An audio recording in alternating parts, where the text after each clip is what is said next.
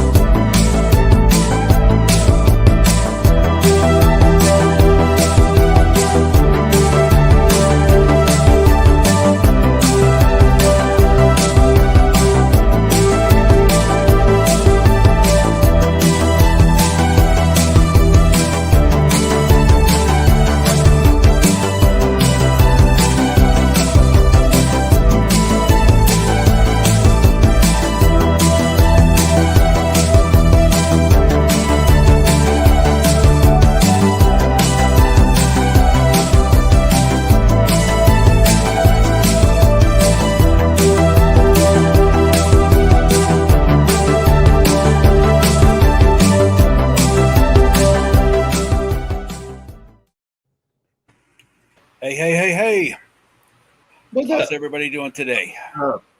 Doing good. Welcome. Doing good. Glad it's Welcome. Saturday. Glad it's Saturday. Absolutely. But unfortunately, every Saturday must come to an end, and then we have to start that work week all over again. And then, That's all right. I got this week and like 3 days of the next week, and then Jess and I are on vacation for Labor Day weekend. I have like a 5 or 6 day weekend, and I'm really looking forward to it. I'm leaving this coming Friday in the morning, and I won't be back until late next Saturday. So I'll be back. I'll be gone from the 22nd to the 30th. So. Yeah, nice. Up in the mountains, just gonna unwind and unplug. I'll be at we have a log cabin Airbnb, so it's got Wi-Fi, but I'll be out in the woods most of the time during the day. So there you go. Yeah, we're going down to Myrtle Beach. I haven't been since I was like 12, and I'd only been once then, and she's never been. So it's Are you staying at North Myrtle Beach or South Myrtle Beach? I think South. Again, I've never been. It's called the Sands Resort or something like that. I think it's south of the boardwalk, but it's on the wall. It's on the beach. We have a nice pool and all that, and I don't think it's that far from the boardwalk. So yeah, should be good. Not many people are touring at this time there, right? Well, everyone keeps saying like, "Oh my God, it's going to be so hot down there." I've been looking at the weather, and it's not that much different than where it's not much different than up where you're at for sure. So it's like it's not that it's maybe a degree or two warmer. Yeah. Like, are you guys driving down? Yeah. How far of a trip is that for you guys? Like 7 hours. Oh, that's nothing. Yeah. No. So we'll drive. We'll probably get up early. Like I'm going to work because I go to work at like 4 or 5 in the morning anyway. Yeah. So I'll just get up like I'm going to work. She can sleep, and I'll just drive. And then if need be, like after she's gotten a little nap or whatever, she can take over for a little bit if need be. But usually I don't need her to. Yeah. Usually I'll just keep going. 6 to 7 hours isn't bad at all. I mean, once you get rolling, you just roll. You know, it's like yeah. We did Louisville a few years ago, which that's like a 11 or 12 hour drive for us. Which that one was a little worse, but again, once you get going, it's not bad. It's just that's why I like when I go to Joe Fest, man. I love driving by myself because I get in the car, I'll drive as long as the coffee stays inside the body. You know, when the coffee says time to come out, I get gas. I let the coffee out, get more coffee, then I just go. Yeah, usually that's when I've stopped is when the coffee leaves Jess's body. Yeah, not when it leaves mine because she usually she must have a child's bladder or something. Yeah, like every hour she has to stop, and I'm like, this time you're not drinking coffee. Like we'll my ex-wife was the same way. We drove to Myrtle Beach like 2016, 2017. We drove down. It's like a 12-hour trip for us, you know. Yeah, and she's like, it was like early in the morning. We left at like 5 a.m. She's like, I'm going to drive the first couple hours. You get some more sleep, and then I'll let you drive the rest of the way, right? I go, okay. We literally left our house. Within an hour, she's like, I got to stop and pee. I'm like, okay. So, you know, we got 3 kids in the back, you know, they're all teenagers. And I'm like, everybody get out and pee because we're not stopping again, you know, until we have to, right? I was like, just let me drive now so we don't have to stop. Another hour and a half down the road, she's like, I got to pee again. I'm like, son of a bitch, you're worse than these damn kids. And then I cut her off. I was like, no more coffee for you. We go. We haven't gone this year, which is surprising, but we have a beach town, Ocean City. Actually used to live there, but it's only like 2 hours away. And so usually, if it's me or if I go with my parents or if I go with friends or whatever, you can just make the trip. No big deal. You just get in the car and go. If you go with Jess, you have to stop. Yeah. And it's like, why are you a child? Like, why can't you make this? We used to go to Erie a few times a year because, they have like Waldemere Park and they have the Splash Lagoon there, and it's like an hour and 40 minutes from my house, So it was a nice little hop in the car, take the kids away, get them in a hotel and then just drive back, easy, right? No. Halfway through, we got to stop at a rest stop so you can pee, woman. I'm like, what is the matter with you? I've drank like 2 20-ounce cups of coffee. I'm good to roll. Let's go. Yeah, I get it. See, I'm not a big coffee person. I usually stick to, soda. Yeah. Like when we go, I'll probably have like a mellow yellow or something like that with a little more caffeine in it. But same thing, like I'll be good for however long till I have to stop and get gas. We'll probably have to stop before we hit Virginia. I drove to San Antonio last October to see my daughter graduate from the Air Force. I drove myself. And it was 12 hours. It was 24 hours there, 24 hours back. So I drove got a hotel. And the car I rented, it was getting like 500 miles to the, a full tank of gas. So I was doing like 5-6 hours without stopping. Yeah. How fast I was going. Like, Jesus. I drove with my ex-wife. It'd take me 2 days to get to Texas, let alone just, 2 or 1 full day, rather. Yeah. I think when I was working years before COVID, I was helping out in Boston. And I was up there for like 3 months, but I'd come home like every other weekend or whatever. And so like I'd do like almost the whole trip straight, unless like I had to get gas or something like that, but otherwise that was like 5 or 6 hour trip. It wouldn't have been a 5 or 6 hour trip if it weren't for New York City. Yeah. It's always that one bridge that takes you an hour to go a mile. When I went to Joe Fest last year, I flew out from Buffalo to New York City, and I met my friend who lives on Long Island out there. Uh-huh. And the trip from his house to Augusta, Georgia was 12 hours. But 2 hours of it was just getting from New York City through New Jersey. And then once we got past that, everything was smooth. It was like, it took us 2 hours just to get 30 minutes, an hour away from his house. I was like, what the fuck? It probably would have been. This is why I don't live out here. It probably would have been quicker for him to fly to you. It would have. You guys drove from your house. It would have been. Absolutely would have been. Just gone straight through Pennsylvania, just avoided the city. 100%. Cobb's on the total opposite side of the country, so he has no idea what we're talking about. Take him. California traffic, but I don't know. I used to drive from Fort Hood, Texas, which is about an hour north of Austin. I used to drive that in 21 hours. I drive straight through, stop for gas, pee, get in the car, keep going. Of course, I was 20, 23, that age where you could just go all night. Didn't matter, My mom did that. She probably been 25, 26. She left my dad. I was born in Texas. She left Amarillo, Texas on Christmas, like the 23rd, and drove basically straight through. Got lost in Virginia. Got stuck in the mud. Got turned around by a few sailors. Yeah. And then made it to Ocean City, Maryland, late Christmas Eve. Yeah, and of course back then there was no GPS, right? I mean, I was doing it by map myself. I'd plan out my route. Okay, look for Route 77. I just highlight the things I needed to look for. That's how I got around. Yep. I laugh because now you can't go half an hour away from home without putting it into your GPS and making sure you get to the right way. Right. It's funny because and of course the first 10 directions are go to the end of your street. Right. Left. Yep. Go down to the end of that street. turn right. I know this. I know Yeah. how to get to the highway. Start on the highway. Yep.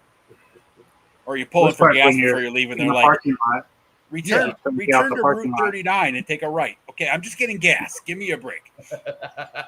They need a button for that, like pit stop. Yep. Okay, cool. We'll stop telling you how to get out of the parking lot. Yep, exactly. All right, let's see who's here with us. We have Mendoza saying, "What's up, Paul? What's up, Mendoza?" So, but And Paul Morales is here saying, "Hello, everybody." Rick Jones, what's going on, man? And we have Dave's Dimensions. What's up, Hey. Dave? Hey, yo. And Henri Hughes here saying hello. And we are now almost Toy Tube official since Nolan is in the house. hey, it What's says up, Nolan again. Oh, yeah. And JMax77, good evening, friends. Hope all are well. We are doing great. We are doing splendidly. Yeah, let's see who else is here. Oh, and now we are 100% official since Ray is here. Saying, hey, guys, what's up, Ray? Honor, you saying he went to Myrtle Beach earlier this year. I didn't want to leave. Yeah, you never want That's to the leave. bad part about vacations, is you never want to go home. It's funny because usually Jess and I, like after we're someplace for like 4 days, it's like, okay, I'm kind of done being here. Not ready to go back to work or anything, but I'm kind of done being here. So like little 3 or 4 day trips are good for us. When we do a week somewhere, by like the 3rd day, we're not leaving the hotel room anymore. It's like I'm paying to stay here. I can save money by when I go to places that are like tourist places. That's how I am. You know, like when we went to Myrtle Beach, like after 3 days, I was like, okay, I'm done with the sand. I'm done with it all. Right. You know, if I go up to the mountains, I'm like, yeah, I'm never going home. I'll sit by this damn bonfire all night long, all day. Just throw me some food. I'm good to go. Just leave me here. Come pick me up and check on me in a year, guys. See you later. And Adam, how they articulated, saying, "What's up, nerds? What's up, nerd?" Adam saying, "Just need to race my kids around the house to see if they can stay up late." Spoiler: they're going to lose and have to go to bed right away. Todd C, hey all, I'll be back. All right, Todd, thanks for stopping by. And Frank DeMondio saying hello to everyone. The bud. SCS Dog, aloha all. Aloha to you. And Deadman 1. Sup, fellas? What's up, Deadman? The bud. All right. That is everybody so far. So what's everybody working on? I know you're working on something, Corey. You're always working on something. I know, right? I'm getting ready. I'm losing parts to it. I'm getting ready to start another best of. People have been really liking my best of series. And so I'm going to be doing a best of Beastman today. So I'm actually getting ready to start filming the beginning. I was actually just getting ready to say, I'm going to mute for a second. So just give me a moment. Okay. That voiceover working. What's that? To get that voiceover working. Yeah, get that voiceover working. Exactly. So that's the only 2 Savage Crucibles you've gotten so far, the Krieger and the Ball and Chain? Yeah, those are my first 2 I've ever got. Yeah, me too. Great. I got Ball and Chain at Joe Fest. I just happened to see, and Travis, my, Mr. Wonderful, he's been, Savage Crucible guy the whole time. He's like, oh, I got to get Savage Crucible. I love it. And then I saw Ball and Chain. I like Frazetta, so I was like, I'll try this. See what. It's like. Once we went into like some humans, I was like, Lizard. They all look cool. You don't really need them. Man, but those figures are nice. Actually, he's the one I saw first. I was like, man, I really want him, but then I was like, I kind of have to have the Ball and Chain do too, and he's. Yeah. I like what they did with his cape too, so you can just unplug it from his back. Like I know. Just looking at it through the package, I was like, how's this gonna work? And then I was like, oh man. Yeah, when I first got him out, I was sitting here with my son. I'm like fumbling around. I'm like, how the hell does this cape go on, right? And what the hell are these for? And my kid looks at it. And he's like, oh, there's little tabs. They had to hook over this hook. I'm like, oh, that's smart. There's something that came with one of them. I think with him that I have no idea what it's for. that little handle and a plug. Let's see, I think it's still in the package. I'll bust it out, see if you know. Is it with Krieger or with ball and chain? I think the Krieger one. I don't know if you can see up here. That little thing. Oh yeah, I have no idea what that's for. Mine's still in the package, just like you. Yeah, I was like, what the hell? I thought maybe it went to like the sheath. Yeah, So you could like hold his sheath and then have a sword. I don't know. I've looked all over. I was like, what the hell could that be for? Yeah, I thought it went to the sword sheath too, because I don't know. Or he has the little hole on his back where the sheath goes. I was like, you put the handle there. I guess if you want to hold him like a little puppet. I have no idea what else to do with it though. I was going to ask Travis the other day about it, and I totally forgot. Yeah, that thing stumped me. I don't know if anybody's got videos or something on it. Maybe somebody knows. Yeah, I'm sure somebody knows. There's probably a review video or something that you find that says, "Oh, this is the blah blah blah." I bought him to kit bash into the other guy anyway with the Raiders pack, so I wasn't too worried about it. But I mean, I was like, "What the hell is this thing?" Yeah, Brian from Endless Fable saying, "Hey guys, what's up, Brian?"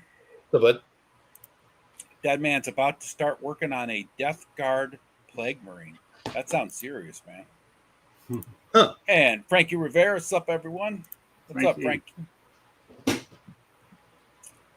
SCS Dog saying, did a kit bash today with the classified Beachhead.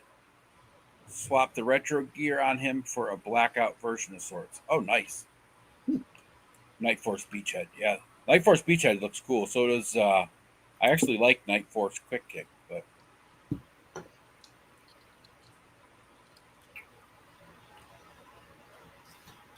I think that's it for now. Did get her picked up too. I know you saw her already, but yeah. Oh yeah. I've been on the fence. I was like, I know everybody loves her. I was like, I don't know if it near, but yeah, she's cool. Cool as hell, pictures and everything with her. That's the first Legion's figure just bought. She saw it. She's like, "Oh, I love this." And I'm like, "Then get it," and she did. And yeah, now she's got, I don't know, like 10 of them. I don't know, not of that character. But 10 I have figures. My daughter, the one that popped in last week in the chat. She's like a big horror fan, and I bought her a couple like the NECA figures, the horror ones that they have. Like I got her Beetlejuice and Jason or Freddy, one of those two. And I was gonna get her one of those Legions, either the skeletons or like one of the female characters. And I'm like, no, I'm not doing that because that's all she'll ever want, and she'll be asking me. Right? Yeah. Don't take her straight to the best one. You got to like get her like I don't know. Like the NECAs I can find sometimes for like $20, which that's where I usually get them for, right? If I find them for a discount, right? And it's like okay, but I'm hoping too. They had that one that came out. I think it was the like Legion's Con exclusive. That's kind of similar to her, but in more just like all brown. Yeah. Then out. You know what I'm talking about? Yeah, and they'll probably do a regular release of her too, right? Because when I was looking, I forgot about it, and I was looking back, and like some of the heads are exclusive and stuff. So, but that saying exclusive on the heads made me think, they'll probably do a regular. Version usually when Legions do an exclusive for a show, they release a So basically, when you buy a Legions for a show that's an exclusive, you're basically buying exclusive parts. They'll make the figure in a standard version. That's what I figured. Because I like just the base figure anyways. That's what I... Yeah. What's up, Brickster? Right.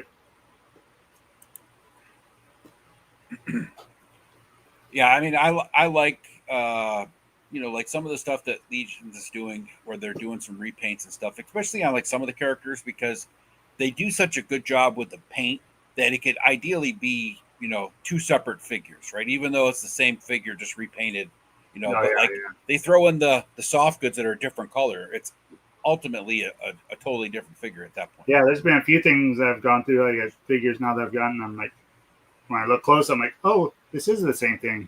Yeah. I do have this already.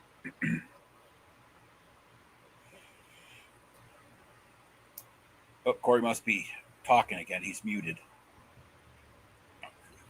I'm boiling water right by here. So you can hear it. and so I was trying to mute it. So Time for a pop and swap. Oh man, yeah. I got all this stuff during the week, so I took everything to work with me to take pictures and stuff. And right in the break room, got the little water dispenser where it has the hot water. Oh yeah. Oh my god, that shit just perfect for everything. Yep. Like Thrace, and I pulled her out, her legs, because I know like Carol said her legs snapped on her even after she heated her up. And I was like worried about because those legs felt stiff. And man, that water from that dispenser, I was in there like 10 seconds and just like freaking spaghetti. Yeah, I have one of those. I had one of those at my last job. I used too. I'm taking everything to work now. Like these guys, I did all the joints and everything real quick. See, it's just a water kettle, but it was literally right by the mic, and so yeah, when you unmuted, you could hear it. So, Plastic Skulls, what's happening, my man? Thanks for stopping by.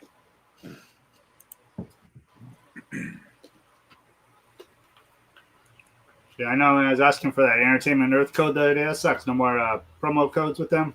Nope, they got rid of that. I want to say it towards the beginning of this year, I think. Yeah, that's not. I had to get free shipping, so I had to order a little more. And I know they got that casket. The casket of cruelty. That's got some cool stuff in it, man. Yeah. I use the blood stuff all the time, and like some of the stuff is really useful, like the chainsaw and stuff for certain things, But yeah, I really like the blood effects, and the casket's perfect because it'll fit a 6-inch. Yeah, and they're easy. I know. I was looking at it, I was like, man, it's good size too. Yeah, it's funny because when I opened up the box, I forgot I got that just to get the free shipping, and I was right on top. I was like, "There's a fucking casket in here." And I was like, "Oh yeah, forgot I even bought that." I know. I went to Walmart or something and bought some cardboard like printed, just like gift box that are caskets for like Halloween time. Put candy in or whatever. Right. I bought a couple of those because I was going to make some caskets, and then next thing I know, they released that. I'm like, that's what I want, a wooden one. Right? Yeah. This one that came with that cardboard, extreme sets. That was the hardest thing to build was that freaking castle. I mean, the coffin, to fold it all up and everything. Yeah. But then, when I opened that box and saw that in there, that's the first thing I thought of. I was like, wait a minute, did I get a spare one of those? Like, where the hell did I get a coffin from? Crusty old Crow. Hey, what's up, Crow? Checking the condition of your like button. Everything checks out. Thanks for the checkup. Appreciate it. But really need some like sticky tack or something for like the blood effects, huh? Yeah. Like it depends on what you do with them. Like if you stick them on the figures, of course you need a little blob sticky tack. But like I did a picture with the one eyeball that has like the blood dripping off of it. Yeah, I put it inside like my werewolf's tooth, and like I had its face looking down. So I think I remember that. Yeah, okay. The tooth was hanging off of it. So there's some things you can do. I use them like underneath figures sometimes if they're just have them like dead on the ground. Like the brain, I think, and like the heart have like looks like little pegs on them. Yeah, looks like they would like they're made to go on something, but I know there's nothing in there with it. I was just like, oh, they got little. Hold on a second, guys. I'll be right back. Somebody's knocking on my door. You're good. We'll be here. Right. Yeah, cool little set for how much it was. It was enough to get me free shipping. Hey, I've been using especially when something comes out like before a paycheck or whatever. I've been using like Zip or Klarna or whatever because they'll like let me get it like for I don't know, a quarter of the price or whatever, and then I just pay it in increments type thing. Yeah. But the only problem with it is like you have to have so much. Like it has to be like $35 or more. And there's like a lot of times where it's like you only need one figure. And it's like, man, I'm not paying for $35 worth of stuff to get one figure. Oh, yeah. Speaking of, I was going to ask you, Clay, you use that pirate ship, right? I use it if I'm shipping stuff out, yes. Yeah, that's what I'm trying to do. Is that something you have to sign up for or? Just I mean, you log into it. You make an account. Login, but that's all. Just make an account. Just use your email address. And that's it. And then you just print out the label straight from them. They send you the label. Okay. Yep. You can either print it right from them. Like I usually do it on my phone. So I know. I know you sent me that label. That's why I even knew you did because you just sent me that label. Then I printed it out. So. Yeah, it was just it just saved a PDF file, and Yeah. then I just sent it to my computer, or in your case, on your computer, and then that was it. All right, because I'm trying to find the cheapest shipping. I got a huge box of stuff for Andrew Davis, and like down at the post office, it's like close to $100 to ship it. He said they get it down to like 90 something, maybe UPS, and a pirate ship. I just did the weight, and they estimated like $60. I was like, okay, that's Yeah. a little cheaper. UPS was still $90. How big of a freaking box are you shipping, Cobb? It's freaking pretty good size. Jesus. I don't know if it's California. Maybe shipping's more shipping Well, from here. Andrew lives up here, right? He lives in It's as far as you could get too. That's what when he told Yeah. me where he lived, I was like, oh god, you had to be as far away as you could get. Anytime I mail across, if I go over the Mississippi, shipping is twice as much as if I just ship it to Florida or whatever, right? Across the Mississippi, it just gets ridiculous. Yeah. It's that freaking that boat ride. Just got to cross that bridge, And Well, I think you would think if there wasn't a bridge and they had to like actually take a boat, okay, I see Right. why that is. Yep. But in this day and age, most of the stuff that's going that far isn't even getting on a road. It's going up by plane. Yeah. So it's like, who gives a I thought shit? it was well playing. Yep. John the Collecting Brother saying, "It's me. I'm knocking on your door." You and your AI brother. Now I'm really scared. I won't sleep tonight, John. Thanks. And hey, back to you, brother. And Brick telling him, "Quit being creepy." Gap After Dark. What's up, Gap After Dark? And I think shipping. Adam's saying shipping in California is more expensive anyway. Yeah, that's right. I'm sure it is. Isn't everything in California more expensive? Yeah, anyway? pretty much. And Alan, Fine Jungle Figure Factory, saying, "Hey, gang, Haunt had editions tonight. Awesome." Cool.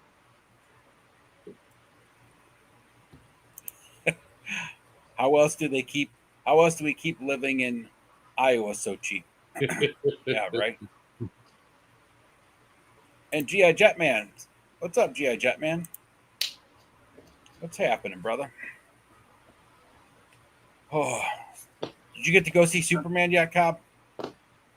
No, it wasn't actually on the list with my kids, so Yeah. they don't care that much. I don't think so. Saw Fantastic Four, and that was it.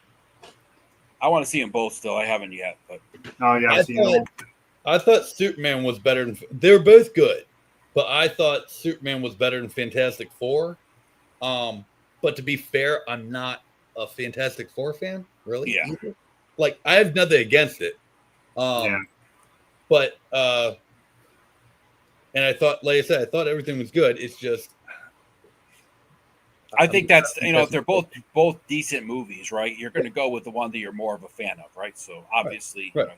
Well, I thought the Superman movie I thought was amazing. Yeah. And but to be fair, I am a Superman fan. But then you keep hearing all these people like, oh, it's this, and it's this. It's not as good as this, and it's like, it's not worse than Man of Steel was. I'm a fan of Man of Steel too. Right, But it's also one of those things that a lot of people aren't realizing that one, not every movie's made for everyone. Right, exactly. Right? And if you're a fan of comic books, different movies are like different comic books. Yep. You have a writer and an artist that come in and they do a run on it, and it's going to be a different take than when someone comes back behind them and has a different take on it. Yeah, that's I used to the feel that last way one valid. with different writers. I'd read The Punisher with a certain writer or Batman, and then some other writer would take over. I was like, oh, this thing is crap. I hate this storyline, right? Right. But then the next storyline would come out and it was different. I was like, oh, this is good. But I wouldn't go trashing it to everybody across the world. To myself, I was like, yeah, I'm not entertained with this. But that's just, I wasn't going to go screaming from the mountaintops that this guy should be fired and they don't know what they're doing. And right. They should have done it this way, and this way. I mean, to be fair, I used to be a fan, or not a fan, a member of a lot of comic book groups on Facebook and stuff like that, but they're so fucking toxic. Oh yeah, it's just horrible. And like people will talk about like there's a lot of that in the toy community. There's nowhere near as much. Nowhere near as much. And it's like, a couple armchair bandits versus like a whole community being like that is way easier to deal with. And like when you don't want to deal with it, like you just don't go on it. It's not that hard. I don't know if there's this thing people don't realize, but it's called being an adult. Yep. And like you don't have to do something. Yeah, you could just or you could just scroll on by. You don't have to comment. You don't have to do nothing. Cobb looks confused, like, wait, I have a choice? Yeah. No, I hate freaking everybody's thoughts on everything. I'm like, God, what is your? You think? I mean, it's one thing to say, I much? really enjoyed the movie, but there was, I wish it would have done this or I wish it would have done that, Yeah. right? But other than that, it was a great movie. But to just destroy something because it wasn't like you said, right? Everybody, it's same with action figures. Everybody's like, oh, that's a stupid action figure. Well, because they didn't make it exactly to your specifications because, there's, 5 million other people that want to buy this action figure out there, not just you. Brian from Osvale saying he's working on some cloth goods, flags, capes, and something else. For AWOCs, I suppose, or maybe some Savage Crucibles. I'm not sure.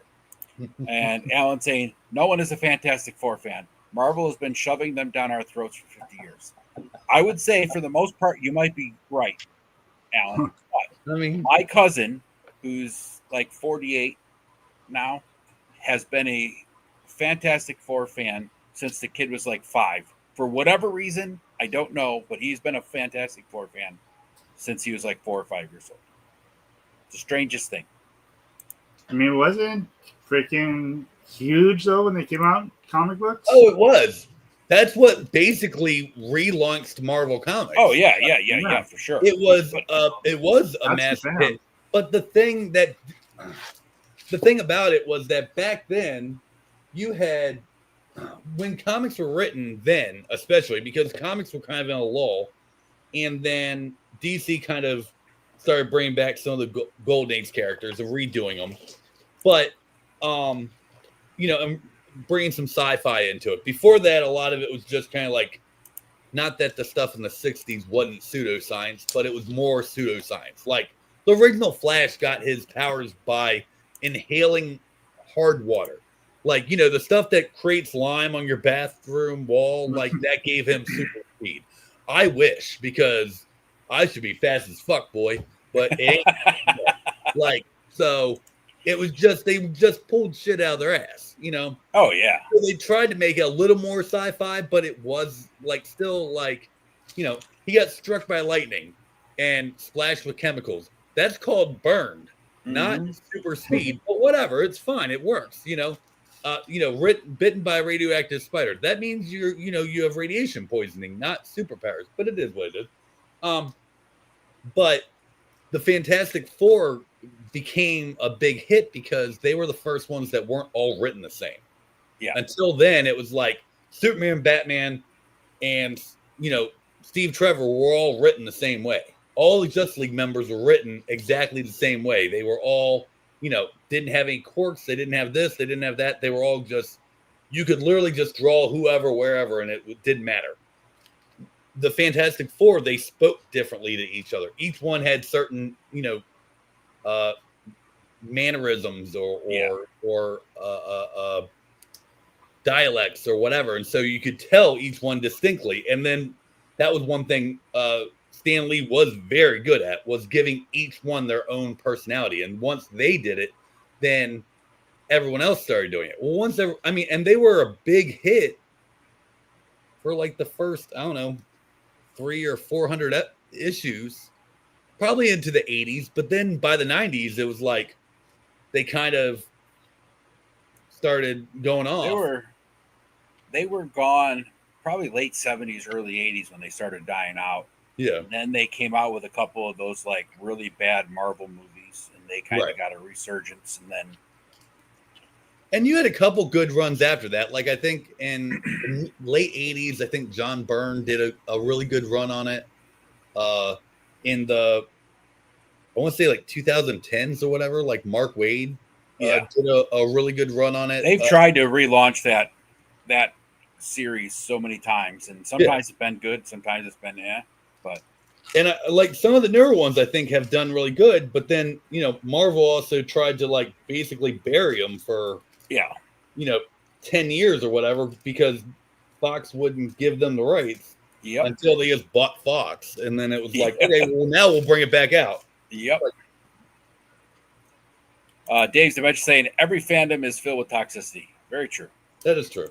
And Brian Endless Fable says he's a Fantastic Four fan also. And Brick saying he's a Fantastic Four fan. So Alan is wrong. That's all there is to it. Alan was absolutely wrong. Sorry, Alan, you're wrong. And like, to be fair, like it's also not like it used to be. Like, hell, 15 years ago, when you got a comic book movie a year. And it was like, so everyone went to go see that comic book movie who was a comic book fan. Now we get at least 3. A few years ago, we were getting up to 6 or 7. And it's like, you would watch every show, every movie, every this, every that. I have not watched half the shows on Disney Plus because I really don't care. And I don't have to. They're not made for me. And that's fine. Like, I haven't watched Miss Marvel. Don't really care about Miss Marvel. But that's fine. I'm glad some little girl likes Miss Marvel. Exactly. Like Ironheart. Don't care about Ironheart. But again, I'm not the fan base for Ironheart. I'm glad that there's somebody who likes Ironheart. That's great. And it should be. And I'm so happy for them. Yeah. But it doesn't have to be for everyone. And that people get so angry when it's like, that's not made for me. You're right. Yep. Like Star Wars isn't made for you either. Star Wars is made for children. Yep. The originals were for children. The ones in the 90s were for children. The ones 5 years ago were for children. Your 40-year-old ass doesn't like it because it's not made for you. Yeah. Yeah. I love Star Wars, but like, what was one of the last series they did, right? Yeah. I couldn't get into it. Just wasn't my thing, right? But I like Andor. Mm-hmm. But, like you said, I appreciate the fact that it's out there. It's bringing more fans in. It's doing whatever it's, hey, if you like it, you like it. I don't care. Like who you like. Just Plain Yogurt saying, kind of toy related. Target had them on hand, so I made a pretty big buy this morning. Picked up an arcade 1-Up Deluxe Ms. Pac-Man Galaga Class of 81 cabinet. Oh, that is awesome. That is cool. That is really cool. That reminds me. Did you guys order that Mattel 80th anniversary He-Man and Skeletor 2-pack from Target? Yeah. Did yours get canceled? Nope. I've what do they call it? They said that you still say that you want to keep the pre-order? Yeah, 3 times now. I did it 3 times, and finally the last time it wouldn't let me reorder it. Really? Yeah. And it still says out of stock and won't let me reorder it. So I'm just hoping that probably sitting in my Target right now. I know, right? Like, and I went to my local one today. They had 8 of the Cyclones. And I was like, see, that did the same thing to me too. It wanted me to pre-order it or reorder it 3 or 4 times. Yeah, I don't know why Target does that. It's so crazy. Do you still want this pre-order? Yeah. Yes, I wouldn't have fucking pre-ordered it if I didn't want it. No, yeah. They're trying and if to get I out don't, of it. I will go in and cancel it. Thank you. Agreed. They're trying to get out of it. They're like, oh shit, we need to get them on shelves. We have too many or something. Yeah, they're like, oh shit, we don't got enough to get to everybody. Let's see who doesn't answer the email. That'll help us a little bit. Yeah, they did that shit. They said that out at they said that out at 4 a.m. when everybody's sleeping, and like, if you don't answer this email in 1 hour, we're gonna cancel it. Right. I'm at work. I'm hearing my phone go off. I'm like, oh, accept. Brick saying it was the first true Marvel comic as we know it. Okay. Yeah, because before that it was when they launched it was Atlas. Before that it was Timely. When the first Marvel comics came out under Timely, and that was like the actual first issue, I believe, was Marvel Comics, and that's where you had like the Human Torch, the robot one, and like I think Submariner Namor was in there. Yeah, Brick's saying right here, they were the first family and all that, but Timely had fun stuff. Did I say Captain America? Namor, the Human Torch. Yep. That's exactly what I was saying, Brick. We're on the same page. Yep. And Henri, you saying they're called Marvel's first family for a reason. Yes, absolutely. And like, so for like the history part of it, I totally get why they've wanted to like, yeah, they pioneered said superhero comics, yes. Yeah. And like, I get why they want to bring them in because like they can be very important. You know, Doctor Doom is still an amazing villain, even when he's not tied to the Fantastic Four. But yes, Hickman's run, yeah, was really great. And but that's like, keep losing my train of thought. Sorry. Quit trying to read and think at the same time. It's dangerous. Yeah, I'm trying to sculpt and talk. It's not doing real well. Every book has great runs, right? But like, with the exception of like 4 or 5 books, like it's going to get restarted, and it's you're going to have one that ends, and then like it'll be 5 or 6 years until like someone else figures out what to do with it, or they bring a new character in. I think they got a new Captain America now, and it's like, didn't you guys just do this like 10 years ago? Like, you've had like 5. They do the same thing with Batman. It's like there's always a new Batman. Batman's got to stop again for some reason. It's like they just make him retire.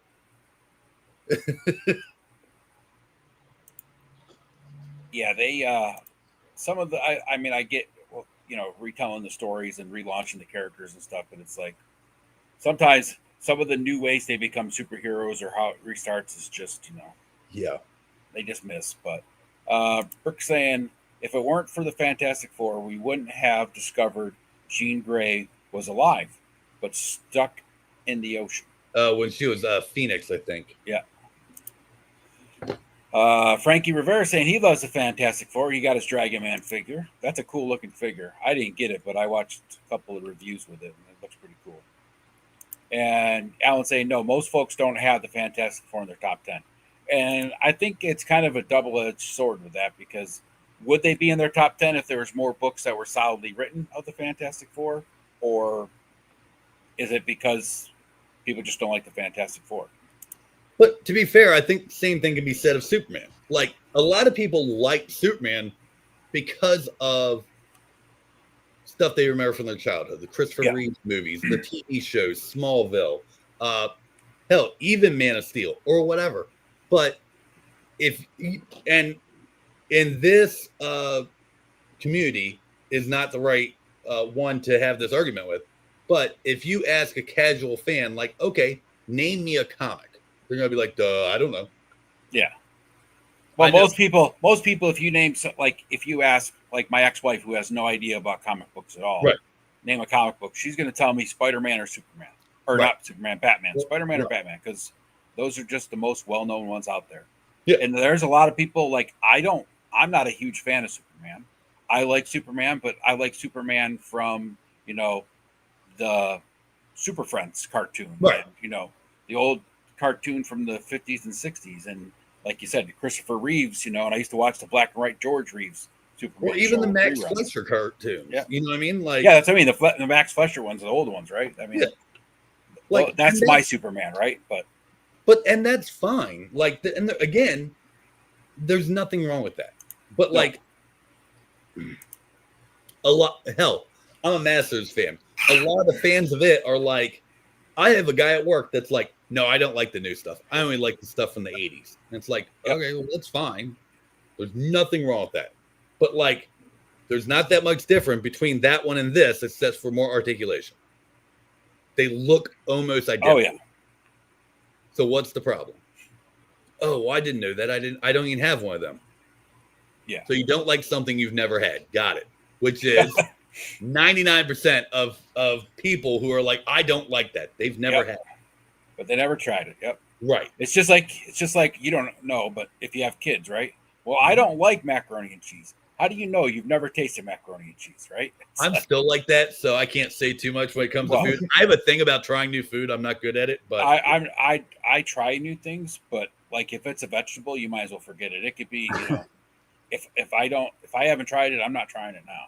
Yeah. But as a kid, your kids are always, I don't like chicken nuggets. Well, how do you know you don't like chicken nuggets? Because you never tasted chicken nuggets. Yeah.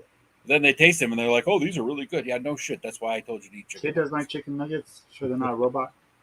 Yeah, right. Brick something. It is sadly true that Fantastic Four as a title has struggled to be a top book for Marvel. Absolutely. I had a friend who was, as a kid, didn't like pizza, and I was like thinking the dude was absolutely like possessed or Alien? something. How could you be a kid and not like pizza? I Yeah. get you don't like mushrooms, you don't like pepperoni, whatever, right? But pizza in general, I mean, Yeah. Frankie Rivera saying he did order the 2-pack and had to keep renewing his. So Yeah. I'm hoping that once it, No, this it is what I was hits, waiting for right here. This is some bullshit.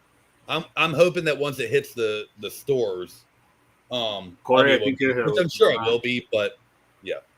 yeah, just plain yogurt. I just got an email from Mattel saying my Fright Zone is back order, Mine too. now delayed until mid-September. I ordered 3 minutes after it Yep. got listed. I Yeah, got this charged. Still don't have it. That is craziness, man. I know. That's what I got the email to. I'm like, this is some shit because I don't think anyone who ordered it from Mattel no.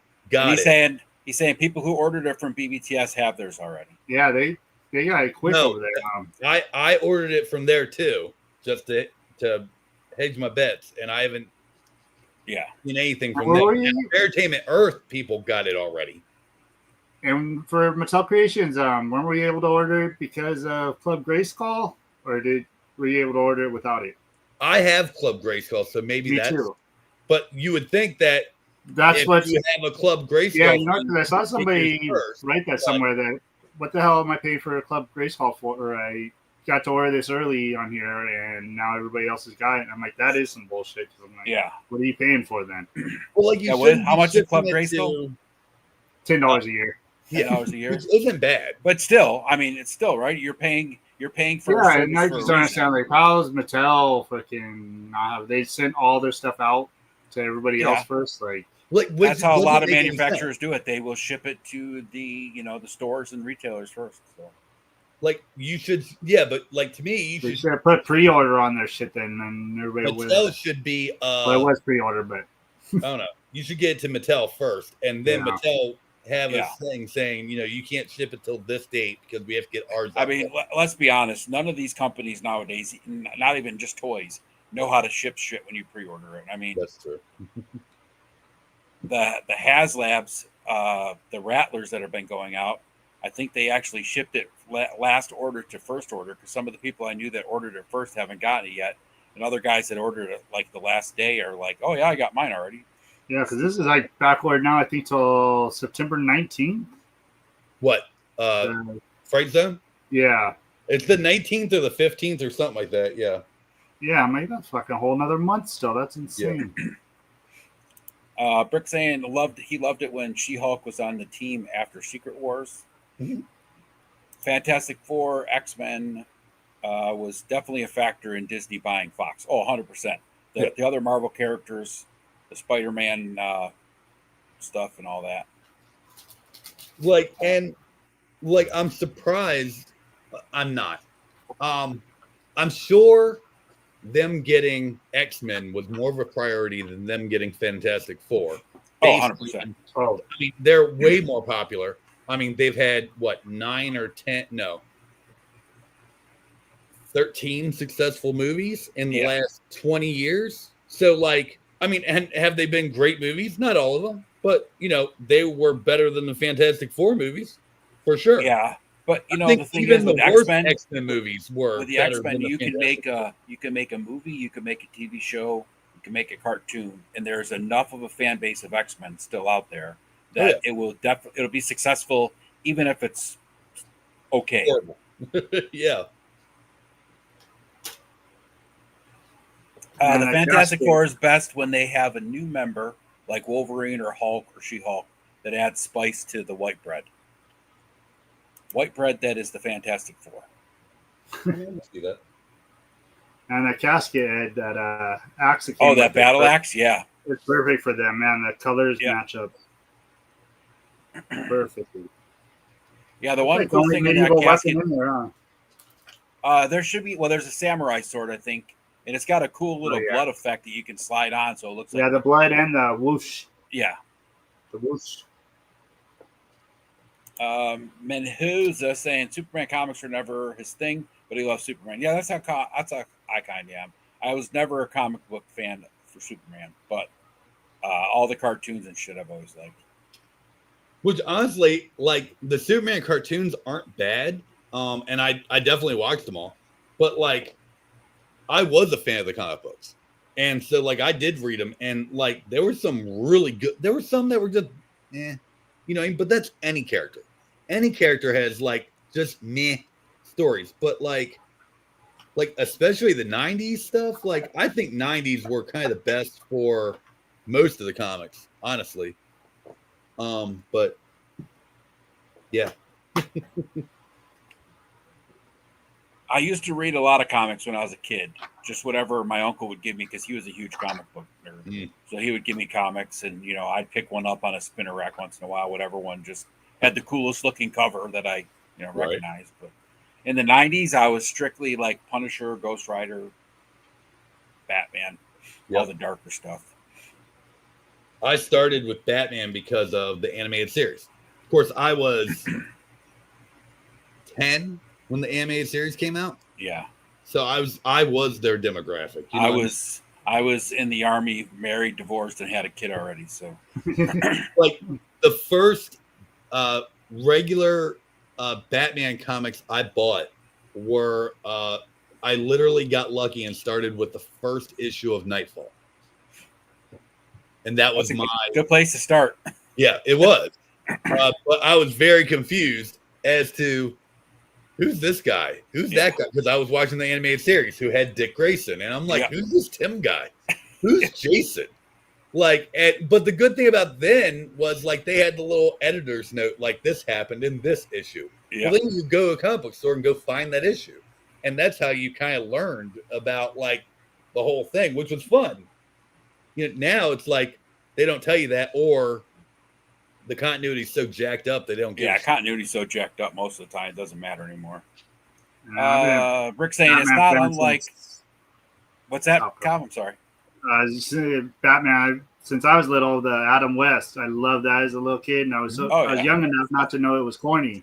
Like, it was just. I've loved the '66 Batman and all that stuff. Yeah, and I was so young. I was like, it was just cool. Yeah.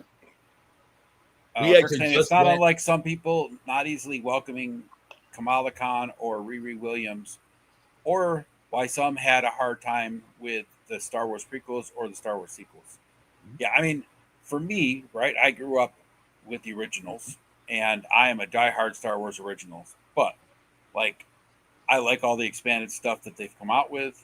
I enjoyed the prequels. The sequels I wasn't too thrilled with, but for what they were Star Wars. It was new stuff. I enjoyed it that way, right? I mean, it's not what I wanted because I had read and you know done so much of the expanded universe after the original. It was like that's what I wanted, right? So it was more of a I wish they would have done it this way as opposed to not really liking what they put out.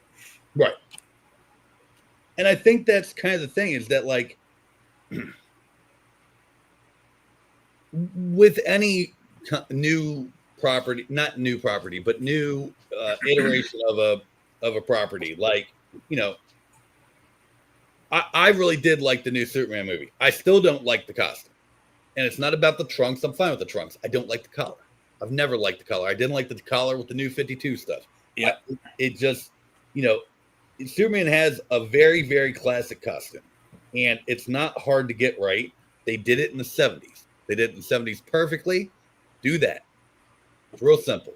Like you can, and that's really a lot of times when I don't like the way they did something. It's like just get the costume right, get the costume right, and get the character right. The two easiest things to do, and then like people will probably forgive you on the story a little bit.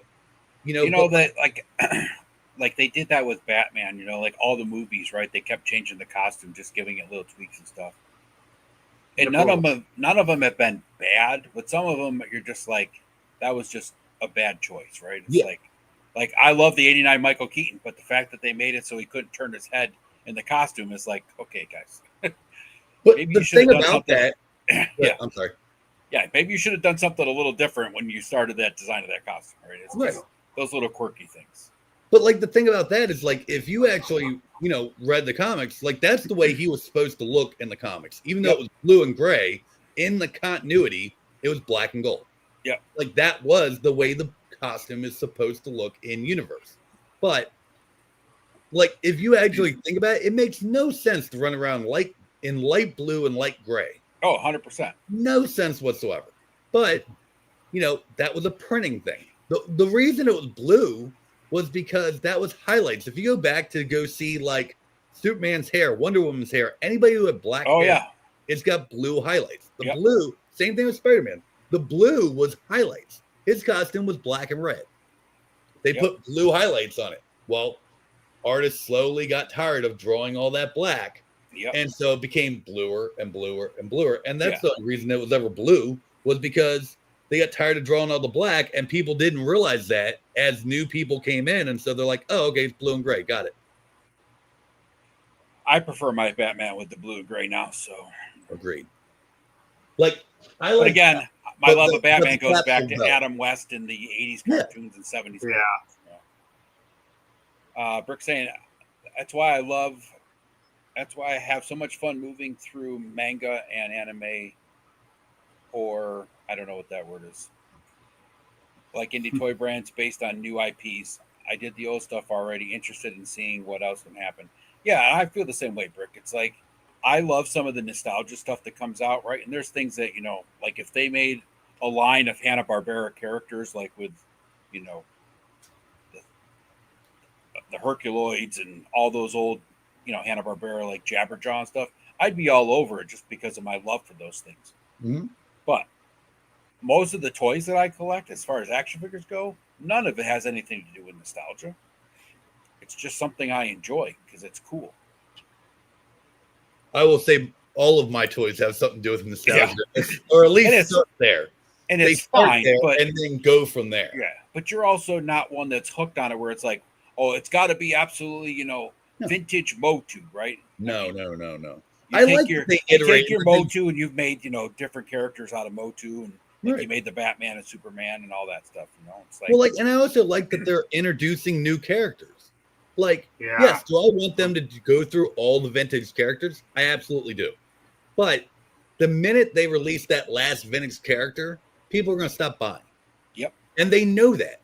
So, like, honestly, they probably should have all their He-Man Skeletors. And technically they haven't, because they haven't done the Laser Light ones. Yeah. But they probably should have saved, like, the Flying Fist or the Thunder Punch or whatever until later, and did the other ones newer, kind of like they did with Scareglow. They didn't wait till the end to do Scareglow. They did him like second wave, and we've had this discussion about the G.I. Joe Classified, right? People are like, well, they haven't given us the original 13 figures yet. I'm like, yeah, but if they gave all the 13 right now, there's a lot of fan base that would stop at that 13, and then they would lose that money. It's a marketing game, Frankie saying Mattel needs to give free shipping with Club Grayskull. Yeah, that would be better, but the $10 does not justify free shipping. Now, I do think like over a certain amount it should be the same thing it is with but then again, Big Bad Toy Store doesn't do that either. I don't think it's $4 flat shipping, but it's not. I don't know. For $10 a month, like you can't really like make too many demands. I don't think, or $10 a year. I'm sorry, because you figure that's not even $1 a month. Like I would say, yes, you get first dibs on almost everything, and there's a couple figures that are exclusive just to that. But that's kind of, you get some polls and stuff like that. But I don't know.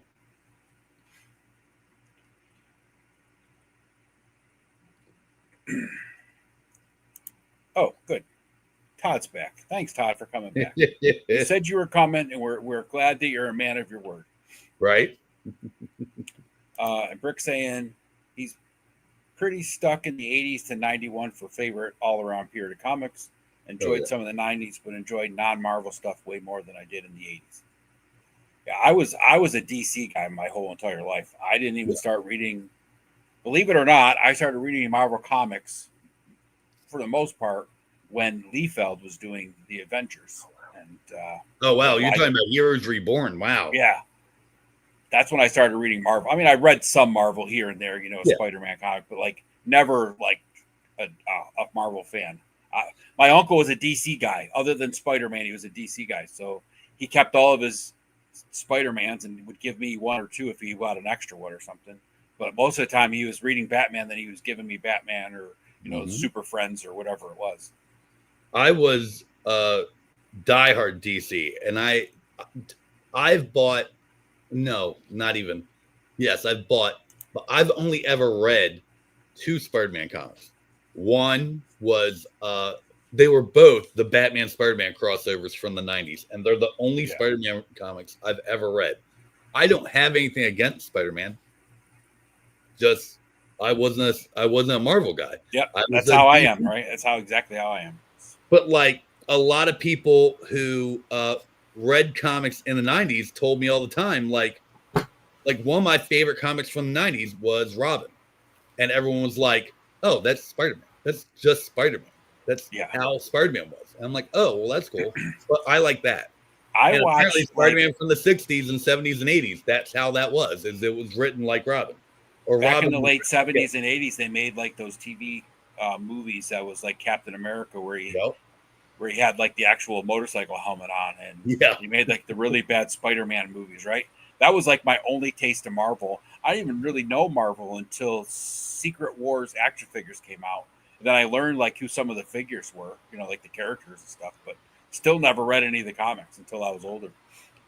Into the 90s, that was my only reference for the Marvel characters, because they used to be on, what was it, Sci-Fi Channel? Like in the 90s or something like that. And they would play like I want to say it was Sci-Fi, but it might not have been. But they would play like the old Incredible Hulk, the old Marvel Spider-Man, the old Captain America, like you're saying. I watched the Incredible Hulk TV show religiously, right? It was one of my favorite TV shows as a kid. And I had no idea that was tied to Marvel Comics. I would have never known as a kid back then. Even though it probably says on it based on the Marvel comic. Oh yeah, I'm sure it does. But as a kid, I wasn't reading that shit. No. Yeah. Are you saying the S emblem on the new Superman suit looks a little weird to him? Well, that's from Kingdom Come. They got that from Kingdom Come, which was one of the first Superman comics I ever read. That was an amazing series. But like, that's one of those things that like, again, that's not the one I would have gone to. If I was going to redo Superman's suit, I would have gone to like the Max Flexor one or something like that. Something you haven't used since the 40s. Like, use that one. Just translate that costume. It'll be fine. And like, no one would have had a problem with that. But like, I don't know. They did what they did, and the movie did okay. And it's well, like the universe, and it's when they did the Christopher Reeve costume, right? They basically copied that straight out of the comic. Oh yeah, and that was looked great on film and everything, right? But part of the problem is, of course, they want to give it a little modern flair, make it stand out, make it different, right? Same thing they've done with Batman and Spider-Man and everybody else, right? They always try to make it modern so it fits into the new, era and everything. To be fair, the new Spider-Man, I don't know if you've seen the pictures, but he looks like he's got just a spandex suit on. Yeah, and that one was it the post-credit scene or at the end of the last movie where he's swinging through the neighborhood in his regular suit? They're filming that movie now, and there's like leaks, like you can see him in full costume. Yeah, I saw him. I was like, it's just a spandex suit, and it's like perfect. Yeah. That's I was just having this conversation with my son the other night about that, because we were talking about the new Spider-Man movie. And I was like, this one should actually be all right, because he's actually going to be the friendly neighborhood Spider-Man and be like in his, in the city, taking care of the city. Jetman saying Super Friends toy line looks really good, and they're nostalgic for me because I love the cartoons. Yeah, I love the Super Friends as a kid. That was one of my favorite ones. I had all the Superpowers figures as a kid. It's a great toy line. Yeah, that's one of my favorite. I didn't realize that a lot of the reasons I had a lot of the toys I had was because mom bribed me with toys. And it was like, she was a single parent. And it was like, hey, if you're good, we'll go get you a new toy. Yeah. And, when we were kids, or in the 80s, rather, I don't want to say when we were kids because Ed's old, but when we were younger, thanks for pointing that out again, Corey. Appreciate that. I said, thanks for pointing that out again. I appreciate it. Not a problem. But when we were younger, they were like $2 or $3. Oh yeah, 100%. You know what I mean? Yeah. It was way cheaper than like $20. You know what I mean? And if it was even for inflation, I don't think that tracks. I think it would be like more like $5 or $6 back then for it to track correctly. But like, for like I had all the Masters toys. The only ones I don't remember having was Scare Glow and Clamp Champ were the only two I didn't remember. Other than that, I had all of them. I had a vintage Eternia. I have a picture of me opening it on Christmas Day. Well, like, on my Toy Elite show Tuesday, I think it was this past Tuesday, we were talking about like vehicles, right? And I have some vintage Adventure Team G.I. Joe stuff from the 12-inch line from the 70s. And some of them still have like the store price tags on the box. Right. And you're talking a huge 1/6 scale vehicle that was like $12.50 or $15, right. Something like that. And then in the 90s, when I was collecting that stuff, I could go into Toys R Us or Target and buy a 1/6 scale Willys Jeep for say $40 or $50. Now you're talking a 1/12 scale vehicle like the HasLabs and stuff are $100 to $300. Right. It's like, okay, that inflation does not track. No. And I do understand that, like, yes, you had like Toys R Us and Child's World and Lionel Toys and stuff like that were specialty shops that probably contributed millions to like, hey, we want X amount of product. Oh, 100%. They were buying tons of it, right? Here's this much money. Yeah. And I'm sure it's the same thing that Walmart and Target and Amazon the are doing now. Yeah, the MOQ back then was probably, if every Target and every Toys R Us ordered, 5 or 6 of those Willys Jeeps, right? Yeah. They could have, at the MOQ, they could afford to make those at a more reasonable price. Absolutely. They have no idea how many they're going to make or sell nowadays. Right. And like, what's up, guys? I have to laugh at this box. Nothing in it or anything, but this box, I know it's the one I got from Joe. When he sent me Mythic Legions or something. Because when I opened it, it smelled like cigarettes. Like so much. And it's funny is I must have used this box and shipped it off to Carol because I sent her some stuff. And she sent me some stuff back, and I opened it up. I'm like, this smells just like that box from Joe. I was like, you know what? I think I sent it to her. And so that when you can smell the cigarette, it smells exactly the same as the other one. I was like, man, that box it's been around now. Frankie Rivera saying he would totally pay more than $10 for free shipping.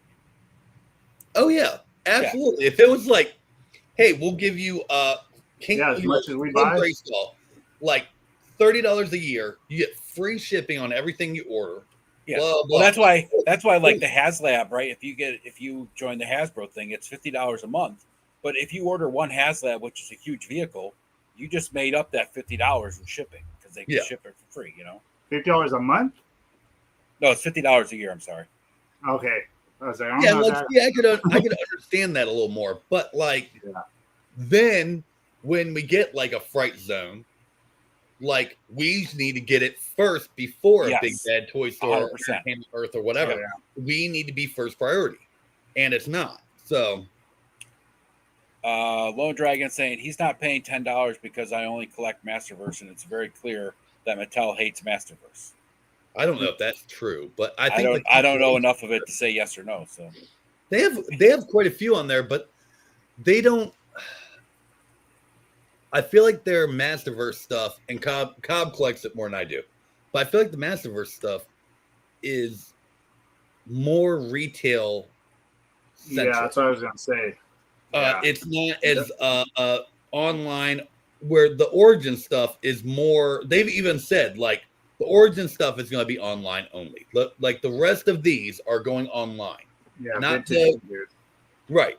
So like that's perfect for me because that was what I do Origins. I do an occasional Masterverse, but like Cobb's a Masterverse person. Not that say you don't do the Origins, but like so they're all for me. I'm sorry. I said they're all for me. Right. But like I think they have what? I think they had the Evil Lyn one, the Revelations one. They had the Snout Spout. They had the Vicor 3-pack. They have the Panther, and they have the Horde Trooper. And I can't think of another one that's on there for Masterverse. I'm thinking I'm forgetting one. Yeah, I can't keep track anymore, but yeah. But I want to say that's all there is on there. Now, so for someone who does Masterverse, I totally understand not getting a Club Grayskull membership. Like, I wouldn't either. Honor saying that's blasphemy, not reading Spider-Man. Unheard of. Again, well, you just heard it tonight, pal. You just heard it tonight, so it is heard of now. Yeah, right. I'm also a DC fan. I wasn't a Marvel fan. I did watch the Spider-Man series, and that was what I knew about Spider-Man. For sure. Spider-Man and Frenz, right, with Iceman and. No, I'm talking about the '90s one. I mean, I did watch it too when I was younger, but I'm talking about the '90s one when you had like the X-Men, the animated series, Batman, the animated series, Spider-Man, the animated series. But that was the same time that you had Power Rangers and Pokemon on too. So it was like, you had like a block where it was just like superheroes. I think they had a Fantastic Four then too. They had a Silver Surfer then. But I mean, that was what I knew of Marvel were those cartoons or those old TV shows because I was a DC guy.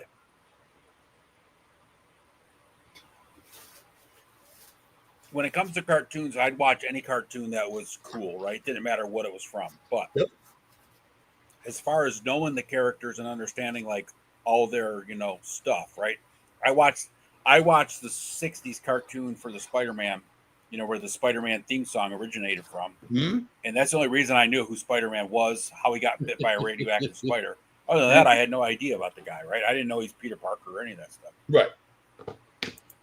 Figuratively speaking, saying hello. Well, what's up, figuratively speaking? Hello. And Gaz is saying he read X-Men, X-Force, Superman, the Magnificent Seven created Image Comics, Cyber Force, Wildcats. I like Wildcats. Youngblood, Danger Girl, and Pitt were the shit. Yeah, I liked. I love the Wildcats. Youngblood was good. And like I read a couple of the early Spawns, but like that wasn't really my thing, and so like I didn't continue with it.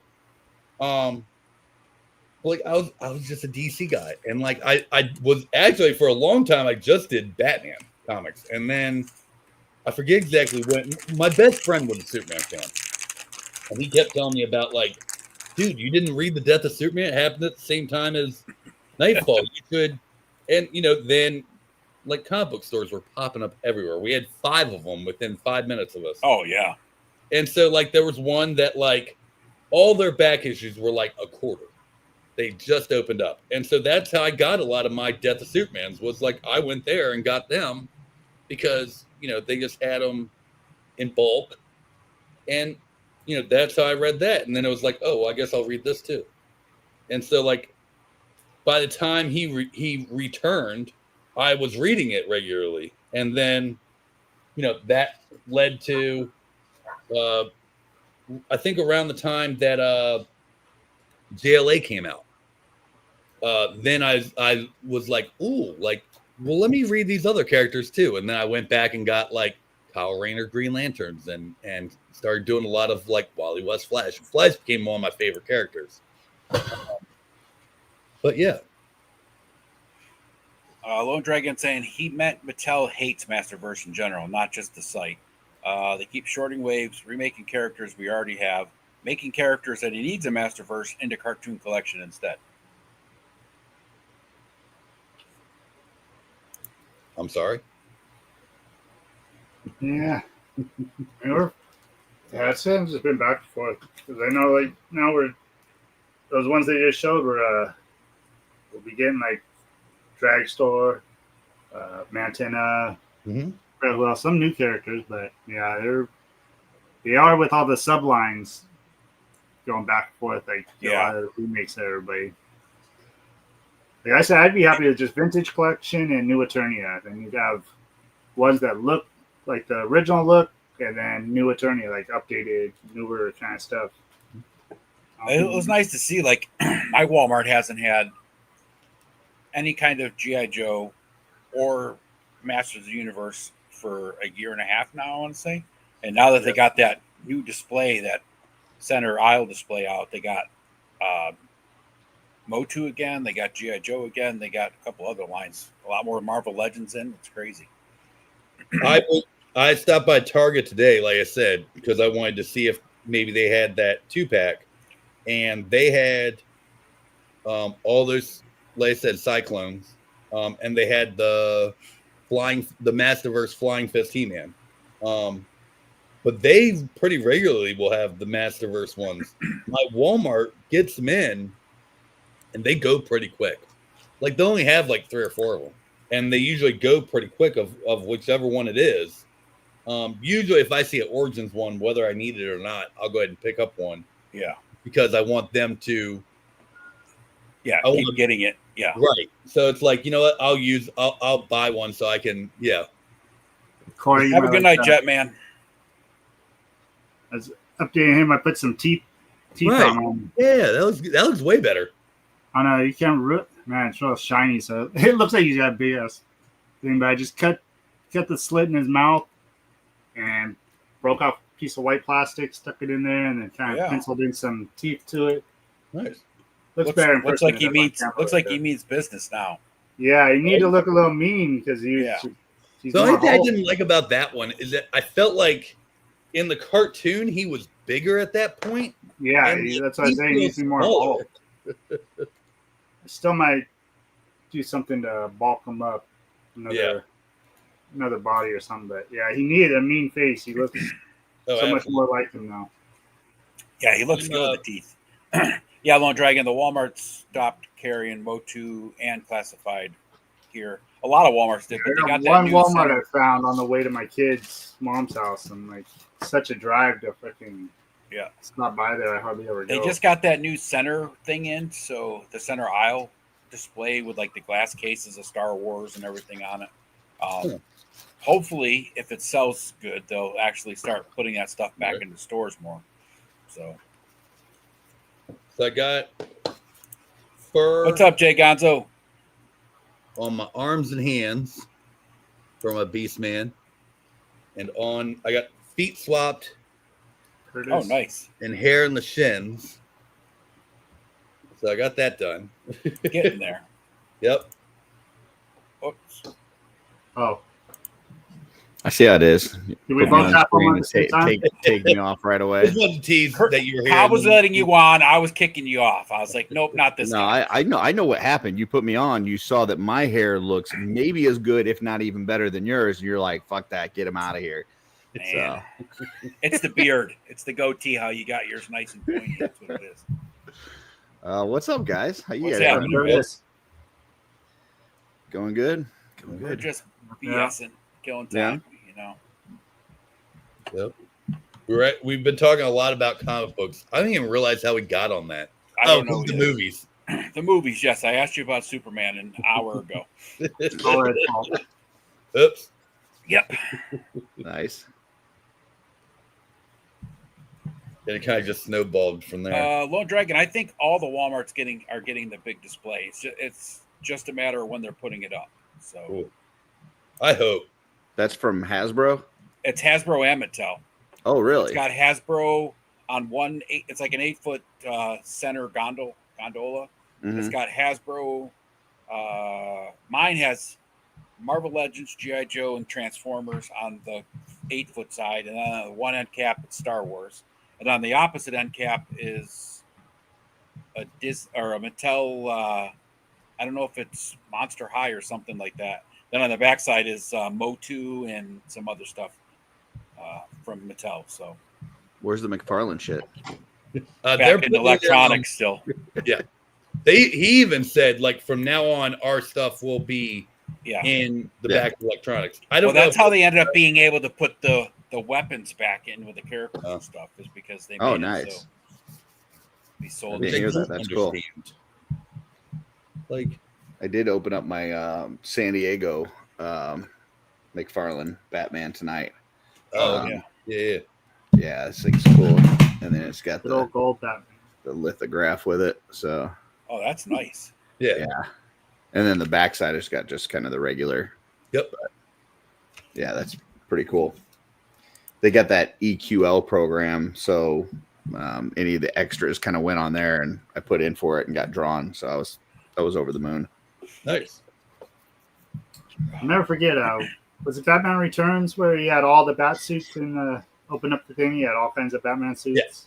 One, Yep. Yeah. That was They it were in all the return? same suit. It was just a lot of the same one. Yeah. But Yeah, but I remember my friend's mom. She one took us and she said she whispered over to him, "Where's the gold one?" She was so used to buying toys, and she remembered having the gold one. Where's the gold suit? There was a couple of Batman runs during the 90s and 2000s that were they put Batman in everything. You know, they had Oh yeah, Yeah, Ninja the- Batman like, and Pirate Batman and So Yeah, I've got Batman. the Arthur. Kenner Batman Returns line. Yes. They Yeah. did a lot of the same sculpt with just different paint apps. yeah. Yeah, And remember that I've got submarine one, the bright yellow. yeah, I'm missing like 2 figures and then a few vehicles, or quite a few vehicles, to like have it complete in box collection of it. I loved that I line. bought all those. It was so cool. I was just at a con. It was a movie thing up in Pennsylvania. Mhm. I invited me. It was 89 Batman and 66 Batman, and they kind of had like a con at the same time. And I was able to pick up some old figures. I'm trying to find them, but one of them was the Batman I had as a kid. That was like my comic book Batman because they didn't have one at the time. Yeah, Brick saying that the Lego Batman movie had a much more thorough bat suit closet. Oh yeah, I love that movie. That movie was great. Yeah, I need to rewatch it. I haven't watched it in a while. Yeah, just ignore him, Brick. He also thought Star Wars is a ripoff of Spaceballs. So I mean, that's where his opinion is valued at. What was what now? So He this was literally thought that Star Wars was a ripoff of Spaceballs. Huh. Okay. So his opinion on Batman is invalid. That's all. That's a take. the like my comic book Batman Oh yeah. in the 90s. Oh yeah. That's from the That's Dark from the Knight Batman collection. Returns one, Winner. wasn't it? Or actually, I think it was Batman: The Dark Knight then. Yeah. But Yeah, Dark Knight. But that's when you had like the Robin, the Tim Drake Robin one also, who was in the books at the time. Well, yeah, it's the Marlon Wayans sculpt Yeah. Robin. Well, Yeah.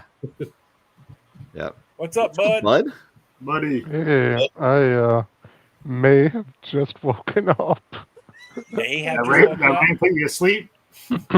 Huh? The rain How put you many asleep. gummies have you had, bud? Oh my god.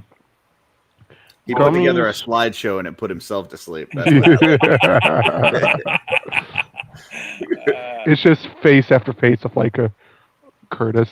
Yeah. Here's Curtis happy. Here's Curtis angry. Here's Curtis with a new. Here's Methodist Curtis with a Here's a picture of Curtis Stratos. in a YouTube video that he was in this week. yo. Like 30 slides. Here's Curtis showing his new paintbrushes.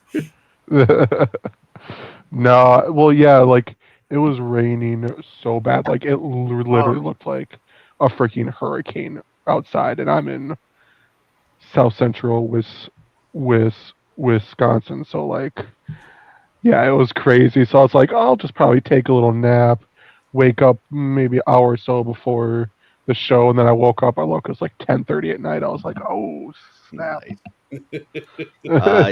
Yeah, Wholesome Warlock. So apparently Marlon Wayans was originally supposed to be in Batman Returns, and then they Yep. kind of scrapped his part from the movie. But they had already done like I don't think they were doing scan technology back then, but they had done something where they had kind of sculpted one based on his look as Robin. And then they put that out with the Batman Returns figures, but did it as a, they whitewashed him. Whiteface. But it's, well, you got to figure back then, right? They would have the figures released basically the same day the movie was going out, or a day or two earlier. So they were getting really early preliminary art and photos to base the toys on. So I think it was the Batman Forever toys. A lot of them, the sculpts of the toys were based off what Michael Keaton's costume was supposed to be, not what Val Kilmer's actually was. And so that's why they don't look like the movie figure as much. They look like Michael Keaton or a Michael Keaton suit. When you there's like a gray and black one that he was supposed to have. They colored it right, but they didn't. Whatever the hell. Oh, William Houston saying his Walmart got the Walmart display for that. Saw the boxes. They never got any inventory to stock it, and they just threw the whole thing out. Damn. They have like acrylic display cases, like the one that's above the Star Wars has 4 or 5 action figures in it, with like a backdrop, and then on the other two sides they have the same thing with like Hasbro, with G.I. Joe, Transformers, and then Masterverse. So I'm sure some store associate will be going home with those that likes the figures. You want to show something, Curtis? Yeah, I just put that at the bottom. Yep. That's that I got Robin. Yes. Oh yeah, I remember that guy. I remember that. I have that. And there, I that have answers that your figure. question. The costume is 100% comic That's accurate. Kid and Play. One of them. Yeah. Kid Play. The costume, and the funny thing is they actually reused that mold for the Kenner, but for the animated series Robin. Yeah. They reused the body, but the body's comic accurate 100%. Mm-hmm. It was just the face that like. And really more the hair than anything, right? Yeah. The hair is bad, but I tell you, the bulk of his chest and stuff, man, Robin's been hitting the juice pretty hard. I'll tell you. Yeah. Skipping leg day, but he's hitting the juice for the upper body. Yep.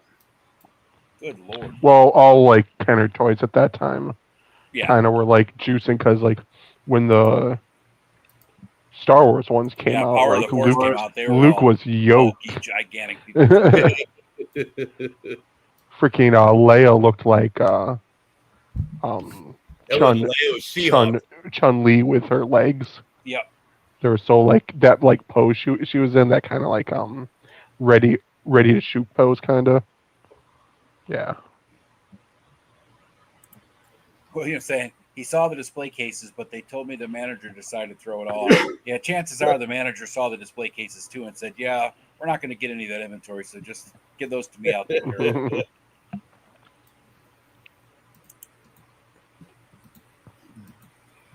And then this is that Kenner Batman that's Yep.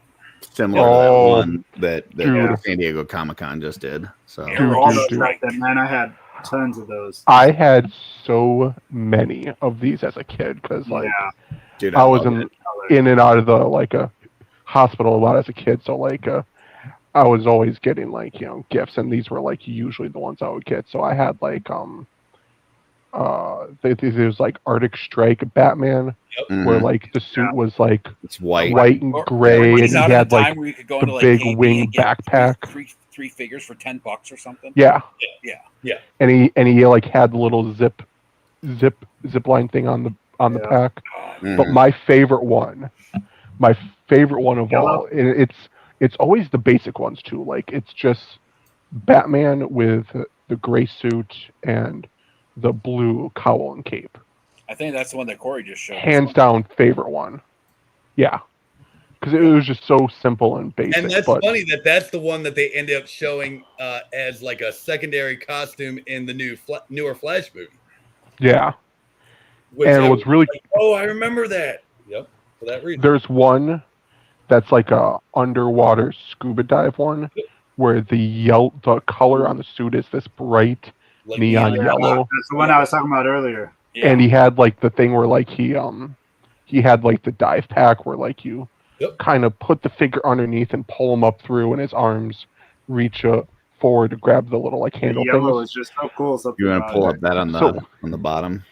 The yellow is cool, but for me, whenever I see this figure, Yep, Yeah, that was that the one. Arctic one. Ooh, Didn't the they Arctic have one, one yeah. that was like camouflaged too? Like Yeah, I was gonna say there was one Yeah, that they were had- camouflage. There's That the yellow one. one. Yep. There's deep the dive, yellow one. Yeah. So that one, the yellow on this, and this is only triggering for me, but like as a kid, there's this medicine I had to take. It was this liquid stuff, and the yellow on that was the exact. So every time I see that figure, I can still like Yeah. almost 40 years later, I could still taste it.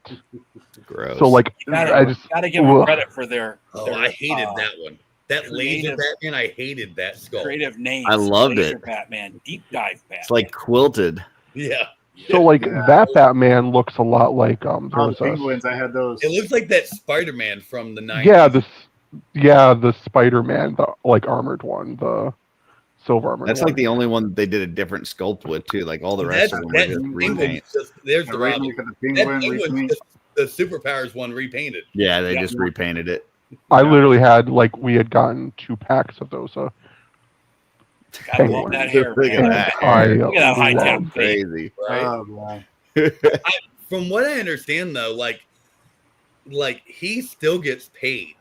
Yeah, he got Because his it's, like yeah, in his portion of the contract movie or or something. like that, and it wasn't Look at his fault. Ooh, There's the camel one. That's the one. air attack. Yep. Air attack. They've also That got high a top fade they Batman got couldn't one even that's called close a the canopy Jungle on the Strike Batman. one. That's like black and green. It's really cool. Oh yeah, Like yeah. it's, I I think swear every single one you've shown, I fucking have it. Yep, I had. That's Or why I had said it. earlier. I was a sucker. I bought every single. Is that the one. Mr. Freezy you throw in the freezer and change his color?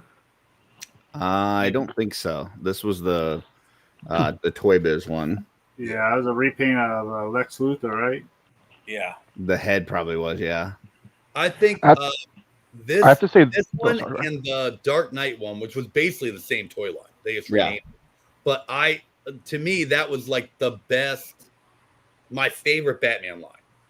It was the first time I remember as a kid, like understanding that they could put out the same figure but paint it a different way and make it Mhm. look cool, right? Yeah. And so it made me put me in that mindset of customizing today, where it's like, just because something looks something like this way now doesn't mean that's the way it has to look. Like you Yeah. could change it up and do something differently. So What was dope is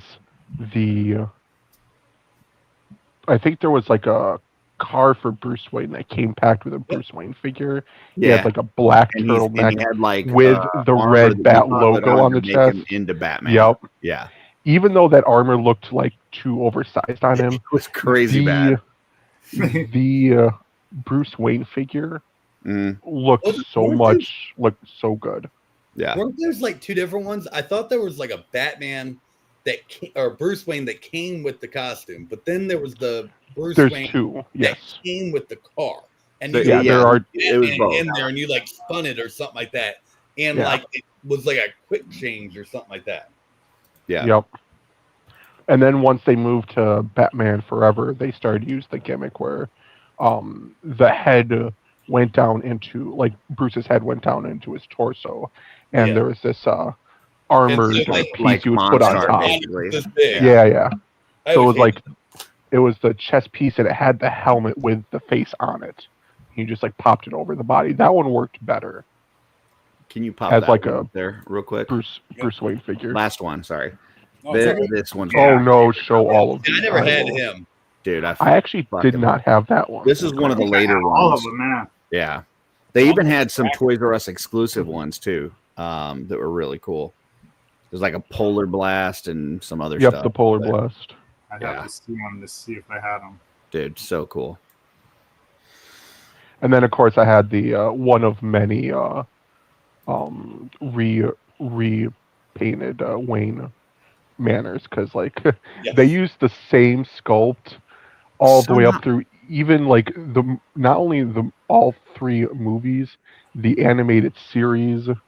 So here's the Both crazy animated thing. series. Here's the- I think here's they did it for the first Batman animated series, and then when it relaunched as the new Batman animated series, they did Mhm. it again. the crazy thing is that I never I was totally into this line 100%. I never knew that existed.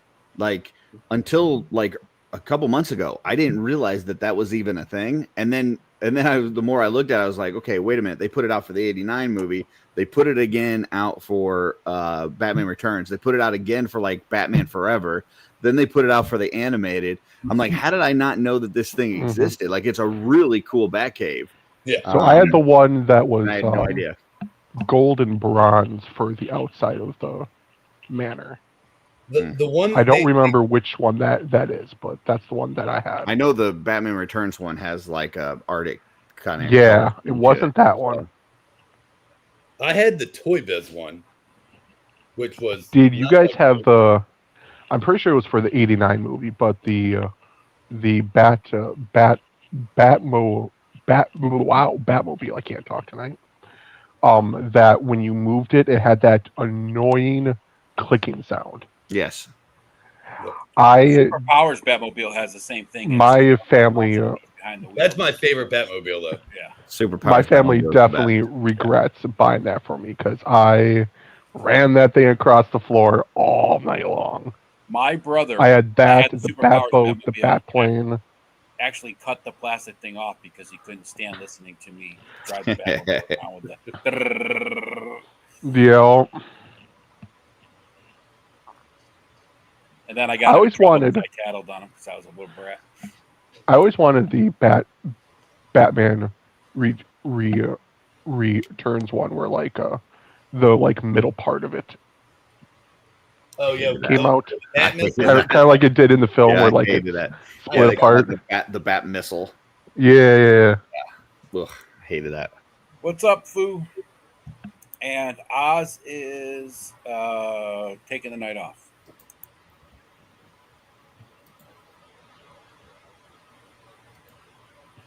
He's out Ozin. Yeah. Mm-hmm.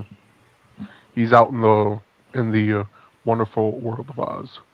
I mean, we had, there's a lot of great toy lines out today, but we had some awesome toys. Oh, yeah. It's just Like that line going into, or actually it was probably before, but the Robin Hood Men in Tights. yeah. Or no, sorry, not Robin Hood Men in Kevin Tights. Costner movie. Yeah. Yeah, where they used Ewok Village as his Ewok Village, the same The Green Lantern, Batman Green kind of Arrow. build. Green Arrow for Robin Hood body. Yeah. Yeah. And I think they even went into like I think Kenner also did the Hook movie Yes. figures, which I was obsessed with. I remember I was such a naughty kid, but we like went to the store and I saw them in the aisle and they had this it was like Hook's Hook, but it was something you like put on your hand. It's like a play toy thing, except it was like a Swiss Army knife hook. So it had the hook, it had a saw blade, it had like all those other things I wanted it so bad. And I don't remember having a fit in the store, but I do remember finally holding it in my hands, walking out of the store happy, and I turned around and my parents looked mortified. They were just like, let's get out of here now. Robin Hood Prince of Thieves. Thanks, Random Diary. Yeah, Robin Hood Prince of Thieves. Yeah, they reused the Ewok Village playset. Yeah. Yep. Yeah, they did a bunch of reuse. They had Green Arrow for superpowers for Robin Hood. Yeah. Mm-hmm. Friar Tuck was a reuse. Was part of it was Lex Luthor? No, from Star Wars. Porkins? The guard. Gamorrean Guard. Yep. The Gamorrean Guards. Yeah. Oh, okay. Yeah. I thought maybe it was Porkins from They didn't make a Porkins back then. X-Wing pilot. I was thinking just bigger Didn't they people. use the Lex Luthor for something? What's that? Didn't they use the Lex Luthor for something? Maybe it was like the sheriff or something. I don't know. Maybe it was the I don't priest. remember. Sure. The priest that was. Kenner was good at reusing things, but they did it in a good way. So. Like new Avengers. He-Man was Demolition Man. I think they used Luther for. There was the priest in the movie that had gotten killed by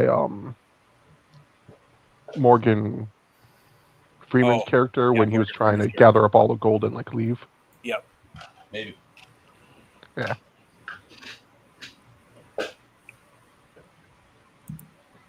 What he was gonna have you show him what's on my desk. I don't know what's on your desk. So how was I gonna show him? Oh yeah. That would be hard for you to do. Today. I don't even have a desk. I put in chat that day. I don't think you'd be offended, Curtis, but man, that Viking that I put, I was like, man, this is from Zesray Studios, Viking or Barbarian.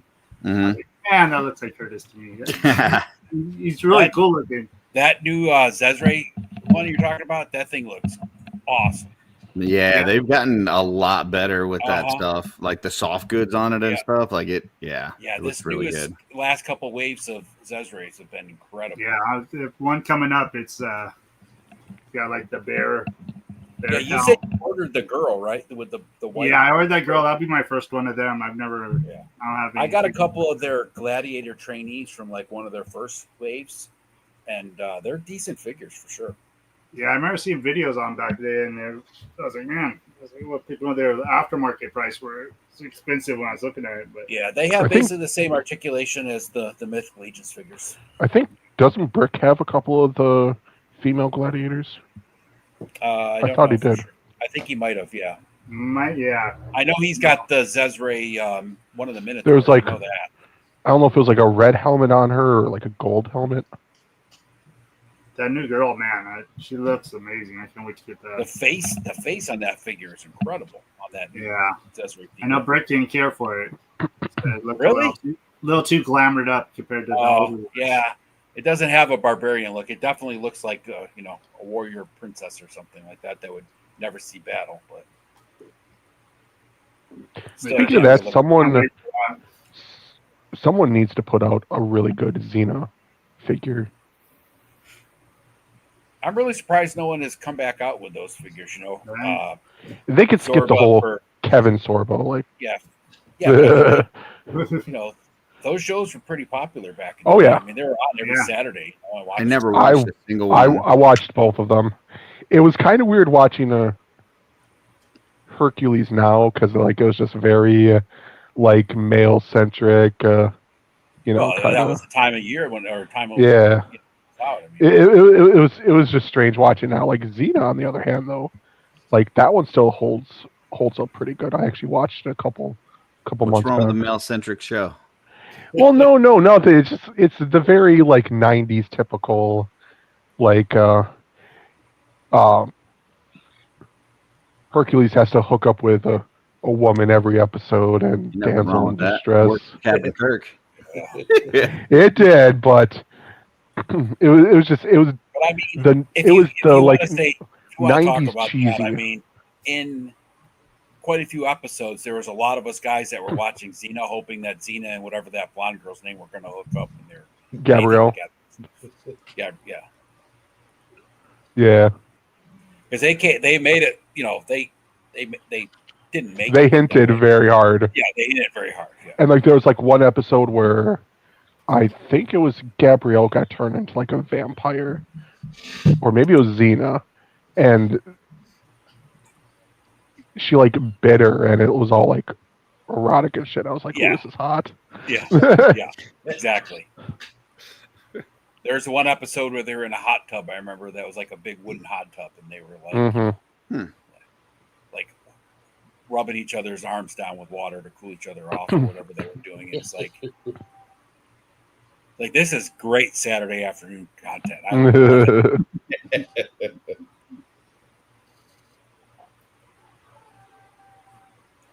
I was just happy every time in the freaking episodes where like a Chowser would show up, which is Sam Raimi's brother.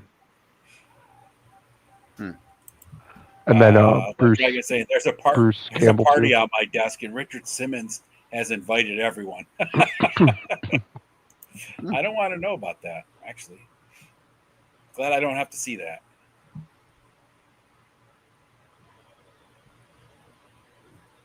Sad when Richard Simmons, the health nut, doesn't outlive, Gene Simmons, who did lots of drugs and stuff when he was younger.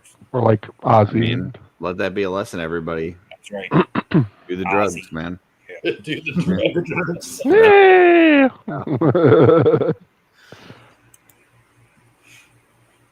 Yeah. Oh God, you gotta love it. I won't show the whole thing, but just got my bag of happy, so I am good for a while.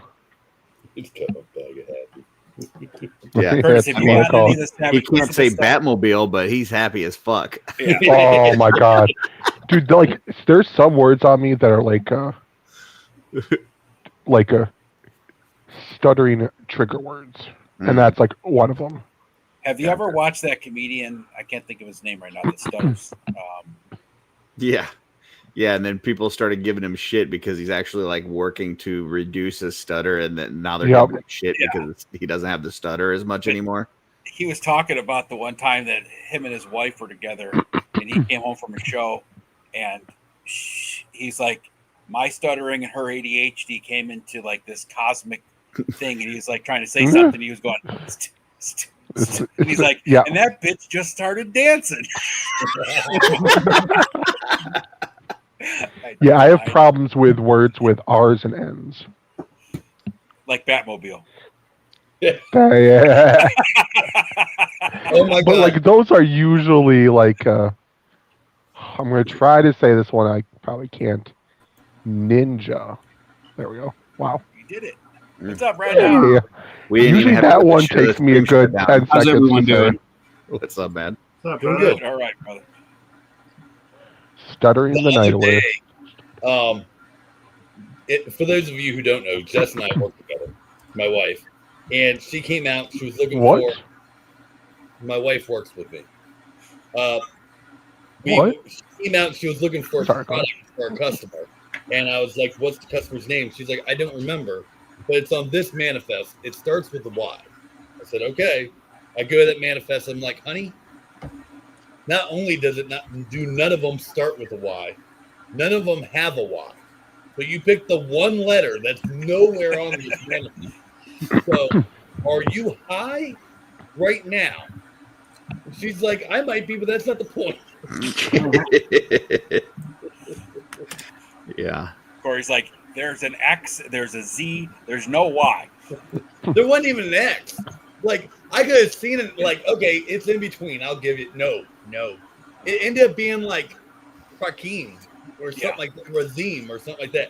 Or something. I was like, this isn't even close, honey. I'm sorry, but like. Brad, now what are you working on? It looks like you're building crates. It's actually the Blue Mule. Oh, nice. Yeah, I'm just I've been modeling it today, although it's kind of a mess right now. It's not really complete, but Hold on, let me bring you up here. yeah, as it falls apart. Oh, look at that. It's a piece of garbage, man. It's the Blue Mule. It's not Yep. going to be. It's got to be garbage. It's got to be. So, yeah, this is the first draft. I got to put a line in here, and it actually, like the real one, like slides apart. Yeah. And the handle comes up. We're not going to do all that, but yeah. You mean Sorry, you're not what's going to it? make it completely accurate? Is that what you're telling us? It'll be actually Amazon had the dimensions Really? on a picture right on the listing, so it's pretty close to scale as far as the general body size of it. I just can't make the sliding mechanism very easily and that small without it just breaking quickly.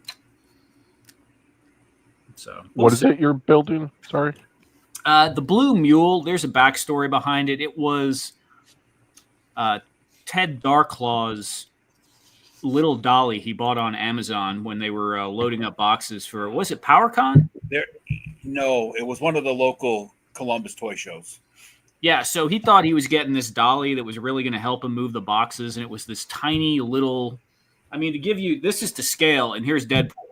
Yeah. So It's as the you can kind you use imagine, like at the airport, you know, when you're just like going from the gate to the plane. That's pretty much all it was for. yeah, but they're there with all these like big toy boxes and stuff. You know, it's not like just a little tiny one piece of luggage or something. They were trying to move all that crap, and he said it was better off not having anything. But there's a whole story behind it, so it's kind of become just a bit of lore. Yeah. I helped them load up after PowerCon. I'll tell you, those boxes, like the tubs and stuff, after you fill it up with action figures, are more heavy than you'd actually think they should be. Totes are way bigger than actual toy cases. So, yeah, without the packaging, forget about it, dude. That's heavy.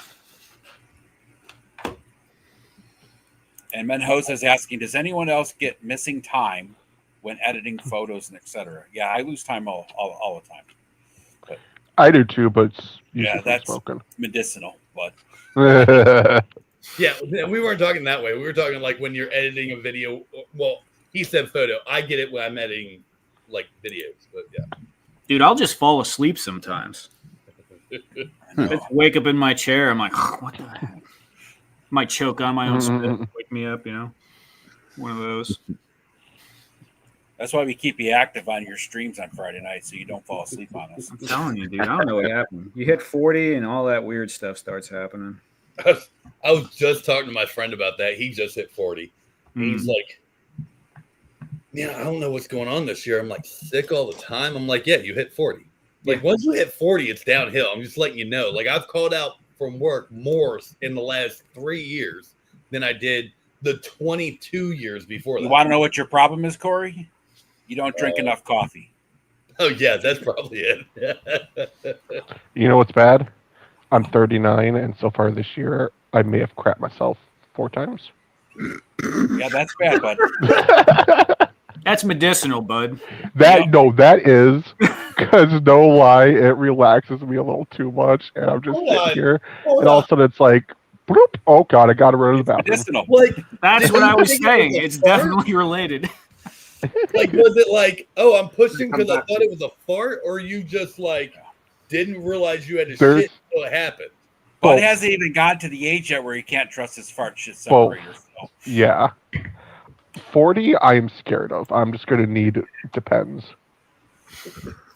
Now, I will say that I had 100% thought it was a fart. And it's like, oh, shit. And like, you go to the bathroom real quick. And it's like, okay, it's cool. The cheek saved me. Problem solved.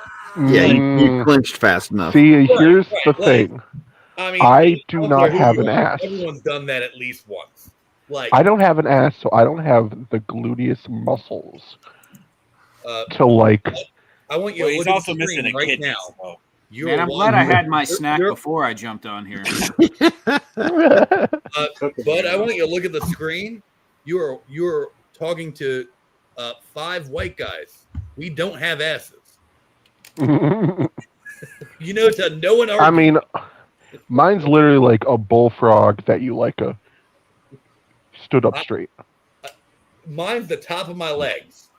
My legs just go up a little far. I'm 52, and it's been a long time since I shit myself. I'll just tell you this guy right now, okay? It's.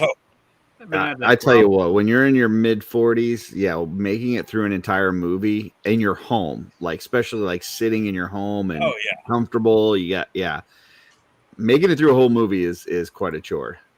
Yeah, I remember I used to get so focused that lights had to be off, and I would listen to like every word, watch all 3 Lord of the Rings in a row. Now, one movie, man, I'm dead after about an hour or so. I'm snoozing. I watch more streaming shows now. Like you eat a meal and start a movie, and it's like, dude, 30 minutes in. You don't need no melatonin or nothing. Just put movies out. We went to lunch with my parents today. Got done lunch at 1:00. Got home. By 2:00, I was ready for a nap. And all we did was go to lunch. I didn't do anything. Yeah. It was like, well, I'm going to take a 2-hour nap. See you later. Like, yeah. I mean, probably the biggest. Switch. What's up, kiddo? How you doing? All I got to do is drive to work, and I'm tired. I'm Once I tired get there. That's what I love about working from home. Like, just kind of roll out of bed and right into a meeting. Well, yeah, probably the most sudden and consistent thing for everybody when they hit 40 is your eyes. Like you're just that vision just starts going. I don't have enough arm left to hold my phone out anymore. My glasses have always been bad. Yeah, I've gotten my to eyes the have age been bad now too, where but- I have to take a picture and zoom in on like Yeah. ingredients or something just so I can read it. Yeah, I've gotten to the point where I try to zoom in on fucking cardboard boxes. I Yep. do this thing. I'm like, I'm an idiot. Yep. Yeah. I did that at the Walmart trying to read an ingredients on like some shit I was buying the other day. I'm like, wait a minute, that's not going to work. Yeah, no. The same guy Not was really saying held that, up. that I'm like, he's like, oh, I keep calling out. Yeah, he keeps doing this thing with reading stuff. He doesn't wear glasses. I'm like, you need to go get your eyes checked. You need glasses. He's like, no, I don't. I got 20/20 vision. If you had 20/20 vision, you wouldn't be trying to read like this. Yeah, Right. when you were 16 and you got your license, you had 20/20 vision. So I've And had he's glasses available. my whole life for distance, and it's really funny seeing the guys or the girls that had perfect vision most of their life. Now all of a sudden they just can't mentally accept that they need glasses. I'm Yeah. like, what's the problem? You can't see anything, dude. 100%. There was a guy who used to work with me. He was in his 60s, and he's like, no, I can see. I'm like, okay, fine. What's this say? He's like, what is this, a reading challenge? I'm like, yes, it's a reading challenge. What the fuck does this say? I'd fail. He's like, I can't read. I can't see it. I'm like, I thought you said you could see. He's like, okay, I can't see it. I'm like, then wear your fucking glasses, dude. Like, I go out to dinner with my brother every Saturday, and we just have a couple drinks and bullshit for a couple hours, have dinner. And he's always telling me like, yes, he's always wearing glasses, but he's supposed to have them for driving. And now I see him reading the menu and he's doing this, right? I'm like, why don't you go get some better glasses? He's like, I don't need new glasses. I'm okay. I'm like, you're not okay, dude. You can't read the menu. And he's like, yes, I can. I'm like, then hold it up in front of you like you normally would and read it. He's like, I can't. I'm like, exactly. we had a guy who worked with us, and he wore glasses to work every day. And but he can't read anything. And I'm like, what? I think you need to get new glasses. He's like, no, I need to get the medicine put in them. I'm like, hold on. I'm going to need you to back up, and I'm going to need you to say that again. He's like, I need to get the medicine put in them. I'm like, do you think there's a cap on the side of these that they just like click open and like pour in pills or something? Like, what the fuck are you talking about? He's like, these are my personalities. I'm like, first of all, they're not working. Second of all, like, there's no medicine. It's just different lenses. He's like, well, these are my personality. You don't have a personality without them, let alone with them. So, like, that's they ain't helping, right? right. Like, William say driving at night is very different. Yeah, I can't drive at night at all, dude. I try not to as much as possible. Unless I know where I'm going. I don't have any problem with that. I love driving at night. That's like my favorite thing.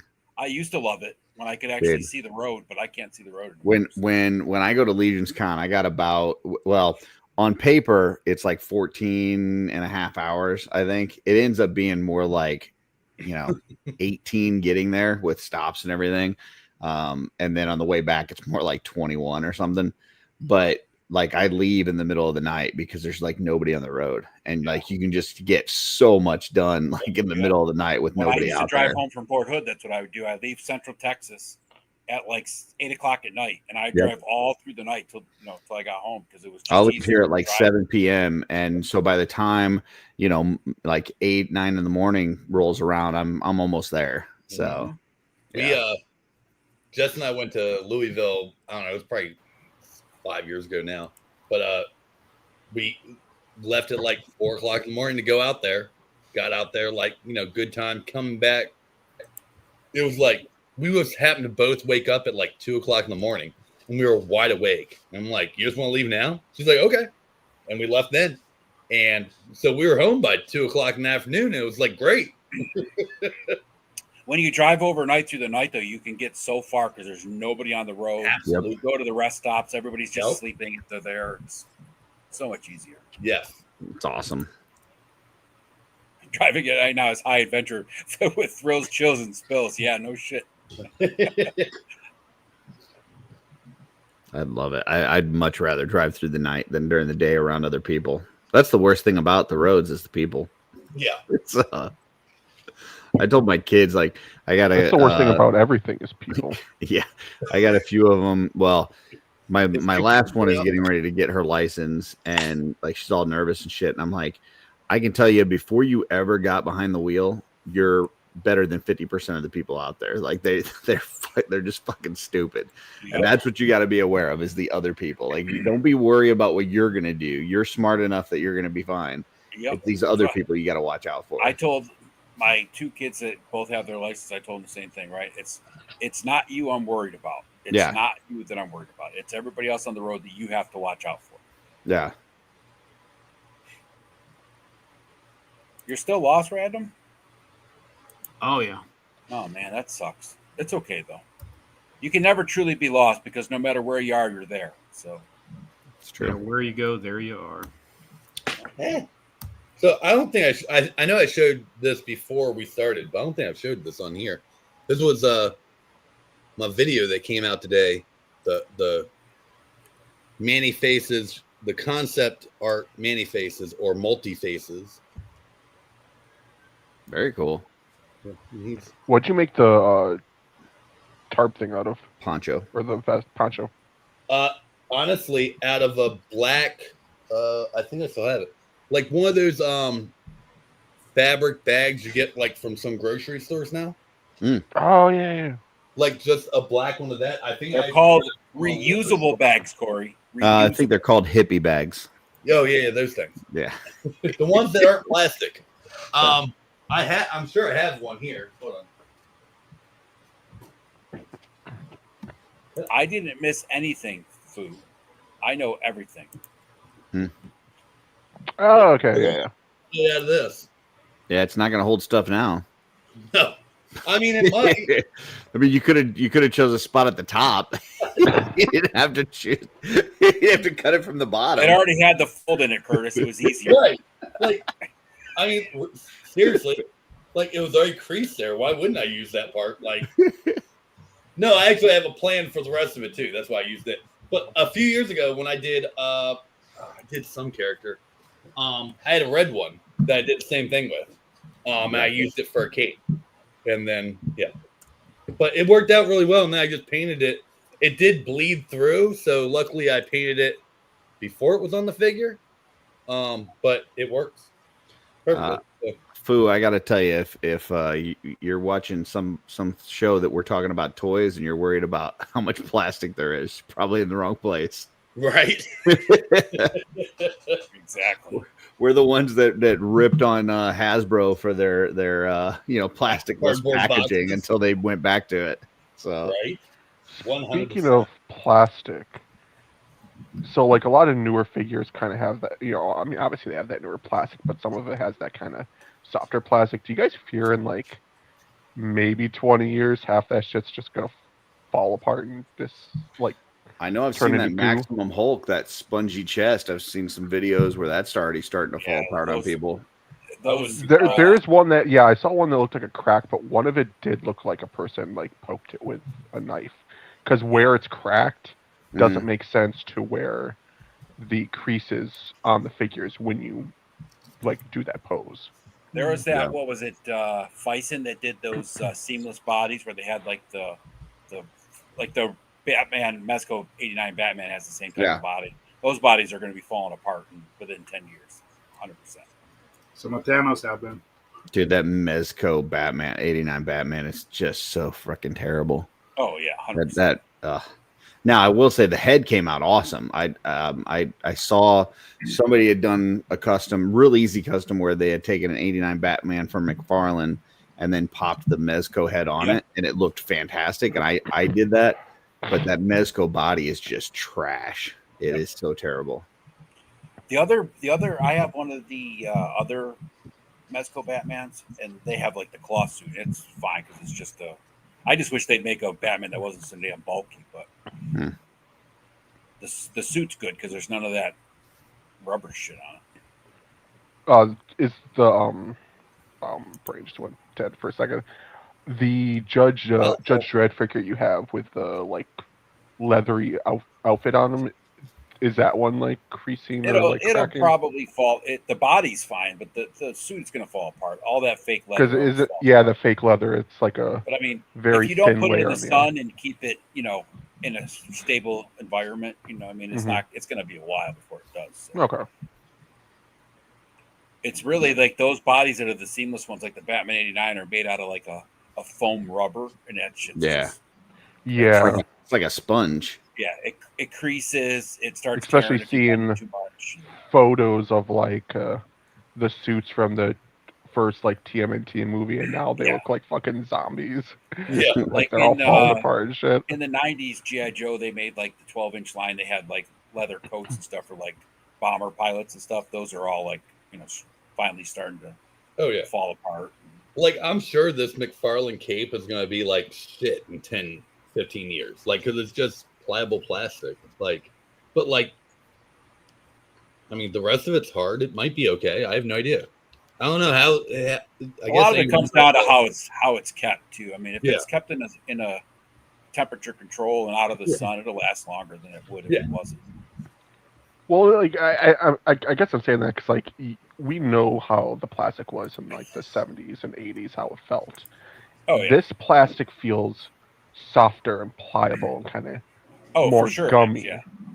It'll be interesting to see how it holds up. I mean, I have Fisher Price Adventure people from the 70s that there's barely paint rubs on them because the plastic was so durable back then.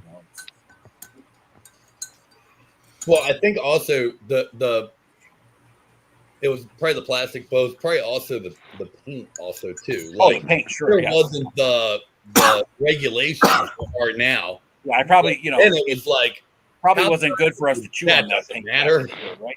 Like, how toxic is it? I ate all that stuff. I turned out just fine. Right, like you'd open a toy back then, and it was still off gassing. Like, they didn't worry about that back then. Like that. Well, I mean, even the stuff today. Like, if you talk to a toy company and you try to find out like what paints that they used on their figures, like so that you can paint match. A lot of the paints that they use in their factories, you can't get here in America because of safety regulations. You can buy the figures that use those paints on them, but you can't buy the paint itself. Right. Yeah, because technically most of it becomes safe once the paint's dry. Once it cures. It's like resin. Resin, same way. Like, once it off gases, like they'll like a lot of resins are fine, but they're like, oh well, it's not food safe until then. Most of what makes Super 7 so shitty is that they don't paint a lot of their shit. Yeah. Like they will mold it in the color that they want and leave it like that. And so it just looks like crap because they're not painting it.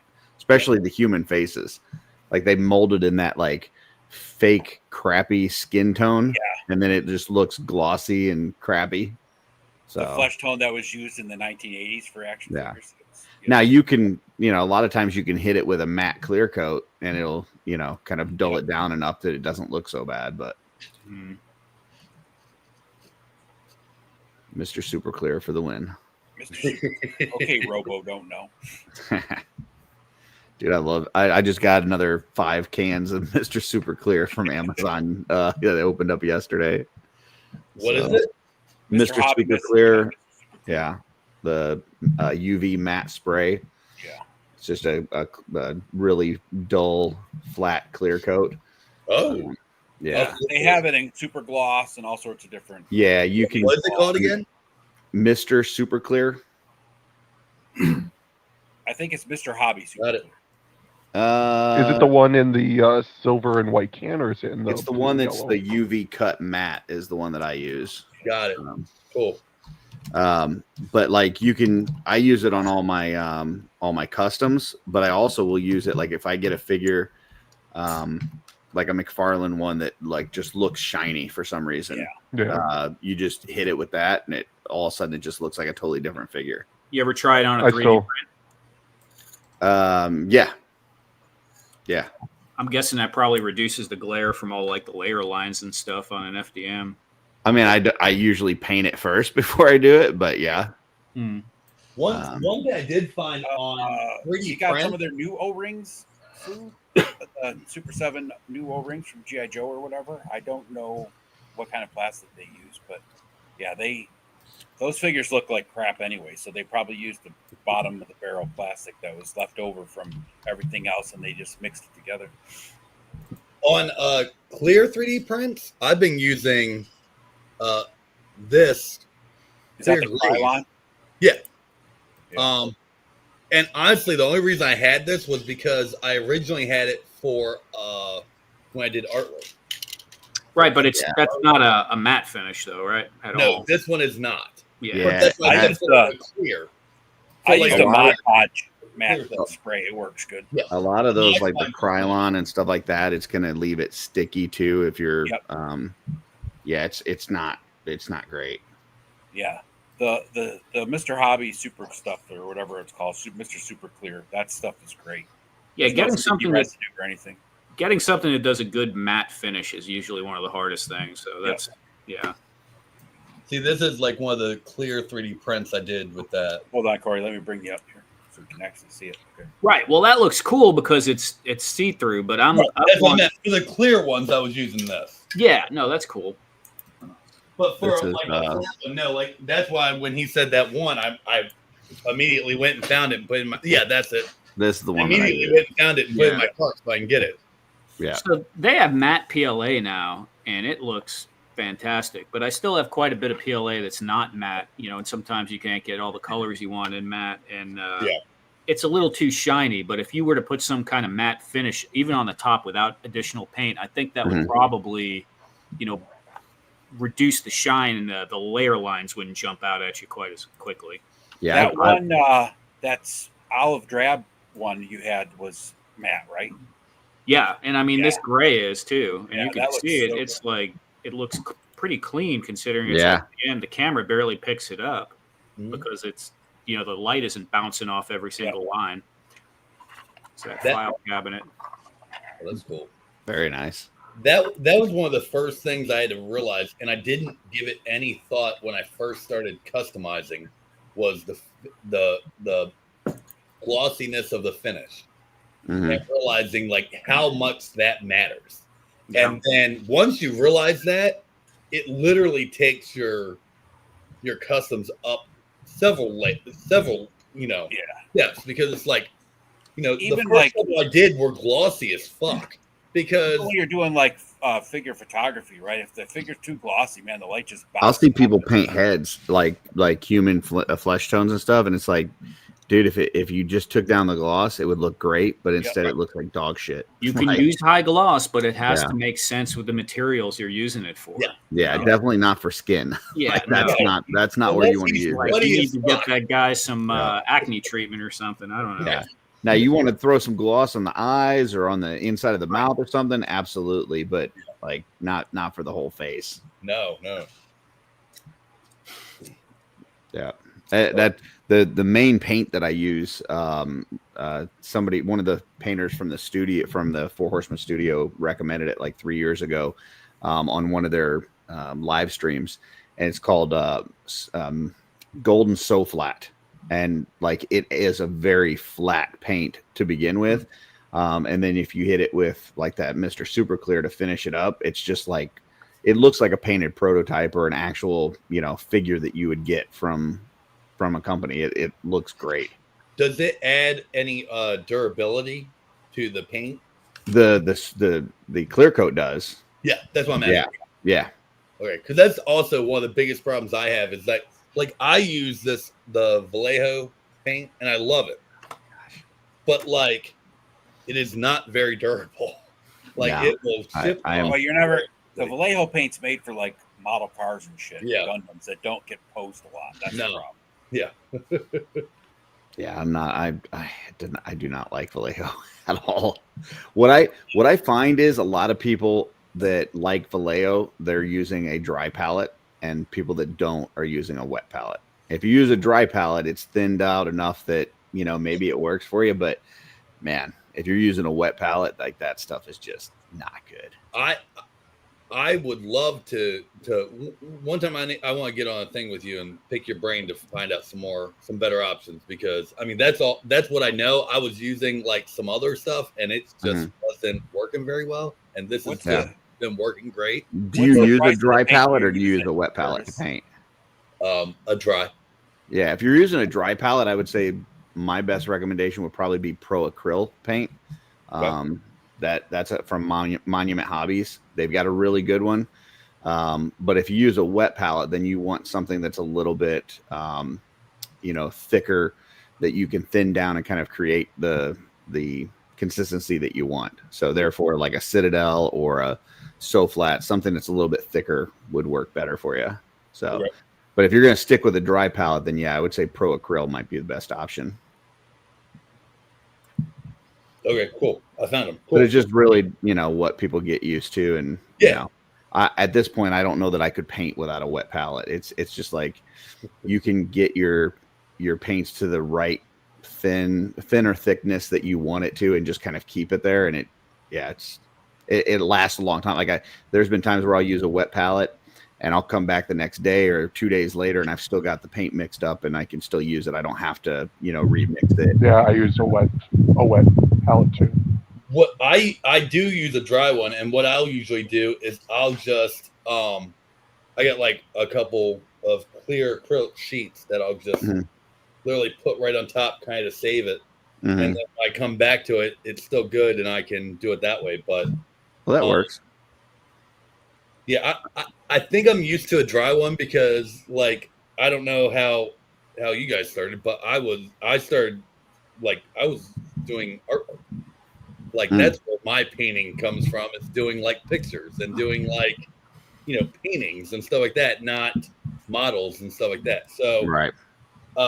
You put down whatever paints you needed and then you paint what you were painting. And it wasn't like I didn't do oil paint. So it wasn't, I need to come back to this for 3 nights. I'm painting it today or maybe tomorrow, but yeah.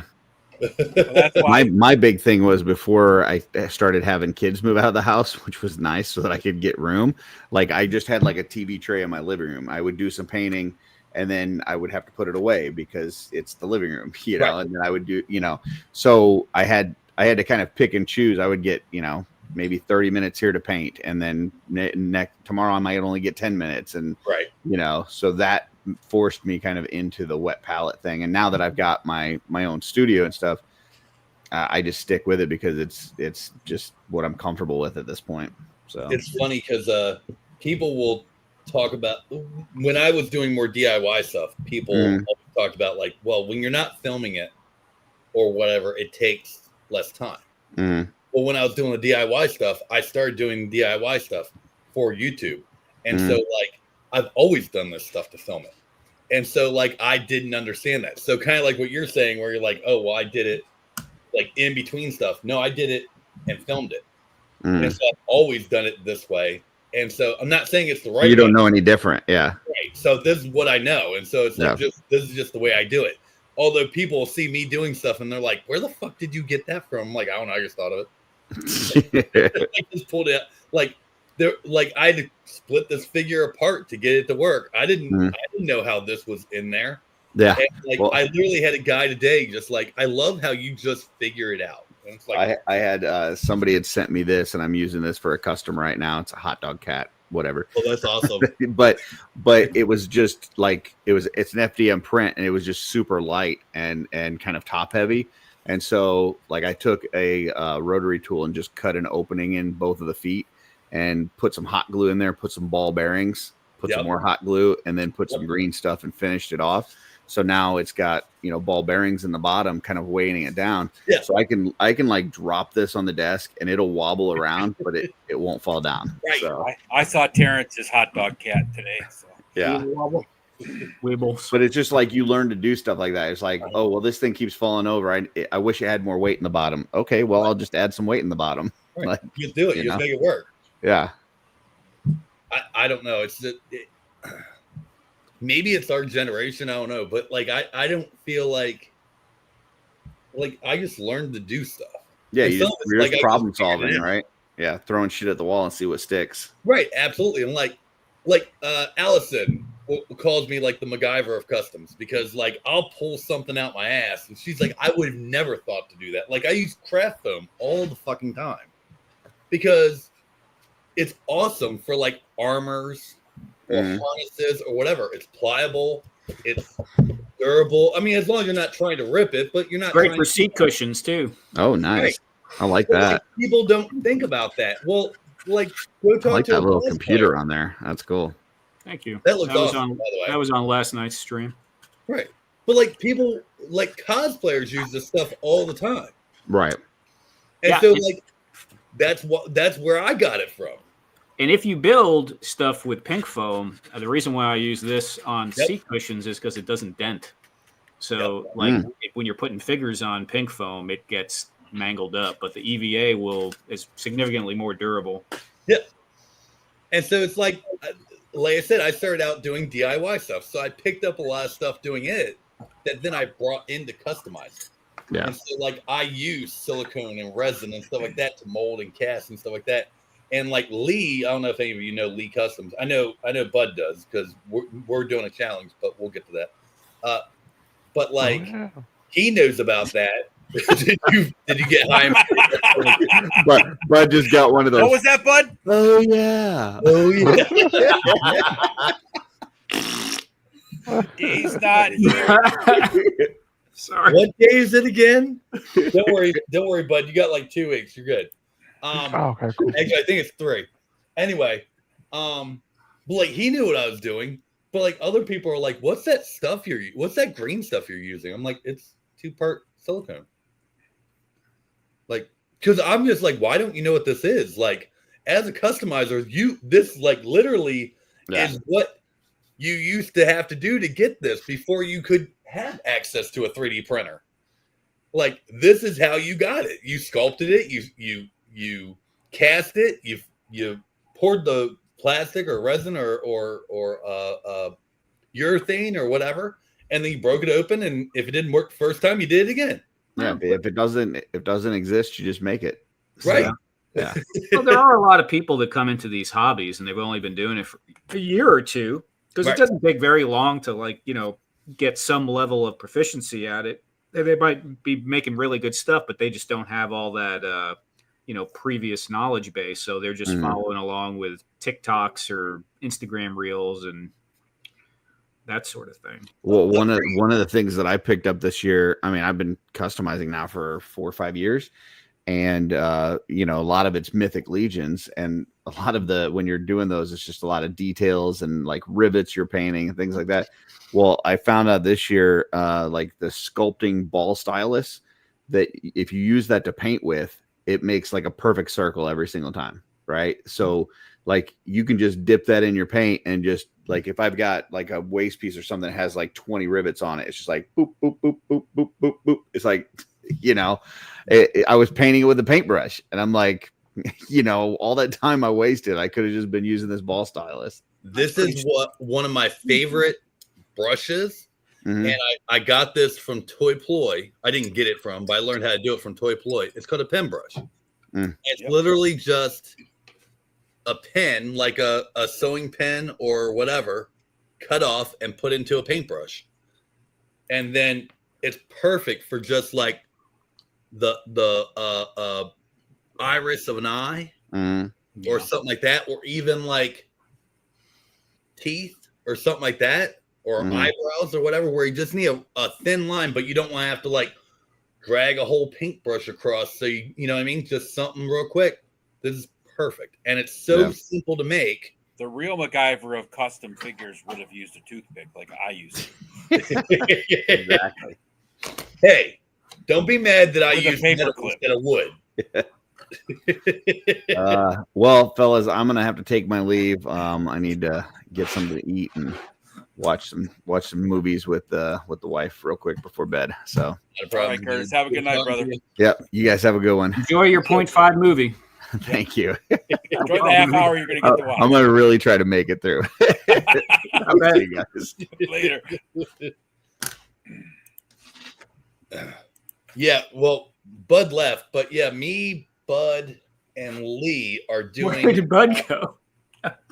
His phone probably died, or he fell asleep Yeah. and it fell over. Who knows? Right on. We're doing a challenge right now where it's going to be a video for me. I don't know how they're doing theirs, but I don't know if either of you or any of you ever have watched 1000. He's an artist on YouTube, but he every once in a while will do like these art battles or whatever, where it's like he'll bring in like 3 artists and they all have like different things they have to do and different themes or whatever. And I was like, that sounds really fun. I bet you we could do custom figures like that. And so it was like, I brought him in. I was like, you can do whatever figure you want. You can do whatever style you want. You can do whatever brand or whatever you want. Yeah. But we have a certain things we have to adhere to, all of us. That's it. That's the only rules. And we have a month. And I think we get back together on like the 7th of September, whatever that Sunday is. And we kind of will do the end of the video, and then like the next week we'll do a live to kind of like I'll put it up in the community tab on my channel, and like people can go vote on it, and then like the next week we'll do a live or something like that, and then yeah, or maybe I might even talk to Oz about doing like the live reveal on here, maybe like the following Saturday or something like that. I hadn't quite figured out that part yet, but yeah, it's been fun so far. Yes. Oh my god, I use bamboo skewers because they're longer and they're great for like handles for like weapons and stuff like that because they're this big versus this big. Yeah. I used to make swords out of popsicle sticks, just carve them. Oh, Yeah. Yeah, absolutely. What am I doing here? I'm trying to make. I've been modeling the wheels for the I Blue used to make Mule. swords out of my styrene sheets too. Those work good for. Yep. Oh, styrene, yeah, for sure. You know, that is one thing I've been trying to find, like on Amazon or whatever, but every time I see it, I'm not sure it's the right stuff. And so it always seems like it looks like it's the foam board or whatever. And I'm like, no, I don't want foam board. I want styrene. They still sell it for model trains and stuff. You should be able to buy it in If little it says packs. styrene sheet, it'll be a styrene sheet. Yeah. They sell it in different thicknesses.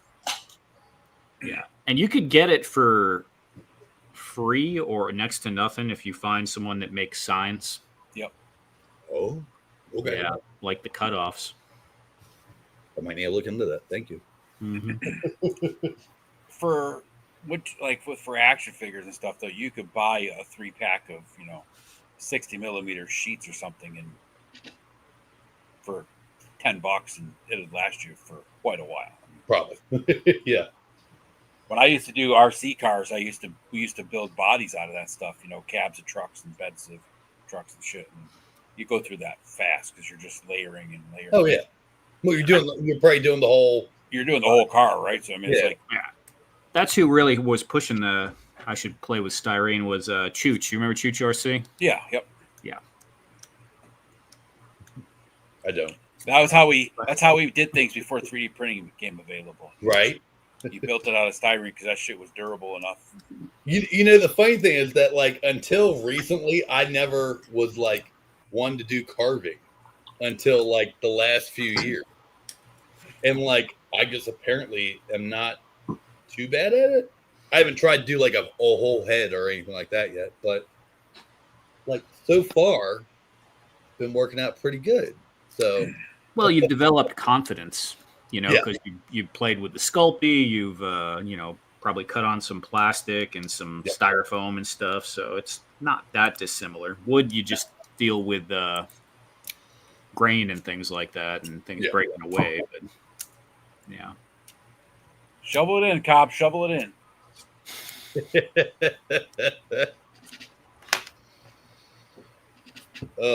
So what else is going on, guys? I feel like I'm talking a lot tonight. I'm sorry. I'm talking. Well, there's only 4 of us, where there's usually 7 8 or to 10, 12. So right. And we're not the most talkative bunch here right now, I don't think. No. Well, Yeah, Cobb I'm can't not- talk because he's got his mouth full. All right. Coffee, then my jalapeno poppers, another cup of coffee, and sushi. And I thought talking about shitting yourself. I might be in trouble. Jalapeno poppers followed by sushi with mixed with coffee. Yeah, I definitely say that's definitely a shit. I better watch myself later. Hopefully it wasn't gas station sushi, and you'll be all If I'm right. gone for 45 minutes. That's where I went. Well, Oh, let me man. grab a few things. Oh, I definitely don't have pants on. I'm in Texas. It's freaking hot and humid. I was like, all I have is flannel PJs. I'm not putting them things on right now. Right. I appreciate the warning. No Right. problem. I'm washing clothes right now. I just found some flannel PJs that must have been in the corner from like winter time. Right. Yeah, winter's so brutal in California too. You need those flannel PJs. I was like, I'll wash them, fold them up, and save them for a couple months. They're great when they're great. Fat Red wants to see the Blue Mule again. Right now. And this last week or so has been so hot here. All right, hold on. I'm just going to go, since we're kind of looking for content, I'll just go through everything that I've been 3D modeling in Fusion lately, just the little test things. Ed's seen most of it or all of it.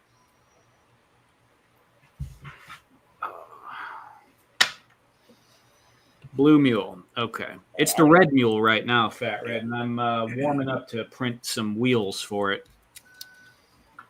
But there you go. That's where we're at right now. I need to put a line in here to separate those two pieces. And the actual Blue Mule has metal struts in between this handle piece and the main part that you can pull it apart. I don't know if I'll represent that or not. We'll see. But I'm going to glue the wheels on the bottom. And I tried to make it where these have some kind of, hinge, so there's at least a little bit of play in that. And I'll probably glue a plate across here to hold this piece all together. And I only had red loaded. I do have the blue for it, but I didn't want to open up a whole new spool for this little tiny model. Did you model that? Yeah, I modeled it in Fusion today. Okay. I'm still learning Fusion. I bought a course, and the older I get, the more I realize I probably have some kind of dyslexia or something like that, because right, I have not made it through the course, and I feel like I'm not learning anything. And I'm better when someone just shows me here, do this, do this, do this, do this. Oh, you can do that. Okay, cool. And then I kind of go from there. So I bought a Udemy on it, and I went through it. It was a 14-hour Udemy. I didn't do some of the stuff on the printed circuit boards and the architect stuff that I didn't need to know, but the 3D printing stuff, I don't know. I didn't find it that difficult. I know what you're saying, but I have to go along with it. I have to make the stuff that the guy is making. Otherwise, I don't absorb anything. Right. So real quick, these are 1/18 chairs. They fit these Delta 17 guys pretty good. Yeah. Pretty good. And this is designed, so it's a single print. So it sits flat like this on the bed and prints up, no supports. I could have gotten fancier with it, but I was trying to do stuff with no supports. You already saw these right here, which I was just trying to figure out what the tolerances were for the drawers. Man, I don't know why. I love the... Yeah, the air, up the way soft close. Yeah. Slowly. And the matte PLA too. And I made it in 1/18 as well. What's up, Ronnie? What else? Yeah, we got some opening little barrels here that'll be for probably an accessory set I do with the catwalk place that I have on Helidope. I started working on cabinet doors. I had a lot of problems with the hinges, just not realizing the mechanics of where the pins needed to be in order for the door to open. You kind of have to think about clearance. It can't just be, a totally snug fit, obviously. And I didn't put a stop in this first one. But when I redid it the second time, I put the little, can I say it? Yeah, the little stopper in there. And this was made just basically with a cavity to, printed like this, and there's a cavity to set the pins in, and then this front piece is a separate piece that's super glued on. There you go, to hold it together. And I tried putting the hinge or the pins all the way to the side on this, thinking it might, the butt end of the door wouldn't have to clear as much, but it made it to where it doesn't open that far, and I'm not that happy with it. So I realized that the further over this way that the hinge pin is, the wider the door will be able to open. So I'm going to redesign that. But that's a lot of it with this Fusion stuff. And when I was in Tinkercad too, you just keep iterating until you kind of figure out what you're doing. We got some more drawers here. Craftsman. Yeah, it's almost like a toolbox. Mm-hmm.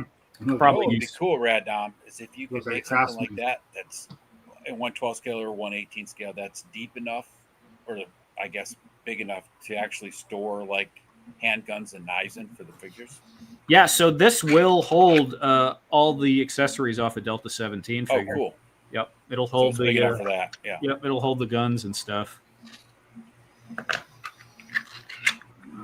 One thing I have plenty of places to put all those parts. yeah. I started doing, well, here we go. I started doing boxes, but with rounded. Fusion makes it much easier to do bevels and rounded corners than Tinkercad does. And it's got the shell command, which makes it dead easy. You know, with Tinkercad, have you played with Tinkercad at all? No. Okay. I've never even heard of it, honestly. Oh. Okay, well, it's probably one of the most commonly used ones. It's free, it's online, it's web-based. Okay. Yeah, but it's all shape oriented. So to do something like that, you would need to make a shape and then make a smaller shape and put it inside there, center it, and then deduct it from the larger shape. Okay. With Fusion, you just make the shape and then there's a shell command and you set the thickness of the wall. So Got it. yeah. All right, one more. Well, actually two more. These are iterations. So just trying to make a plain old bookcase. You got some little drawers in there that are functional, and that's cool. I just thought it was funny, like this bottom piece, it wouldn't adhere to the bed. I kept having problems with the corners peeling up, and it just needed bump outs. It's so strange, like having the bump outs on the side changed the the dynamics of it cooling. Right. But yeah, that worked really well, and I'm playing around with like trim. So yeah, there's more, but I feel like I'm talking enough now, so we can. No, you're good. Oh no, that's cool. That's awesome stuff. I like the cooler. Oh, the little cooler. Yeah. See, now you just need to figure out. You need to give him that model, and he needs to get someone to make him 3D print him a big cooler. That'd be good. No, I keep telling him he needs to make some small beer cans to go inside of it. Right. But that's more resin, I think. Like those little tiny accessories, I think work better with clear resin. Oh, for sure, yeah. I mean, with a beer can though, you could probably that size. You could probably just make a tube or something, right? I mean, it's not a tube, but a solid cylinder. I could, and if I switched it out to the 0.2 millimeter nozzle, it would look pretty good. In all reality, though, you might even be able to just cut up some dowels. Oh yeah, for sure. Dowels, sand them, paint them, done. Yep. And like at that size, like just call it. Nobody would really. I don't think. Especially at 1/18 scale. I mean, you'd be better off printing the whole 6-pack as one piece and just let it slide inside there. Yeah, I think the biggest thing to do with that would be getting a good printout for a label or something like that. So, diamond painting diamonds came in different shapes and a huge assortment of colors. Oh yeah, are great from buttons, rivets, etc. Fat Red asked, "Is that the one you modeled last night?" And I think he was referring to this one. Oh yeah, which is no, but I did print it. This is the one I modeled last night really quickly on the stream. And you can see, Ed, there's your little cutout on the bottom that you were like, you need to cut out on the bottom if you want it to not look like a top. So I was just pointing out the obvious, Brad. Yeah, well, my brain was freezing up because I'm talking and trying to use the program at the same time. Yeah. I heard your comment earlier, Corey, and I can't do – it's very difficult sometimes to craft and speak. Right. Fu says that's very cool.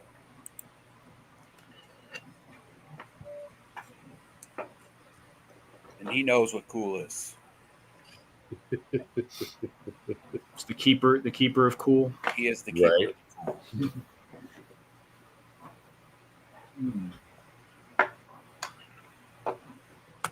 So for the bookshelf you're talking about making into like more gothic looking, are you going to print something for the top of it?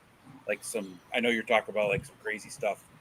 Like, yeah, so that was the whole idea with just doing the test with like the trim is I'm going to eventually do like I guess crenellations would be the word, all that kind of stuff, Yeah. filigree looking patterns, and I'll get there eventually. Might be a little easier in 1/12. I got to Probably. see where the tolerance is for what the printer can actually achieve. But you could see how thin this line is of red inset in there, and it's sharp. I wasn't sure if it was going to come out good because I think that's like 0.5 millimeter. Yeah, it looks good. What's up, Adam? Not much. Kids lost the race, I take it. Yeah, I dusted them. No, the 9-year-old was like, I almost won, and I was like, you sure did.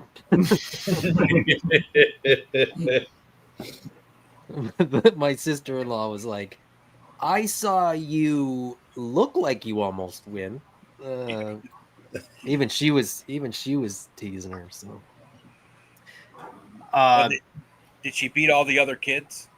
well, she's the oldest, So And- that's all that and- matter to her. and does like track and field. So Right. at a 9-year-old level, she's not. She was no. What she said to me. So we did 2 laps around the house. I said, okay, we'll do 2 laps around the house. If anybody beats me, they can stay up past bedtime. If I win, anybody that I beat has to go to bed right away. And they were like, okay. So we started, and I gave them a head start. I didn't even start right away. And then in the time that I ran the 2 laps, the 9-year-old, I kind of let her sort of keep pace with me to keep her engaged. The 6-year-old ran a lap and started crying and quit. And the 3-year-old just finished his first lap before we finished our second lap, so he thought he won. Oh, So everybody had a very different experience, but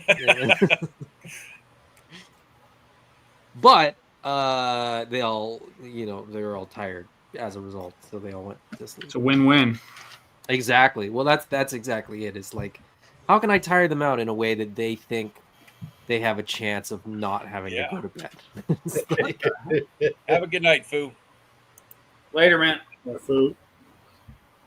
Crap. Spaghetti. Did you ever find that pin you dropped last night?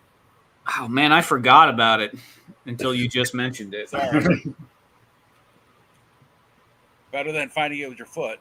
I really hope that doesn't happen, but Adam, you picked up anything new to you and old to us? I know you were doing that there for a while, and maybe I've missed a lot, but no, I mean, no, because I kind of got caught up on I kind of got caught up on a lot of things. And now I'm looking at the pile of stuff, and I'm like, yeah, most of this stuff's not that new.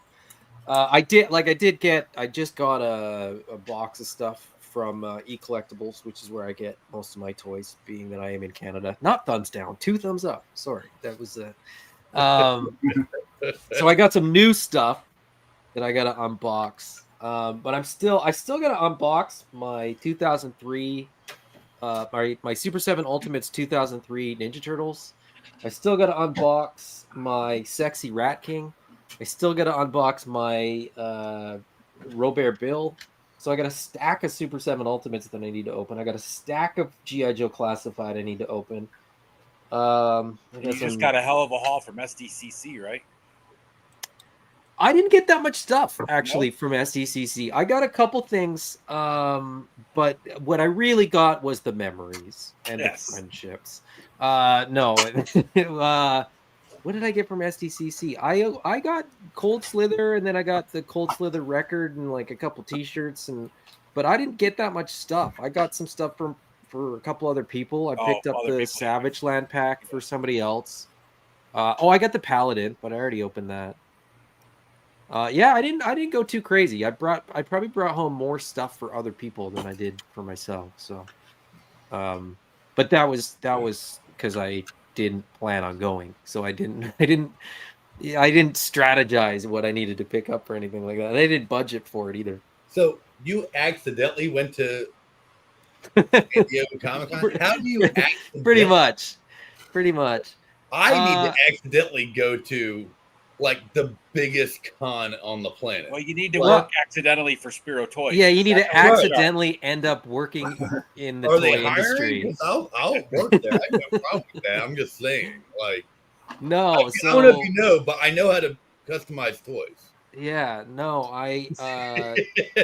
so I, to make a long story longer than it needs to be, I started chatting with Jason and then started doing customer service emails for him and then just stuck around long enough that he started paying me. And then Accidentally. accidentally, yeah, he accidentally pays me.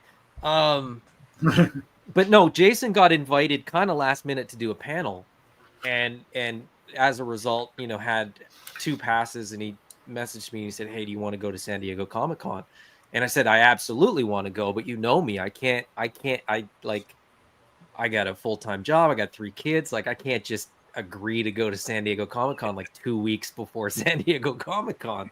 I don't have a ticket, I don't have it like so I am the yin to Jason's yang. He's the creative. He's like very sort of creative minded, and I'm very logical and analytical. And I have to have everything organized and dialed. And like I have to.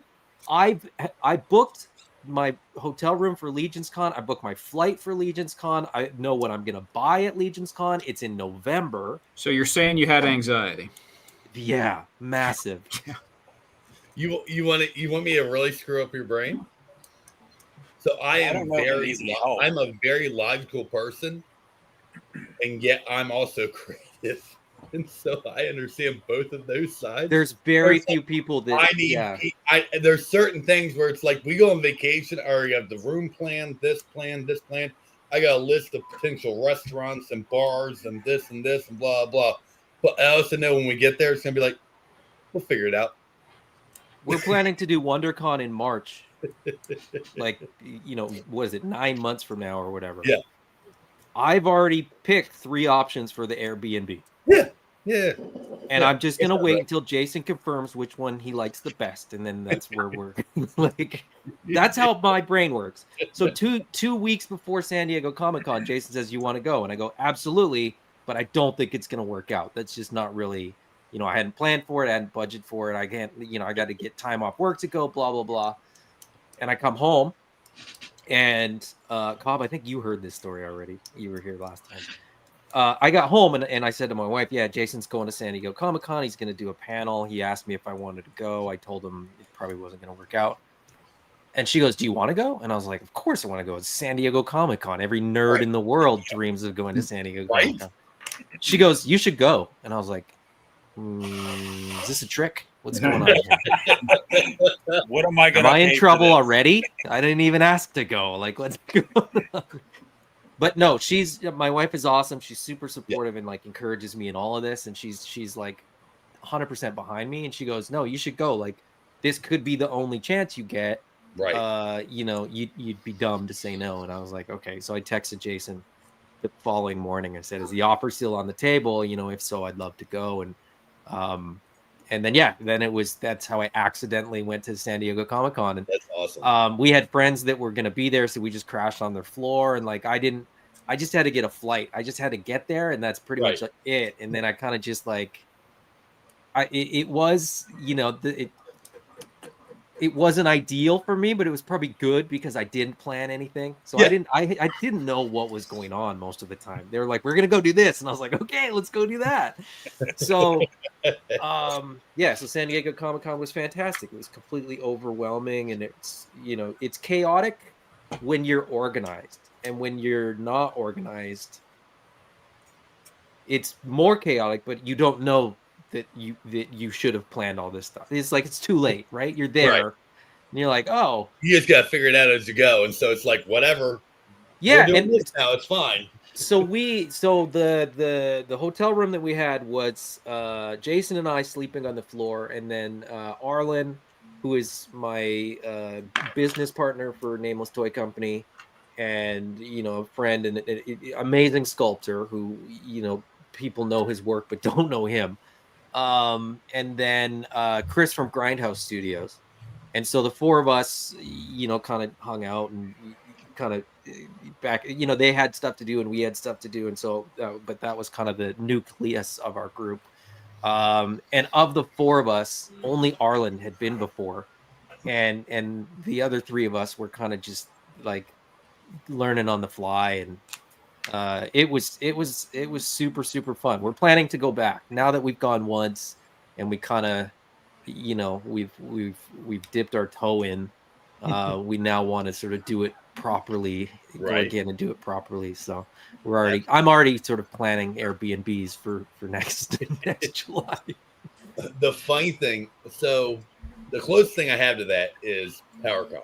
I'd never gone to PowerCon. I had always heard about PowerCon, and then the last PowerCon, like me and my buddy Kelly were like hanging out, and I was like, I really want to go to this, but it's like 3 weeks from now. It's in Ohio. He's like, I'll go with you. I'm like, all right, well, shit, because that's what it was. Me and Jess, Jess usually goes with me to stuff like that, but she had just had surgery. She couldn't do the walking. And my buddy Kelly was like, I'll go with you. Like, okay, cool. Our buddy John's like, I'll go. What the hell? Fuck it.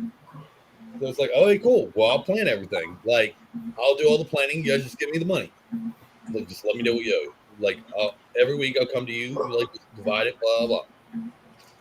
He's like, literally the week before, he's like, this is what it's like traveling with a white person, because they've got everything planned ahead of time. Everything's paid for. Like, I don't know what to do with this shit. Like, this motherfucker's got everything planned, paid for, figured out restaurants, where we're going to eat, what we're doing, how we're doing it, blah, blah, blah, what's around it, the whole nine.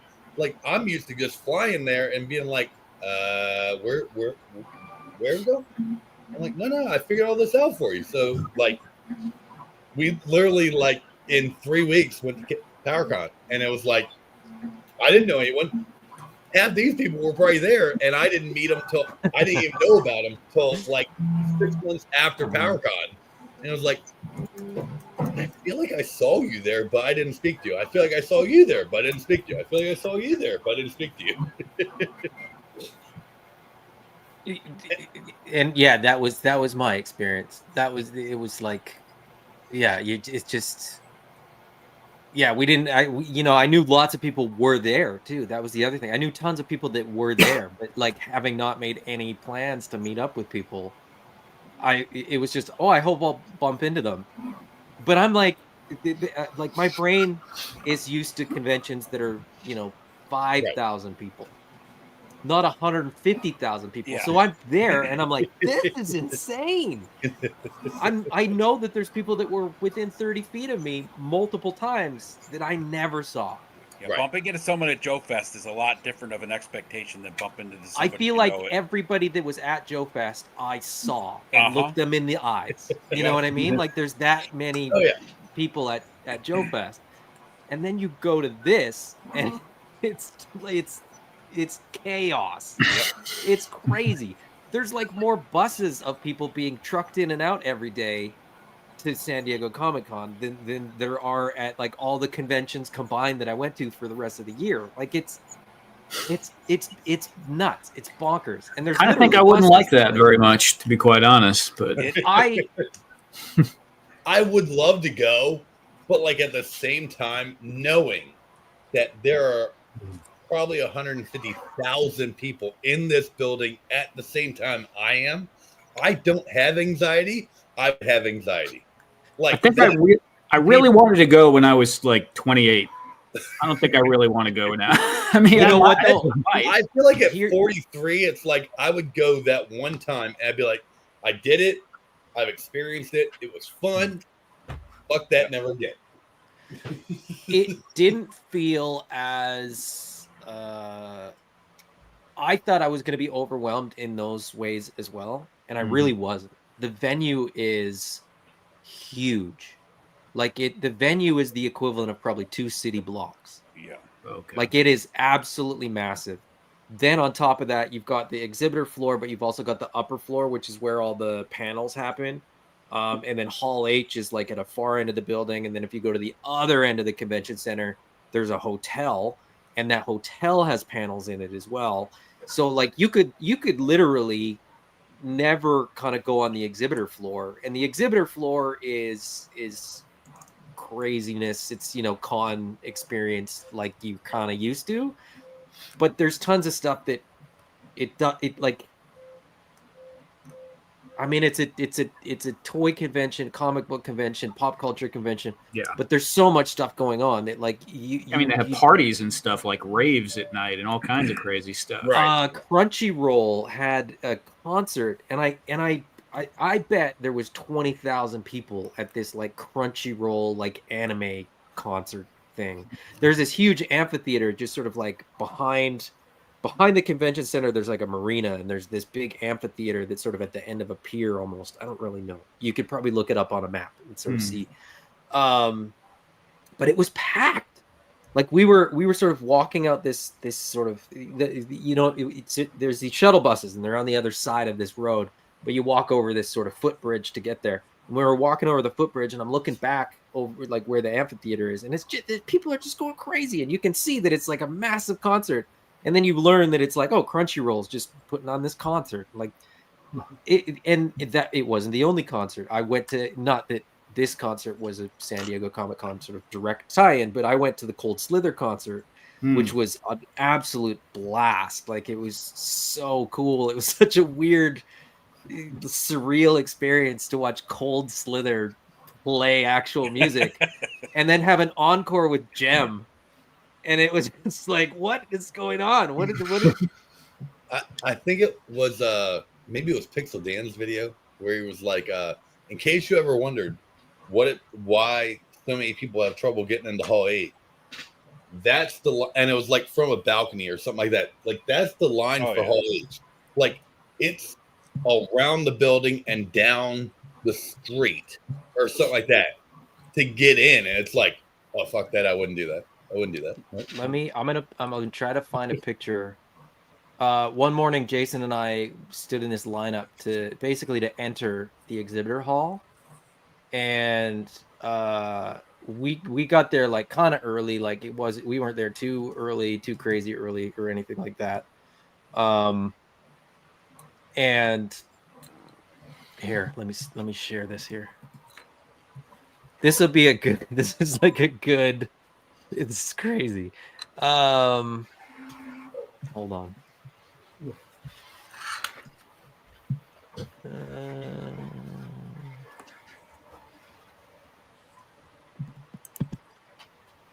Well, Dragon saying the video I saw of Cold Slither and Gem concert sounded like their mics were broken. You know, when you see videos of live music, it never translates well. It's mostly the phone microphone. Through a phone microphone. In person, the sound wasn't great, but it sounded like a concert. You know what I mean? Oh, wow. That's a line? That's not a line. That's a whole convention right there. That's okay. So everybody behind us is just waiting to go onto the exhibitor floor. And that's not a special event or nothing. That's just the exhibitor floor. Yep. Yeah, so they had a sort of you know, for like along that, so on the okay, my cursor works on here. So this is where like a lot of the panels were. Like, these are the rooms that the panels are in on this side, and then on this side, you know, it's a glass. You know, this side is all glass, and then the marina and sort of that's the back side of the convention center. But you can see how long that hallway is. Yeah, that's about the length of the hallway. Or of the convention center. Not quite. It's actually longer because there's another section. But anyway, there's more in front of you. There's doors every 20 feet or so, you know, on this glass section. And so they had to sort of separate every time there was a doorway, just for, you know, safety and stuff like that. Right. We were sort of the second group. There was a little group in front of us, you know, like 20 feet with people packed in just like this. So we're like, okay, we're doing pretty good. Like, we're towards the front of this line to get onto the exhibitor floor. But I said to Jason, you know what? Knowing all these lines and stuff like that, I bet this isn't the front of the line. So I go around the corner that's like 20 feet in front of us. The line looks the same like this, but we're behind it. So it's like, I was like, this is insane. And this is just the people waiting inside. People wait outside as well. If they arrive too late to line up inside, you have to line up outside, and then you have to wait for all these people to go onto the floor first. Yep. Before you're allowed inside. I don't It's think I would go crazy. I'm just I saying. would say I think if you went to this alone, you'd probably be overwhelmed and anxiety. Oh, absolutely. But absolutely. If you go with some people, I went with two of my friends 10 years ago. Shit, it was a long time ago. But it wasn't that bad. And both my friends have bad anxiety, and they were fine because we were all hanging out together. But yeah, if you went alone, it'd be totally. I think I mean, I didn't find the exhibitor floor to be any crazier than like a Joe. No. Or one of the sort of bigger conventions, right? Like it's huge and there's tons of people, but the venue is also absolutely massive. So Yeah. it didn't feel as terrible as I thought it was going to feel, to be perfectly honest. But there's stuff when you go, right? A lot of people don't understand. There's stuff going on outside, other buildings, all the things around there are all centered around the. Yeah, the convention center is like the focal point, Yeah. but it spills out for blocks in every direction. Yeah. Jay Gonzo and saying he went alone on preview night. you could be, I mean, to be honest, moving around in the crowd on your own is probably easier than trying to stay with a group because people are just going in every direction. Yeah. And it's just Right. like it's just chaos. It in was that horrible. respect. I went with my two friends, and my one friend was probably like 350 pounds. I was probably 300, and my other friend was probably 325, 350. So it was rough for the three of us to walk around that place. I'm tiny and I was still bumping into everybody. Yeah. Like it just because you're kind of like this, right? You're like, oh wow, Oh, yeah. look at all the shiny things. And Right. so you're not necessarily paying attention Looking to at everything that's going on the whole time. Yeah, as if far I as, was like, there- what's around you. I just would have rode in the wake of Ed and his friends. Yeah. If my friends weren't so anxiety, we could have just made a wall and walked through, but they were both, So I think Cobb already has these, but to change the subject, I got some some new Thundercat stuff. Motu Oh yeah, Thundercat. no. I have the Mumra, but the other one show up Monday. Like, So where'd you get them? they're really- Amazon? They're Or? really cool. I like them a lot. She has a great ass, by the way. Good to know. That's bad. Got the cake. Chitara. Like, they're awesome figures. I kind of have them in the Thundercats get up right now because I was sending them to my buddy who is a huge Thundercats fan. And so I was like, look, like, I got the Skeletor Mumra. I ordered two of them because I want one for each. And then, Yeah. but like I do with everything, I ordered them from multiple places at the same time. And whichever one went through first, I canceled the other one. Well, literally, they both went through at once. And so I got 4 Skeletor Mumras. Oh no. And so I'm going to probably return the 2. But before I do, I'm trying to see if my buddy wants one because, like, Did you get Amazon and Big Bad? yes. Yeah, I caught Big Bad just as processing started. Canceled it. But they were pretty close right at the same time. Yeah. So it's like, well, okay. But I Punk's was got able to himself cancel caught with the that others, with a so- couple of Joes too recently, where he's ordered from a couple places and they ship the same day, so he can't cancel the one. Yeah. No, I really gotta jump on everything because I can't remember what 2 or 3 places I ordered from, so I gotta hop on everything. Well, I usually only do the 2. If I can't get it from the 2, then I will go to like a Big Bad or not a Big Bad, Entertainment Earth or a GameStop or something like that. GameStop's usually like my last resort. Although that's where I got my classic Superman and my Golden Age Wonder Woman from because everyone else had it sold out. I'd just like to say thanks, Radnom, for keeping below the camera when you got I out of knew the you were. chair. I knew you caught that. Yeah. You like that, right? Yep, that was good. I In case do you missed like. it, Adam, Radom is streaming without pants tonight, just in case you're wondering. I have underwear on. It's just hot. I feel So like wearing- I do like that you don't need hot water to take these apart. Yeah. It is a little hard to get them back on, but it works, and it's like, oh, this is cool, And I wish some of the older ones, like Origins, were like that. There's a lot of right? feet swaps So, want to do. they are thin. They are the same style as the Origins, and they are Origins technically, but they are a little skinnier. Yeah, they're thinner and like lankier, kind of. Yeah, And like those 2000X are going to be their whole. they're going to be. The way I understood it, they're going to be like the same build as this. Yeah, they're similar, they said, but they're still different. They're going to be their own thing. But they're these are a little skinnier, but they work the same way as the Origins ones do. So yeah, that's like the Eternia lino, which I like. I like the Yeah, the Tyrian cat. yeah, I like that. Like I think they did a good job of it. So My my Sedax. Dora, I had a really hard time getting her on her torso on. It was like it almost looks like a piece is broken. But it might just be I did something wrong. I don't know. I had to really force that thing in there. We'll see. This is the first time I'm redoing it.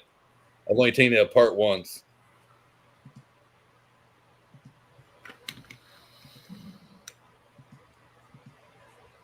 So your plan is to have the Lion or the Thundercats version and the Motu versions?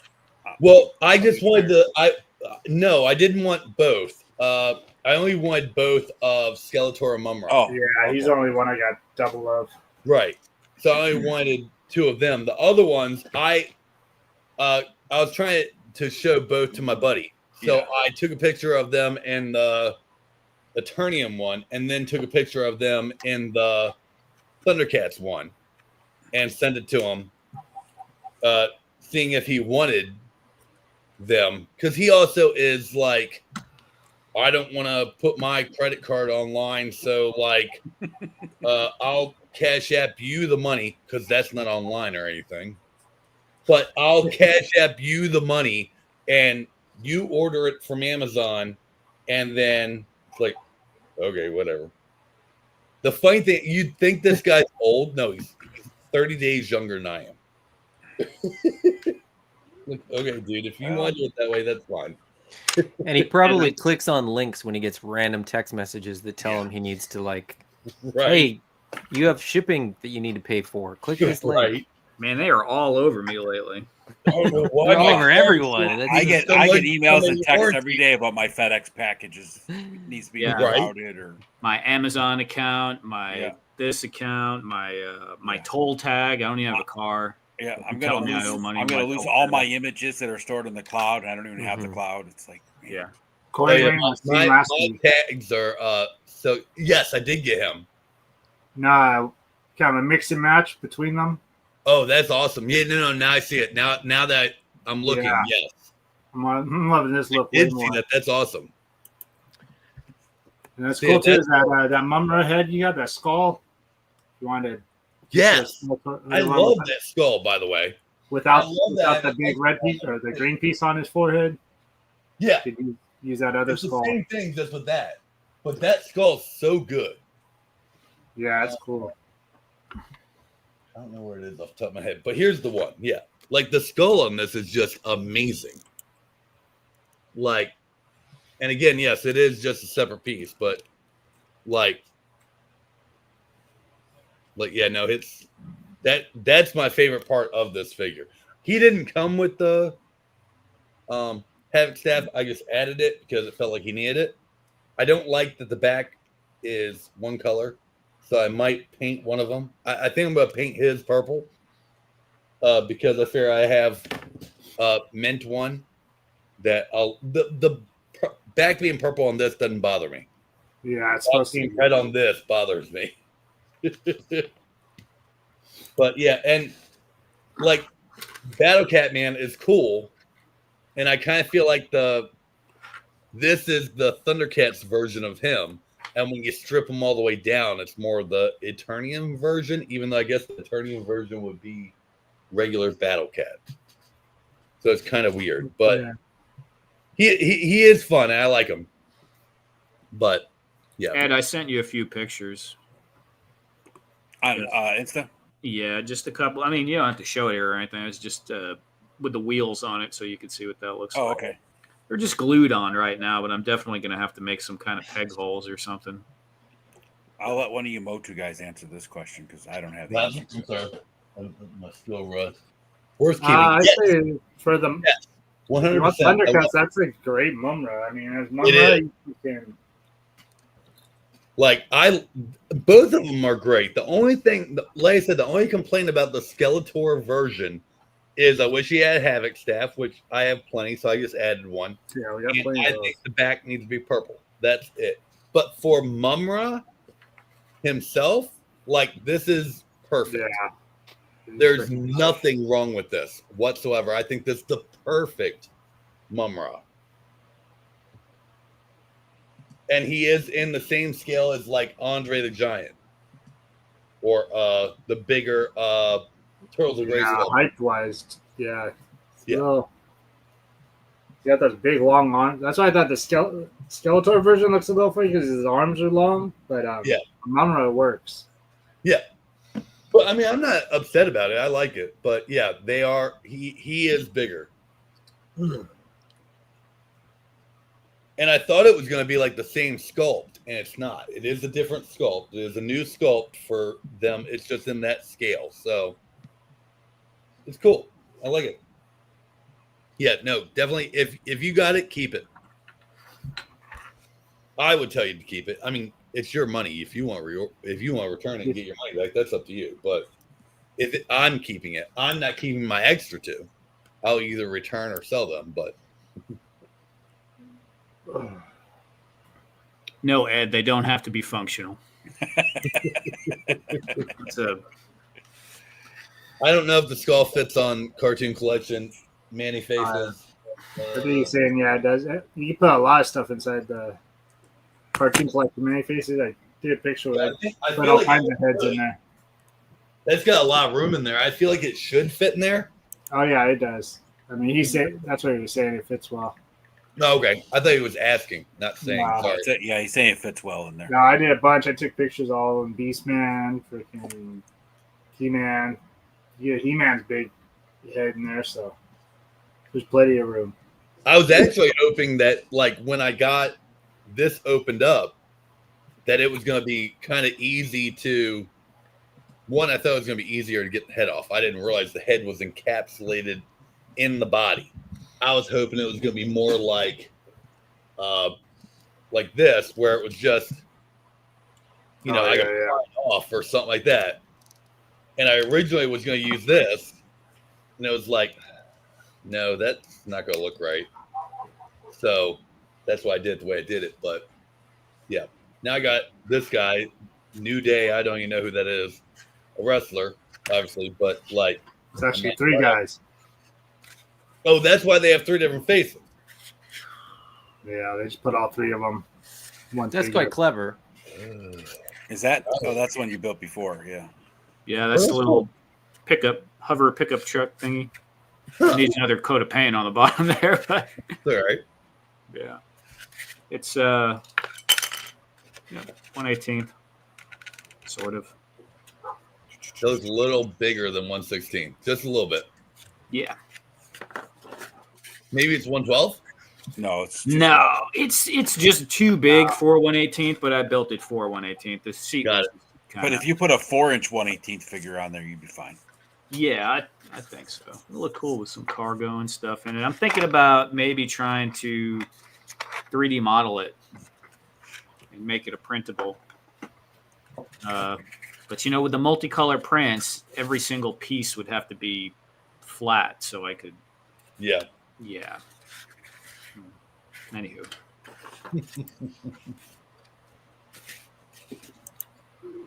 Patsy saying he found Superstars Typhoon. What fits on that fat buck body for customs? Well, I don't know, but here's the bottom. Hold is on. that a Typhoon? It's the same one as this fat one. So you know what? I don't know if this. Do that, all that on Typhoon's body. Oh yeah. God. Yep. Ram Man. My ultimate Ram Man.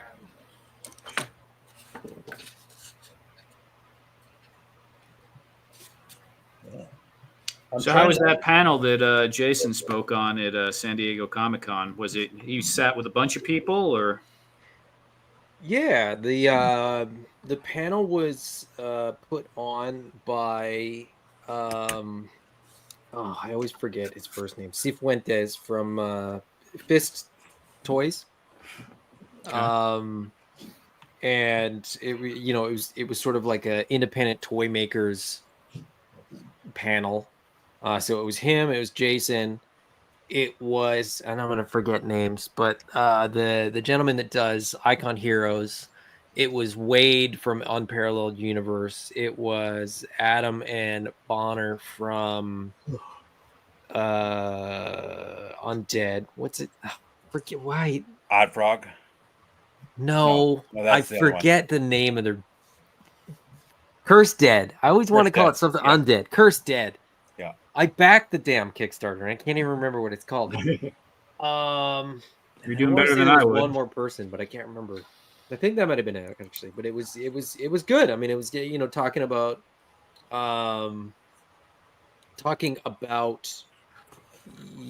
what it's like to be independent creators, to be the creative and the business person and the factory liaison, and a lot of these companies being one or two people wearing a lot of hats, and how complicated toy making is, when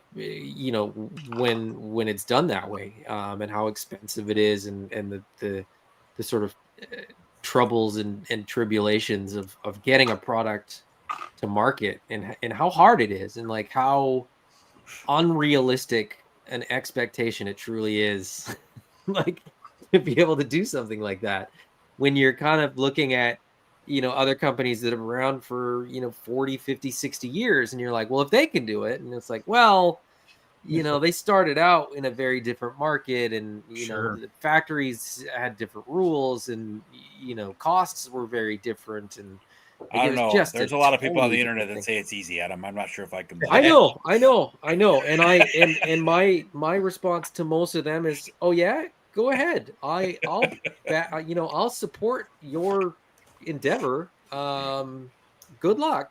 Like it's it's hard, and it's expensive, and it's frustrating, and I think it's kind of like anything. If you're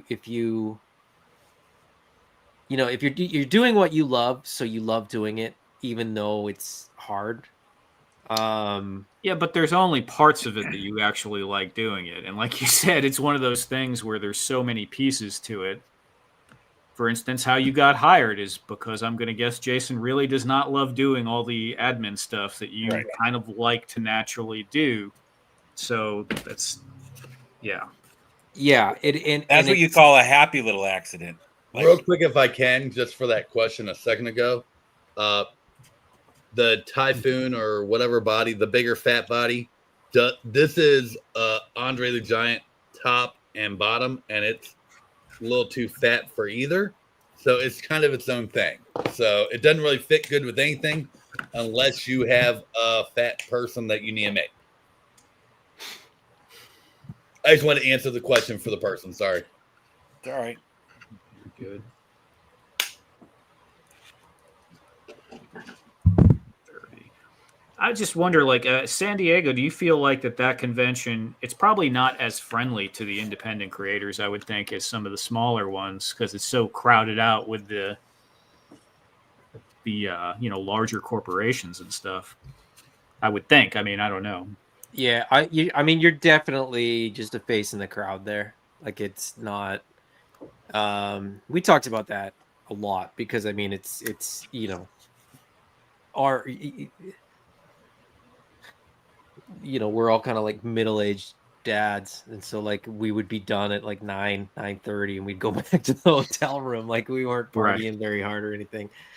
And we would just sit around and like talk, and it was you know for all of us it was kind of one of those things where like it's not a show where we would want to exhibit anything. You have to be very strategic. San Diego Comic-Con is incredibly expensive to be a vendor at or to be involved in, or at least I mean I don't know how it works for everybody, because I did definitely see booths where I was like, how are you able to afford to be here with what you have? Like the resellers and things like that. I was like, how, is this profitable? Like how is this profitable if you're just Maybe sort of, they have a long-term relationship or That's what I was something. gonna say. They're probably grandfathered into some. I Price. think there's an element of that. I think there's also an element of you know, you're applying for different tables. You know what I mean? Like if They probably want a certain amount of each type of person there, so they might exactly incentivize it. yeah, exactly. There was a particular booth that I know the numbers for, and I won't name the booth or how I came about knowing these numbers, Right. but the booth was like, I don't know, you know, 12 by 12 foot, so it was a decent sized booth, but it wasn't a Hasbro sized booth or anything like that. And you know, to pay for the booth, to pay for the displays and everything, to pay to staff the booth, and you know, put everybody up in hotels and all that kind of stuff. Oh, that's a lot right there. Yeah. They said that for the weekend, but the weekend really is like Wednesday, Thursday, Friday, Saturday, Sunday, probably Monday with teardown. It was like $120,000, and by Friday afternoon, like Friday at lunchtime, they'd covered their expenses. Wow. So it's like, in my head, I'm like, how is that even possible? But you know, they had preview night all day Thursday, and then sort of a few hours on Friday morning, and then Saturday's kind of the busiest day of the weekend. So they'd already recouped their cost before end of day on Friday. Is this all physical product they're selling, or there's digital and like? To be perfectly honest, I don't even really know exactly what Okay. they had for sale. It wasn't even a booth that I was, you know, looking very I'm like, closely at what they were How was do gonna selling. be you But they had carry my that much inventory into a convention? That's a lot of that's inventory. right. I mean, that's a lot of cases of A lot. toys, assuming that it's primarily toys that you're selling. Most of these booths had you know, exclusives or like products that were like sold out, and they said, you know, come back tomorrow, we'll have more tomorrow. So they must be kind of shuffling product in, you know, at the end of the day or first thing in the morning before the thing opens to sort of, you know, replenish stock. Now where do you keep that? I don't know. I mean, You got to have a trailer. I mean, that's I Probably. don't know what. I think there's probably storage. I think there's Yeah. kind of like, you know, behind the scenes. When we did WonderCon was sort of my glimpse into that world. It was a convention that was much bigger than I'd ever done before, and like just the logistics of that show. WonderCon is run by the same people that run San Diego Comic-Con. Right. And so that's how I sort of had a bit of a glimpse into, you know, the inner workings. You know, they have sections where you know, you can park trailers or you can store things. Like there's containers that are literally for people to store product if they need to. You just have to plan it all with the company that runs it. It's like a Teamsters unionized thing. So Sure. like you can't do anything you know, off book. It's all 100% like scheduled. Has to Wow. be here, you have to do this, but it works surprisingly well. I mean, the logistics of it are incredible, and it's super efficient and like super well run and amazing. You know, we're people kind of nitpick. They're like, I think San Diego Comic-Con would be better if, And then you're like, it's a not-for-profit company that runs this. It's a huge volunteer army of people, and then they use some of the money that they're making to pay for, like the police that sort of keep traffic from running over swaths of people, and all these different things that you have to pay for just to like Sure. run an event like this gets paid for. But most of the people inside the venue are all volunteers, and they're just doing it to get a free ticket to San Diego Comic-Con, basically, which is crazy because they're the ones that have to tell people like the line's capped, you're not getting this exclusive, and people are like shouting at them. They're like, I don't work for this company. I don't know what you want me to do. They come up and say, you can't let anybody else in. I can't let anybody else in. That's just how it goes.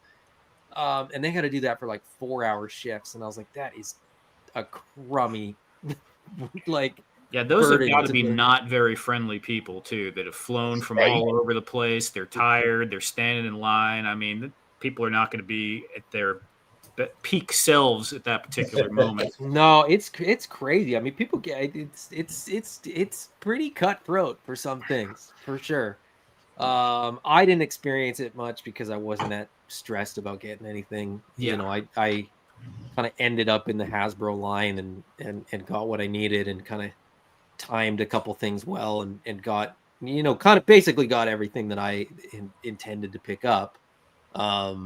And the things that I didn't get, I was like, not that upset that I didn't get. I don't need any of this stuff, right? So it didn't really matter. The experience was amazing, but the panel was great. And we went to a few other panels as well. Like Chris, who we shared the room with, did another panel with a few other independent guys, Wandering Planet Toys, and Brian Flynn from Super 7, and some Safubi guy, and and it's crazy how many people are there that are just sort of industry veterans that have just, every year I go to San Diego Comic-Con. It's like they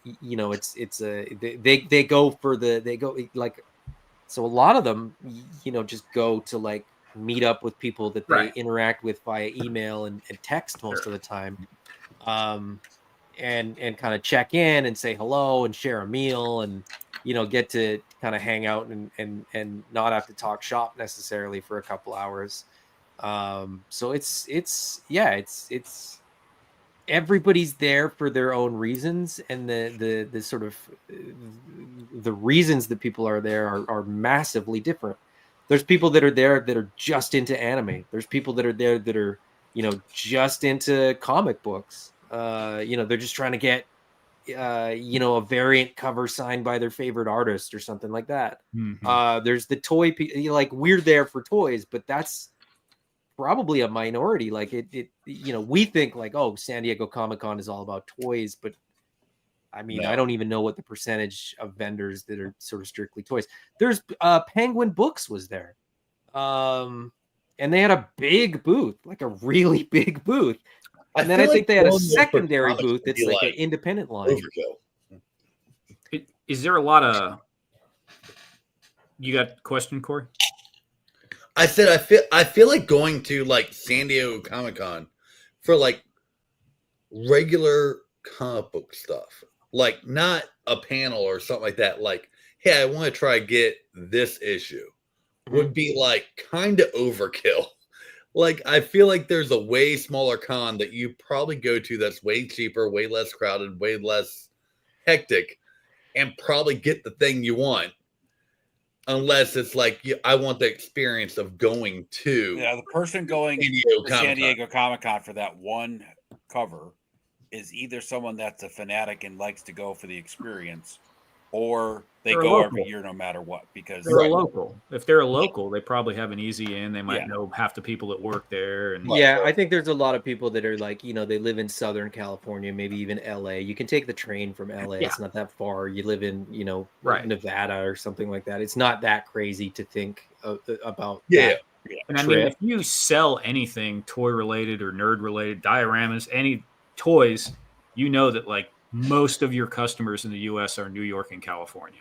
generally speaking. Like those are the concentrations. So I'm sure that there are more than enough people just in California to fuel that con. Yeah, absolutely. And but it is international. I mean, Sure.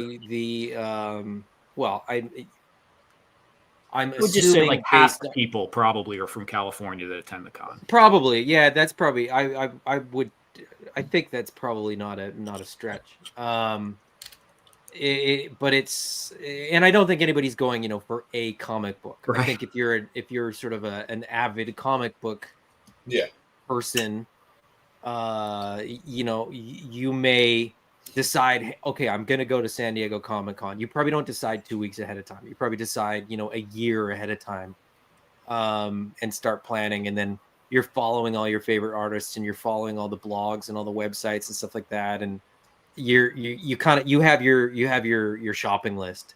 Now what I will say to Corey, your point of like, you could probably go to a different convention. I don't know that you'd ever see the concentration of names that you would see at San Diego Comic-Con. Agreed. So in that respect, it's sort of like, yeah, if you're going for a signature or a kind of meet and greet and, take a picture with your favorite artist, you could probably find a convention that they're doing somewhere else. Right. But if you want to get a whole bunch of them knocked out real quick, I don't think you could beat San Diego Comic-Con. I was shocked how many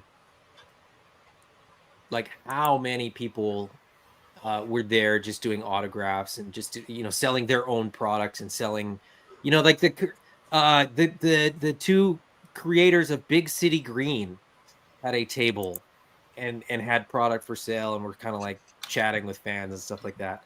Had I known that, I probably would have tried to get something for my 9-year-old who loves that show. But I didn't even think that there would be, folks like that there. And I'm sure there's tons and tons and tons of people that I didn't even know who they were. Oh, yeah. That somebody was specifically there. That was like their primary reason for being there, was to like meet this person and get their autograph and like, say, hey, you're whatever changed my life and it's my favorite thing in the world. And it's crazy. It's crazy how much stuff is there. And it really truly is like a wild sort of cross section of all things kind of pop culture and collector culture. And again, I was there for toys primarily, but a friend of mine had asked me to pick something up for him, a comic book. He was like, hey, can you go to this booth and get this comic book and get the signed version of it and get the, whatever. He said it'll probably be sold out, so if you can get there sooner rather than later. So that was like one of the first things I lined up for, and I kind of got lucky because I kind of timed it right that I only had to wait half an hour, 40 minutes or something for it, which is like crazy. That like that. Oh, that was a nice short line. No, absolutely, and that's kind of what I was getting ready to say. It was like, I know we have a con here in Baltimore, obviously called Baltimore Comic Con, that isn't. I mean, it's small in comparison to that, but it's not a small con by any stretch of the imagination. And like when they have the big names like the Jim Lees and the, Neil Adams when he was alive and stuff like that, like it was hours to wait to see this person. I can only imagine there, we're talking, maybe 10,000 people. I don't think it's anywhere near that, but maybe versus 150. You know what I mean? Like it's probably you get in line before you got into the con to get to this guy's booth. So before the floor opens, there are specific things that you can line up for before the con opens. So if you want to see a particular panel that is going to be a busy one, like there's certain, like Hall H is a good example. Yeah. Everybody knows Hall H. If you want to go to Hall H, you need a wristband for like your Saturday Hall H panel on Thursday. Like, and if you don't get it early enough, you're not getting in. But you get your wristband on Thursday, You show up on Saturday at 7 a.m. for your panel that's at 1 p.m. And it's like, so I didn't even bother with Hall H. I just wouldn't looked either. at people and I was like, you are dedicated to this, and I I feel like those people have your played dedication. games, though, and they've probably Yeah. like been Mhm. and been like, you know what? I've done the floor. This is my year to do Hall Mhm. H, and like then, by all means, yes, I would try to do that. But for me personally, like the Hall H stuff is cool, but the Hall H stuff tends to be like big IPs and big properties. Like I think like George Lucas, it was his first time at San Diego Comic-Con, and he did a big panel about the new Lucasfilm Arts museum or something that's opening relatively near to the venue, I think. And so that was a massive line. And I honestly, I couldn't tell you another panel that they did in Hall H because it wasn't, I didn't care. Like Marvel wasn't I was there, there to pick up a couple there, of toys and was there. hang out. It's Jay Gonzo said, how about the Pop Lovers or this year's Labubu people? So the Labubu was like tons of booths had Labubu. I think I don't know which ones are the real ones and which ones are knockoffs or whatever. I just saw that kind of form function and I was like, I think that's what people are going crazy for. But I do know that across the street from the convention center, which is I think it's called Petco Park, the San Diego Padres baseball diamond, they don't play during San Diego Comic-Con weekend. They play away games. They're smart enough to know to schedule not to be there. Right. But inside the park grounds, there was a Labubu pop-up, and the lineup was there when I would get there in the morning, and it would still be there when I would like go home in the evening. Like people just lined up, and you can't get anything else there. Like it's not like you're in the convention center and you're literally lining up to get Labubu. And I don't know what they had. I don't know if there was some exclusive thing or if that was just what people were willing to do to get that product or whatever. So those things are I've only heard of them in the last like 6 months. I've never heard of them. What are they? It's this They're little like collectible vinyl faced okay. stuffy thing that's like a Funko. You know what the Munchie Cheese are from the back in the 80s? Yeah, I was gonna say that. They look like Munchie Cheese without the long arms and the longer legs. They kind of what are they called? Fugglers? Do you know what a fuggler is? No. It's like an ugly stuffed animal. It's basically a cross between Monchichi and an ugly stuffed animal. Yeah, but they're like Beanie Baby viral right now. Oh yeah, like TikTok and everything. They're crazy over them. Someone, and I don't know who it is, but like some influencer, like some sort of subsect of that culture, decided that everybody needed one, and so they became this absolutely viral collectible thing. Meanwhile, the company that makes them is now valued at like $2 billion or something like that. Like, this week, just on the back of this little thing that they probably thought they'd sell 10,000 units. Yeah, right. If that. Until this wave of whatever crashes, and it'll be. It won't matter. I mean, they'll cash out. They'll be fine. Like hopefully. Yeah, hopefully they don't try to ride it out like the Beanie Baby crew did. Right. They'll just come up with a new thing. I think the Beanie Baby thing informed that type of product maker that you're never gonna like. That's not an indefinite. Yeah.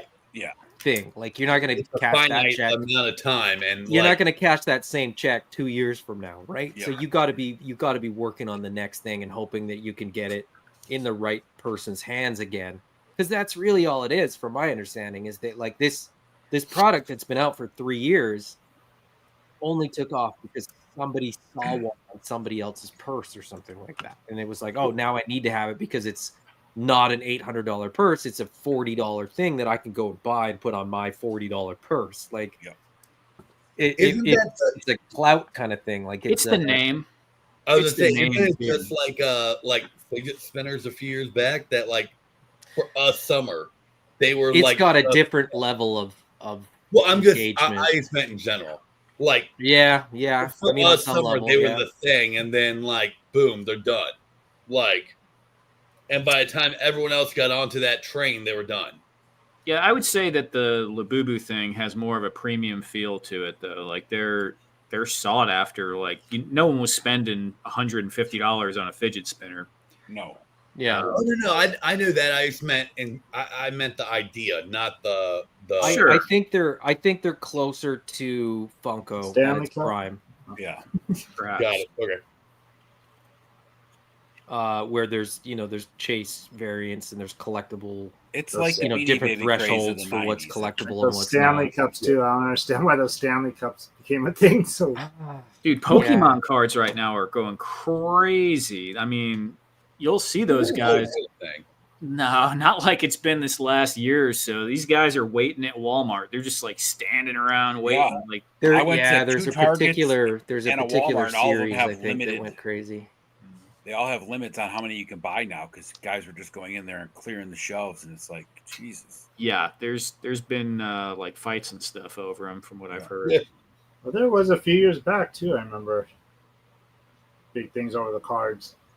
Well, I think a lot of the cards really surged during the pandemic, and so there's Yeah, still like a whole new base of people that are so into that's the time when Motu came back, and I remember waiting like for Target to open up, and they had like a special line for the people for cards.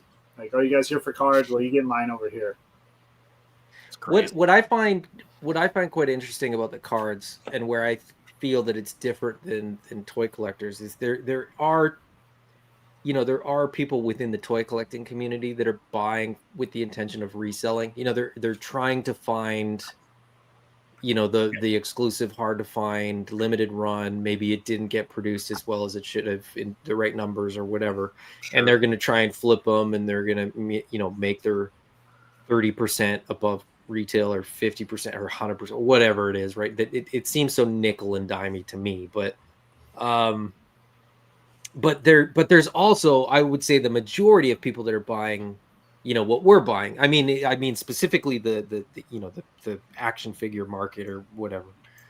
I think the majority is still buying them because they love them and are collecting them for themselves, and the value, while we kind of all know that it's there's probably something in my collection that I have no idea what it's worth, and it's secretly worth $500. But I just, who cares? It's my collection, and I have no intention of selling it. I think the Power of the Force line really threw that whole I'm buying it for my future, because when Power of the Force first came out, everybody was after the short saber and the long tray and the half circle Boba Fett gloves. Yeah, put my kids through school.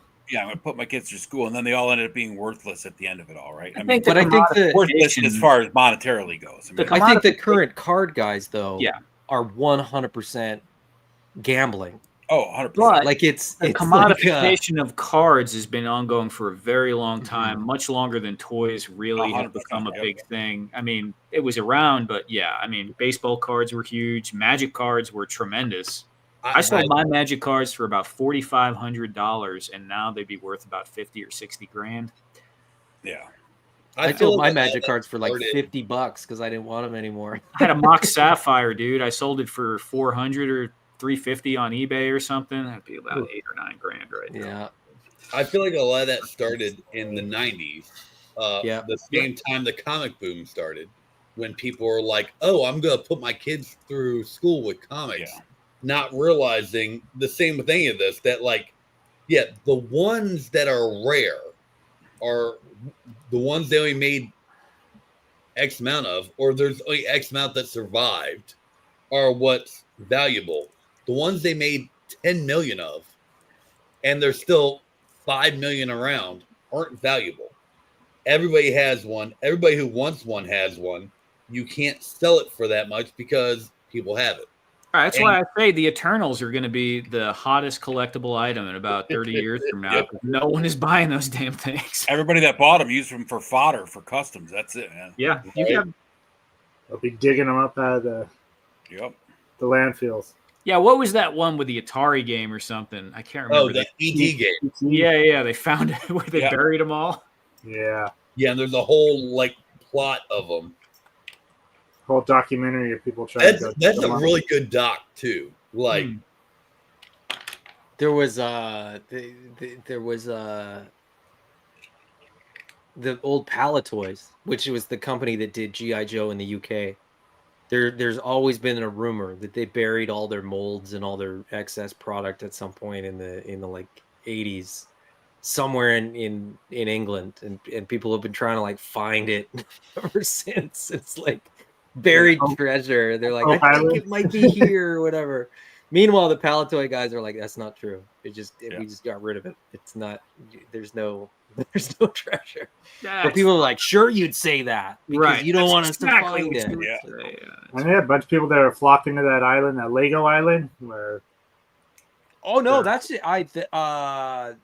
No, that's the shipment in fell the UK. off. Yeah, it's in the UK. And it all washed up on the island. Yeah, people were flocking to that just to. People collect that stuff now. There's like, there was like a container of Lego that sank, and it like 20 years ago, and it's still washing up on shore, like piece by piece, and people kind of like find it, and it's like treasure to them. You know, like there's people that hunt for that stuff at the beach every day to see if they can find, you know, the shark that made it back to land, kind of thing. It's crazy, kind of cool. And you see it, and it's all chewed up, and like it looks like it's just garbage. Like I don't know why. It smells funky as heck too. Yeah, it's just weird. Somebody online will pay for it. Oh yeah. Definitely. And why not? I mean, people will pay for anything. It's like, it's really just a matter of like, you know, did you wait long enough? Did you time it right? Did you hype it enough? You know, I saw on Jeremy Padower's Instagram, he had it was like a little infographic thing, but it was the original iPhone, new in box sealed, and I think they were saying the value of it's like $26,000. Oh yeah, iPads too. The original iPad 1 or whatever it is. Those the Generation 1 iPods go for quite a bit too. It's crazy. I could see that. I mean, it's kind of like a collectible. Yeah. You know what? I was thinking about throwing that out. I still have my G1 iPad and the box, so that it's open. It's probably worth something. You can put it back in the box, nobody, you know. Nah, it might. It. They don't run well at all anymore because they make the software for planned obsolescence. So it's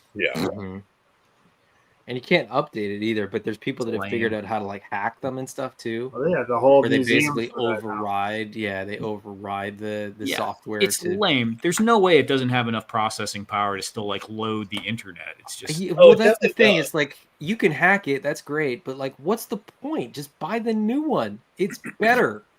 Like it's not. I don't think it's actually better.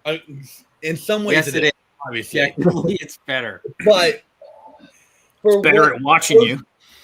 For what most people do on it, like my mom does, who's 67 years old, does not need an iPhone 16. Nothing she does on it needs an iPhone 16. She has an iPhone XR, and it works perfectly fine for her.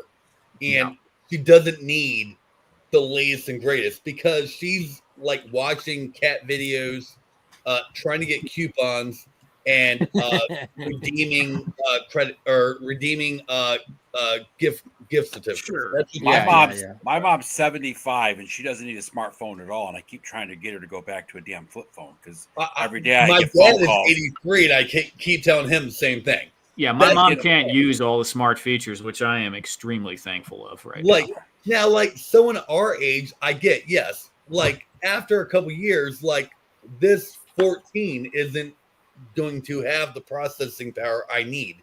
I have a 12 mini. I have an 8. That's what I'm trying to say. That processing power is going to take you way longer than they want it to. An iPhone 8. Fine. And it works perfectly fine. And I actually did my entire Instagram page with this iPhone 8, the vast majority of it, the videos, everything. But all of my videos, all of my Instagram, YouTube.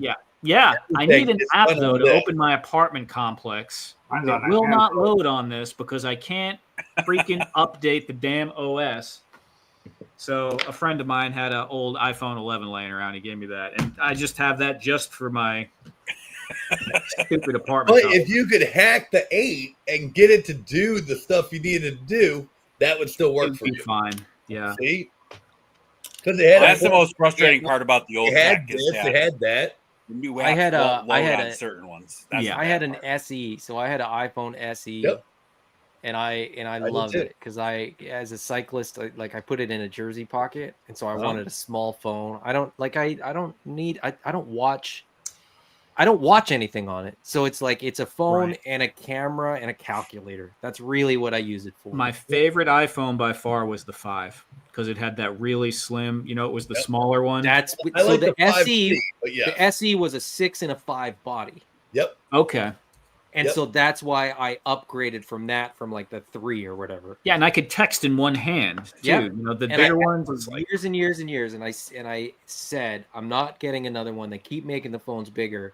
The 12 mini was only marginally bigger than the SE, but it also had the full. It was full screen, so it was a little bit bigger, but it also gave me like 40% more screen.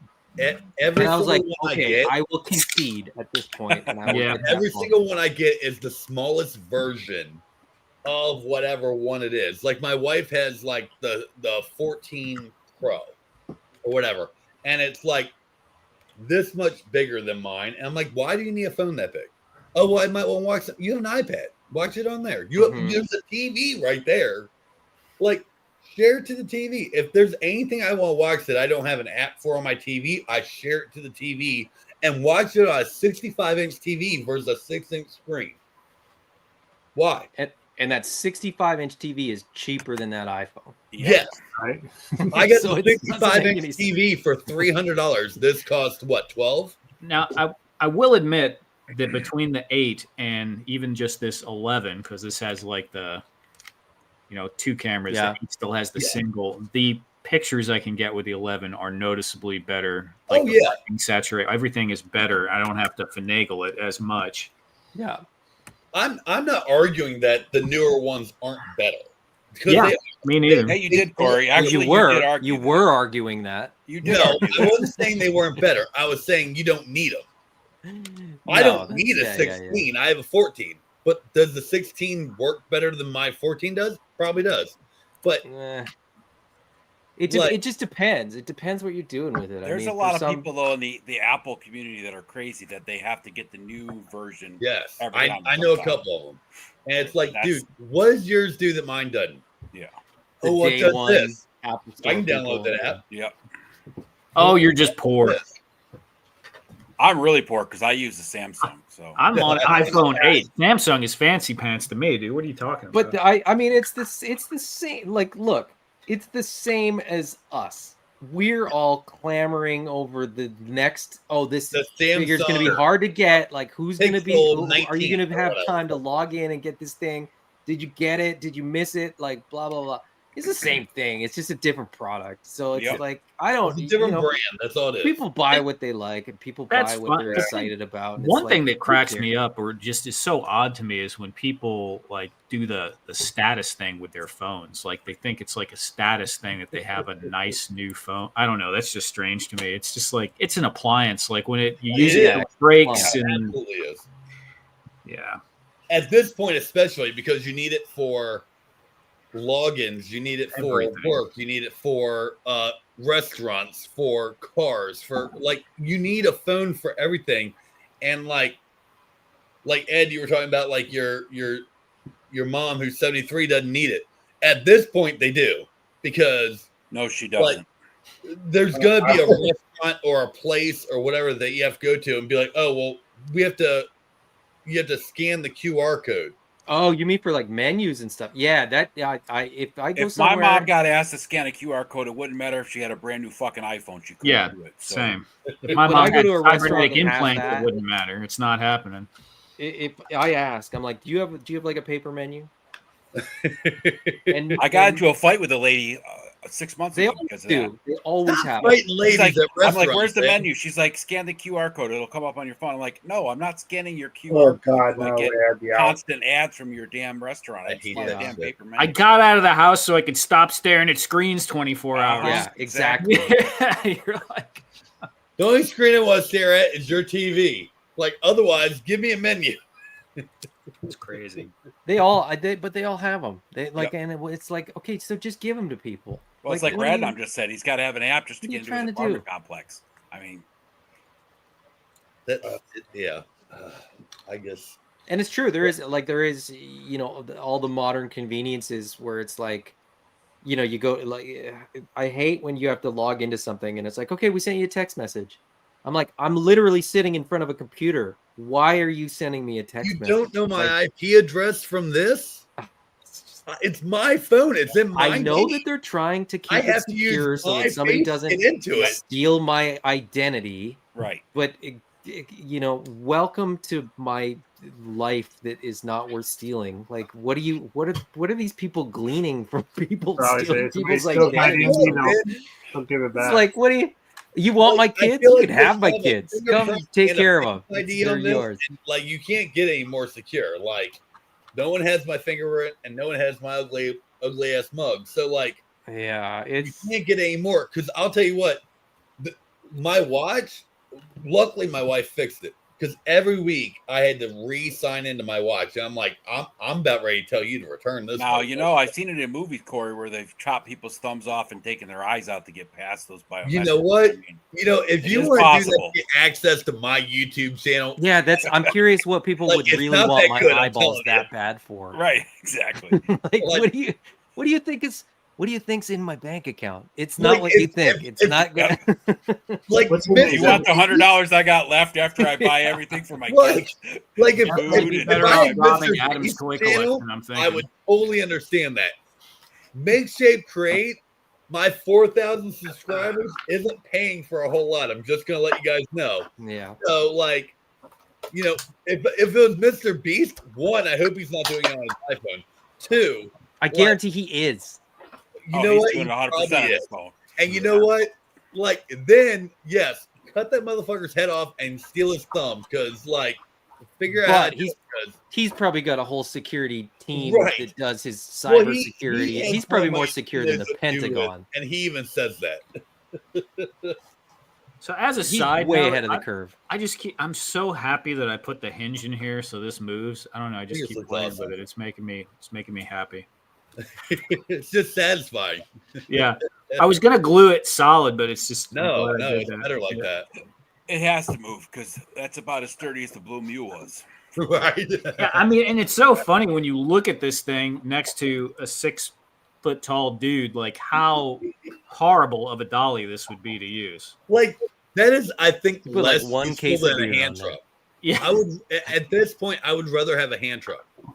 yeah, I think so. I feel like I could carry more securely on a hand truck than on that.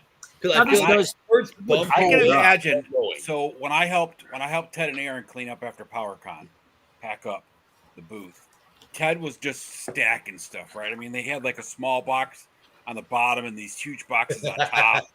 And we're going out from Adam, remember at PowerCon you go out to the garage across the street from where it was? Yeah. And we're carrying this trolley of stuff, and Ted's got it all stacked up like a Jenga puzzle, and it's just we hit a bump in the road, a tiny little crack, and it's just falling over, and so I can't imagine what he did with that poor dolly.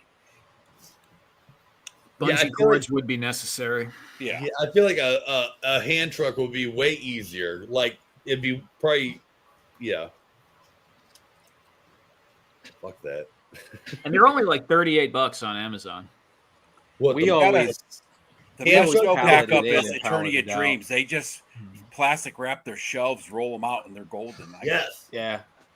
We do They're a moving. pallet. Always a pallet. Pallet. Yeah. Me and Oz are planning on going. They're getting ready to open up their new store, and me and Oz are planning on going. Who? They're moving from Gettysburg to Frederick. Eternity of Dream. Oh, okay. They're like, I'm gonna say they're our biggest toy store in Maryland. They have like probably the equivalent of like 4 suites in one mall. Everything. Yes, and they're getting ready to have a bigger store in another mall. And yes, malls are dying, but people go to this mall just to go to Eternia Dream. And You know they what's like curate it so that it's like, yeah, it's Eternia. It's called Eternia Dream, but they have everything. Like there's stuff I'm like walking there and I'm like, I didn't know this was a toy line. I was alive when this was made, and I didn't know this existed. Like if you can't find it in there, like Alan will find it for you. Like he's an awesome dude anyway. He's just really nice and really personable. But yeah, they do a good job. and I don't know if it's happening everywhere, but I've heard of a couple instances where malls that have just kind of got run down and tenants started moving out, and like, the mall stores are just disappearing. Yep. But these spaces exist, and these people own these, these properties, and they're trying to lease them. So the lease rates have gone down dramatically in a lot of these places. Oh yeah. And you see these malls that start getting taken over by like these weird, quirky makers, and like almost like little almost like museums sometimes, like where it's like little art studios, and like, so you end up in these malls that are like not what the space was kind of ever intended for, but it's like so much cooler. It sounds like that's kind of where they're at, like where it's like they're almost like the flag, what is it, tent pole for like this mall now is like a giant toy store. It's like that's crazy to think that would be our reality. Our local mall is like that, and but it's died. It went through about 10 years of being that way, but it's like there's almost nothing open in there. There's a Dillard's clearance center, and the carpet doesn't look like it's been cleaned in about 15 years. I mean, it's the problem is that all the restaurants and stuff move out when all those places go in. Yeah. So then people just stop going there unless they're like going because they want to go to that one specific place. They had like stand-up comedy going on in there, a karate dojo. There was a World War II museum on the second floor. I mean, it was crazy, but I mean, it was cool for a little while, like you're saying, and there was an art gallery. If you go to they have a YouTube channel. It's Eternia Dream. But they have it's fairly popular. I think it's got like 12,000 subscribers. But they do a weekly video, and right now they're on moving from Gettysburg to Frederick. Yeah. But like our local mall, not our local mall. I'm sorry. I saw a thing on a mall that started turning their stores into apartments. Okay. Because that makes sense. They gotta sell something, and so it's like, you know what? We got land. People need housing. What do you want to do? And a lot of the malls up here have just turned into offices, Right, and that would make sense too. But it's like you got to do something, and then it's like, well, you have a built-in food court. You have a built-in. The stores that have stayed are actually doing a little better now because, well, I could leave and I can go to Walmart, or I can go downstairs and get it from Papa Joe's, or whatever the fuck it is, and. So it's probably actually not a bad idea. No, it's probably a great idea because when you think of how much housing costs have gone up in the last 10 years, and then the number of people shopping at the mall has gone down, I mean, that's got to be just like... I saw a thing that said people, Gen X, they just turned the malls into old folk homes. Retirement homes. Gen X, right? Because you keep the food court there. They're used to going to the mall. They know how to walk it, right? We all know hot dog on a stick for breakfast. Yeah. Yep, I would. Oh yeah. Breakfast in the basement, dinner upstairs, like Wetzel pretzel for lunch. You can do the community activities right in the center. You got it all. Yeah, I remember the coolest thing is when we went up to Canada when I was a kid to the Edmonton Mall. West Edmonton Mall. God, that freaking thing was so freaking cool, dude. Like, I'll always remember the whole water park inside there. It's still there. It's still hanging on. And I mean, I think there's a whole Canada G.I. Joe works store different. there, like the size of KB Toys, but it was just G.I. Joe. I was like, Yeah, insane. it's still there. I mean, it's not what it was, 20 years ago, 30 years ago. But it's still there and it's still pretty full and it's still relatively busy. It's not the same draw that it used to be either though, but it's I mean the it's whole still there. ice rink in the middle where they played hockey. I was like, Yeah, they used to Insane. the Edmonton Oilers used to like have practice skates there too. So that was like, it would be a draw. Like you could be there when when like the professional hockey team was kind of on the rink, and they have like I don't think they have it anymore, but they had like a submarine. Like there's a big enough body of water inside this mall that there was like a little submarine ride that you could do and stuff. That's a new one. But there's a theme park in there. Like there's a huge roller coaster in there and a water park. And the water park was huge with the wave machine and all that. Like, so back in the 80s, did you guys ever go to like a Burger King or something that would have like a janky roller coaster in the back? Not a roller coaster, but definitely the fun house and ball pit and all that crap. So there was this one in Brooklyn. It had like a backyard where someone built a roller coaster. I mean, it was, like a cheesy roller coaster, and they had like a little spinny cup thing. Backyard ones people make, yeah. But it was a Burger King. But no, I'm sure it got closed down a long time ago for safety reasons. But you don't say. I'm pretty sure. I think this might have been privately owned, and they're just like, we'll get the neighborhood kids with this. Do you guys have a lot of outlet malls up there in Canada, Adam? Do what? Outlet malls in Canada? No. I mean, generally, we don't have nearly, I would say, as many malls as. Like that's the biggest malls popping up around here now. Is you see outlet malls all over. Like an outlet mall is more like a strip mall than an mall. We definitely do have them, but we don't. You guys have all the outlet malls. You have the Ollies. You have the, name your sort of discount retailer. We don't really have that because of the logistics. Things don't. We don't have the same clearance. We don't have the same kind of level of just like grotesquely sort of out of control consumerism. Right. Things are harder to get here. They tend to be more expensive here, and so on and so forth. So we just don't have the same. It's not the same. Like it just doesn't. It doesn't translate outside of the U.S. I don't think. Like it's all of those concepts are fairly foreign to anybody outside of your borders. Don't feel bad. The outlet malls aren't really that great anyway. So no, they're not.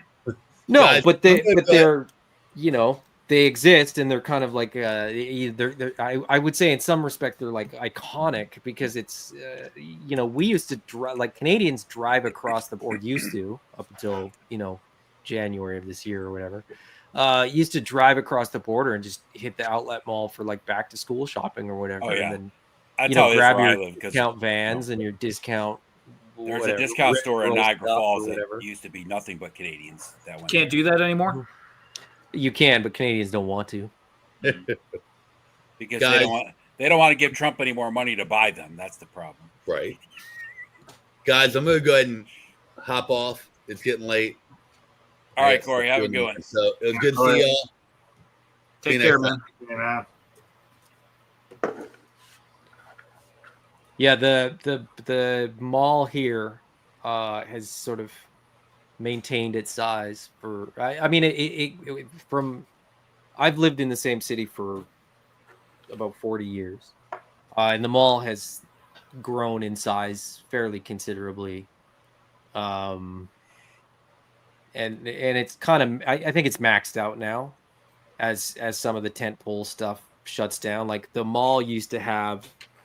Like a Sears, a Walmart, and then a couple Canadian retailers, Eaton's and the Bay.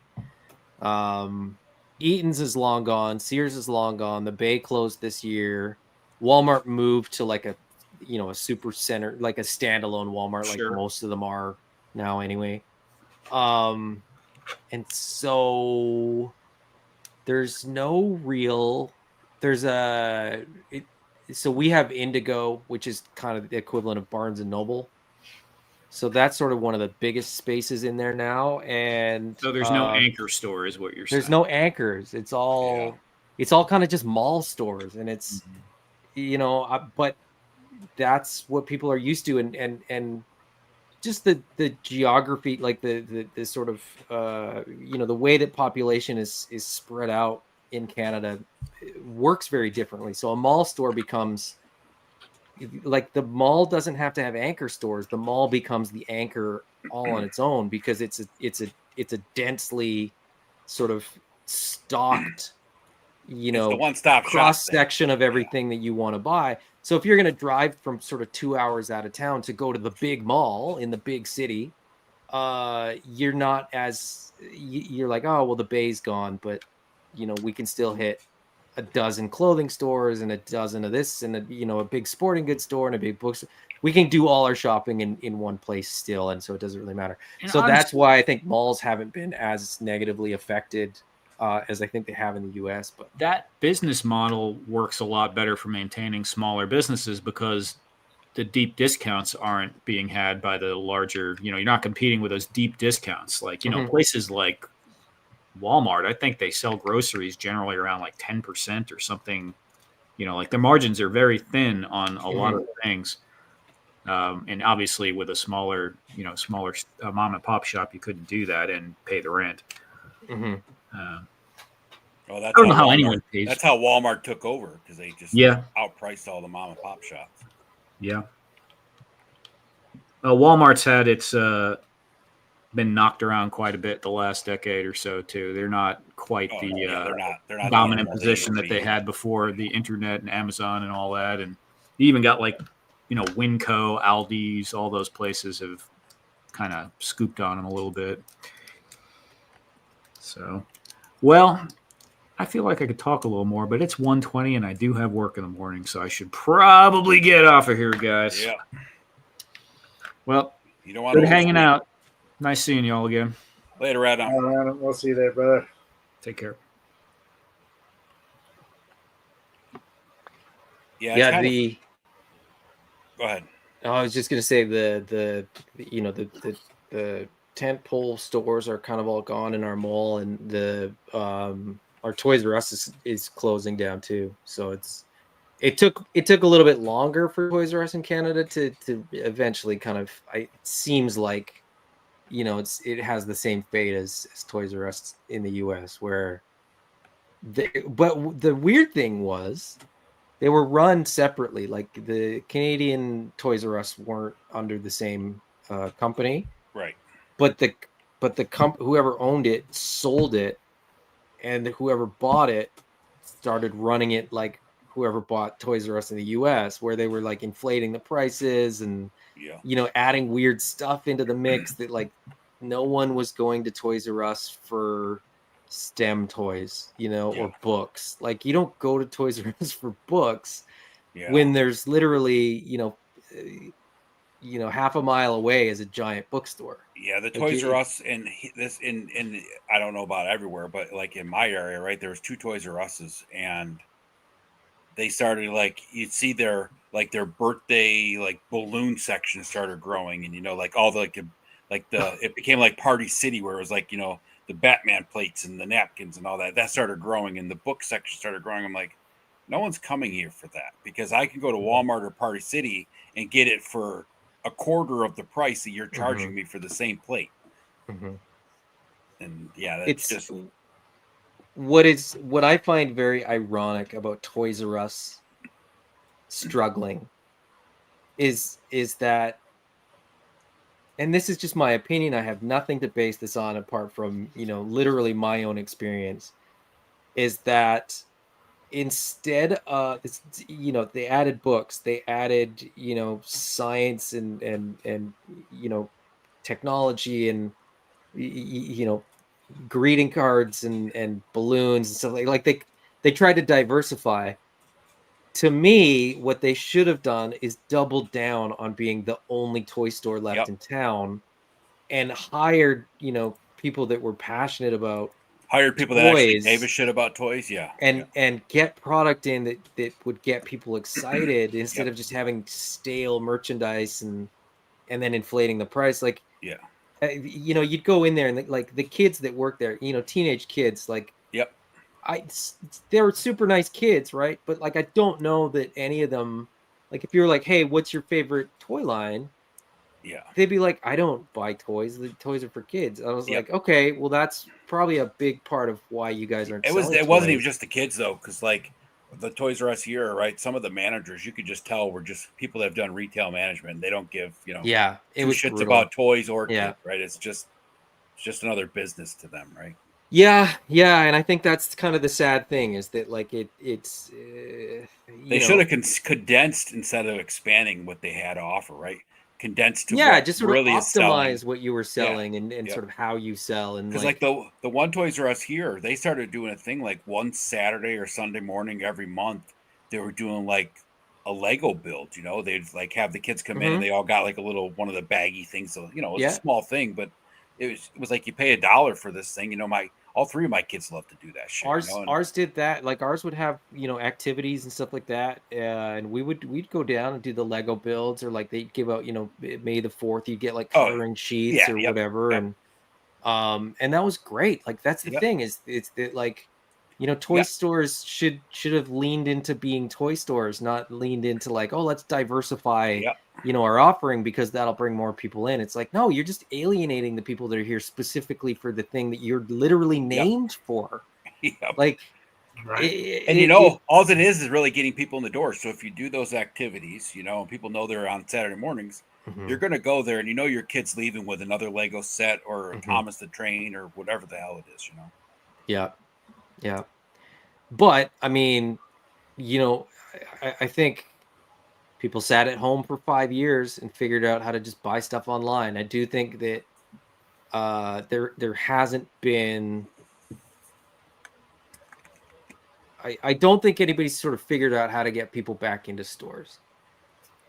I think people have gotten. Yeah. The problem is that once the stores are all gone, then people are going to be like, oh, I really wanted to go to a store. Well, you didn't buy at the store.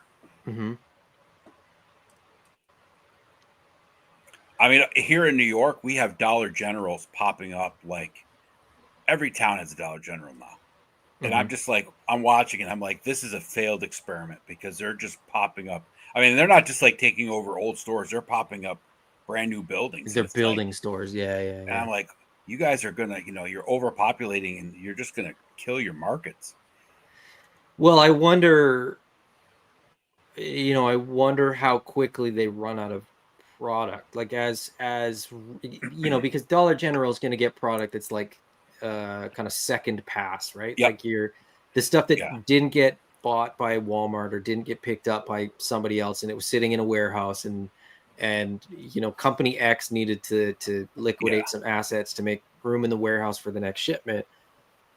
Well, at some point the manufacturers are going to figure out that they're losing money, right? And figure out the numbers. And okay, well, if we're selling 20% to Dollar General every time we do a production run of whatever our product is, what if we just make 80% of that production run and sell it all at full price? Yep. You know, the Dollar General model, the Ollie's model is kind of predicated on you know, overconsumption. But when overconsumption starts correcting itself, as I think it kind of is, it's starting to, for sure. I think all of those, you know, companies that are relying on that product, well, the at other a part of discounted price, the other part of it, is that Dollar General and Dollar Tree, right, both combined. The companies combined like a year or two ago, and so now they're hoping that they can get the Dollar General stuff, which is usually like $3 to $5, right? Mm-hmm. And then the Dollar Tree stuff also in the same store. They're hoping they can get people to, like, you know, share that money, but it's not it's not going to work. Not with as fast as they're growing. They're growing way too fast for what it is, right? It's booming right now because like Big Lots just closed and all these other stores are closing. So people are turning to these smaller stores. But you're like you just said, right? That overstock stuff and all the discounted, you know, merchandise is going to dry up. at some point. And the stuff coming from China that's at the Dollar Tree section is going to dry up at some point too. Well, it's also it's also going to be $2. Right. Well, that's it, right? The Dollar Tree is now $1.25 because everything went up to $1.25. So crazy. The I don't know if you guys heard the Arizona tea brand is finally going to have to up their price from being 99 cents a can for like I heard about that too. Those are some nice sized cans too for 99 cents. Oh my gosh, they're when you compare them to other cans though, if they're $1.25, no one's gonna care. Oh yeah, exactly. Well, somebody will it's just crazy over like deserve to for as big of a can as you're getting. Like they've held their price for like 30 years, and it's just always been like a comfortable staple, Have you seen interviews with that guy? I don't know if he's the CEO or the owner or whatever. No, I haven't seen. Have you seen interviews with that guy? No. At all?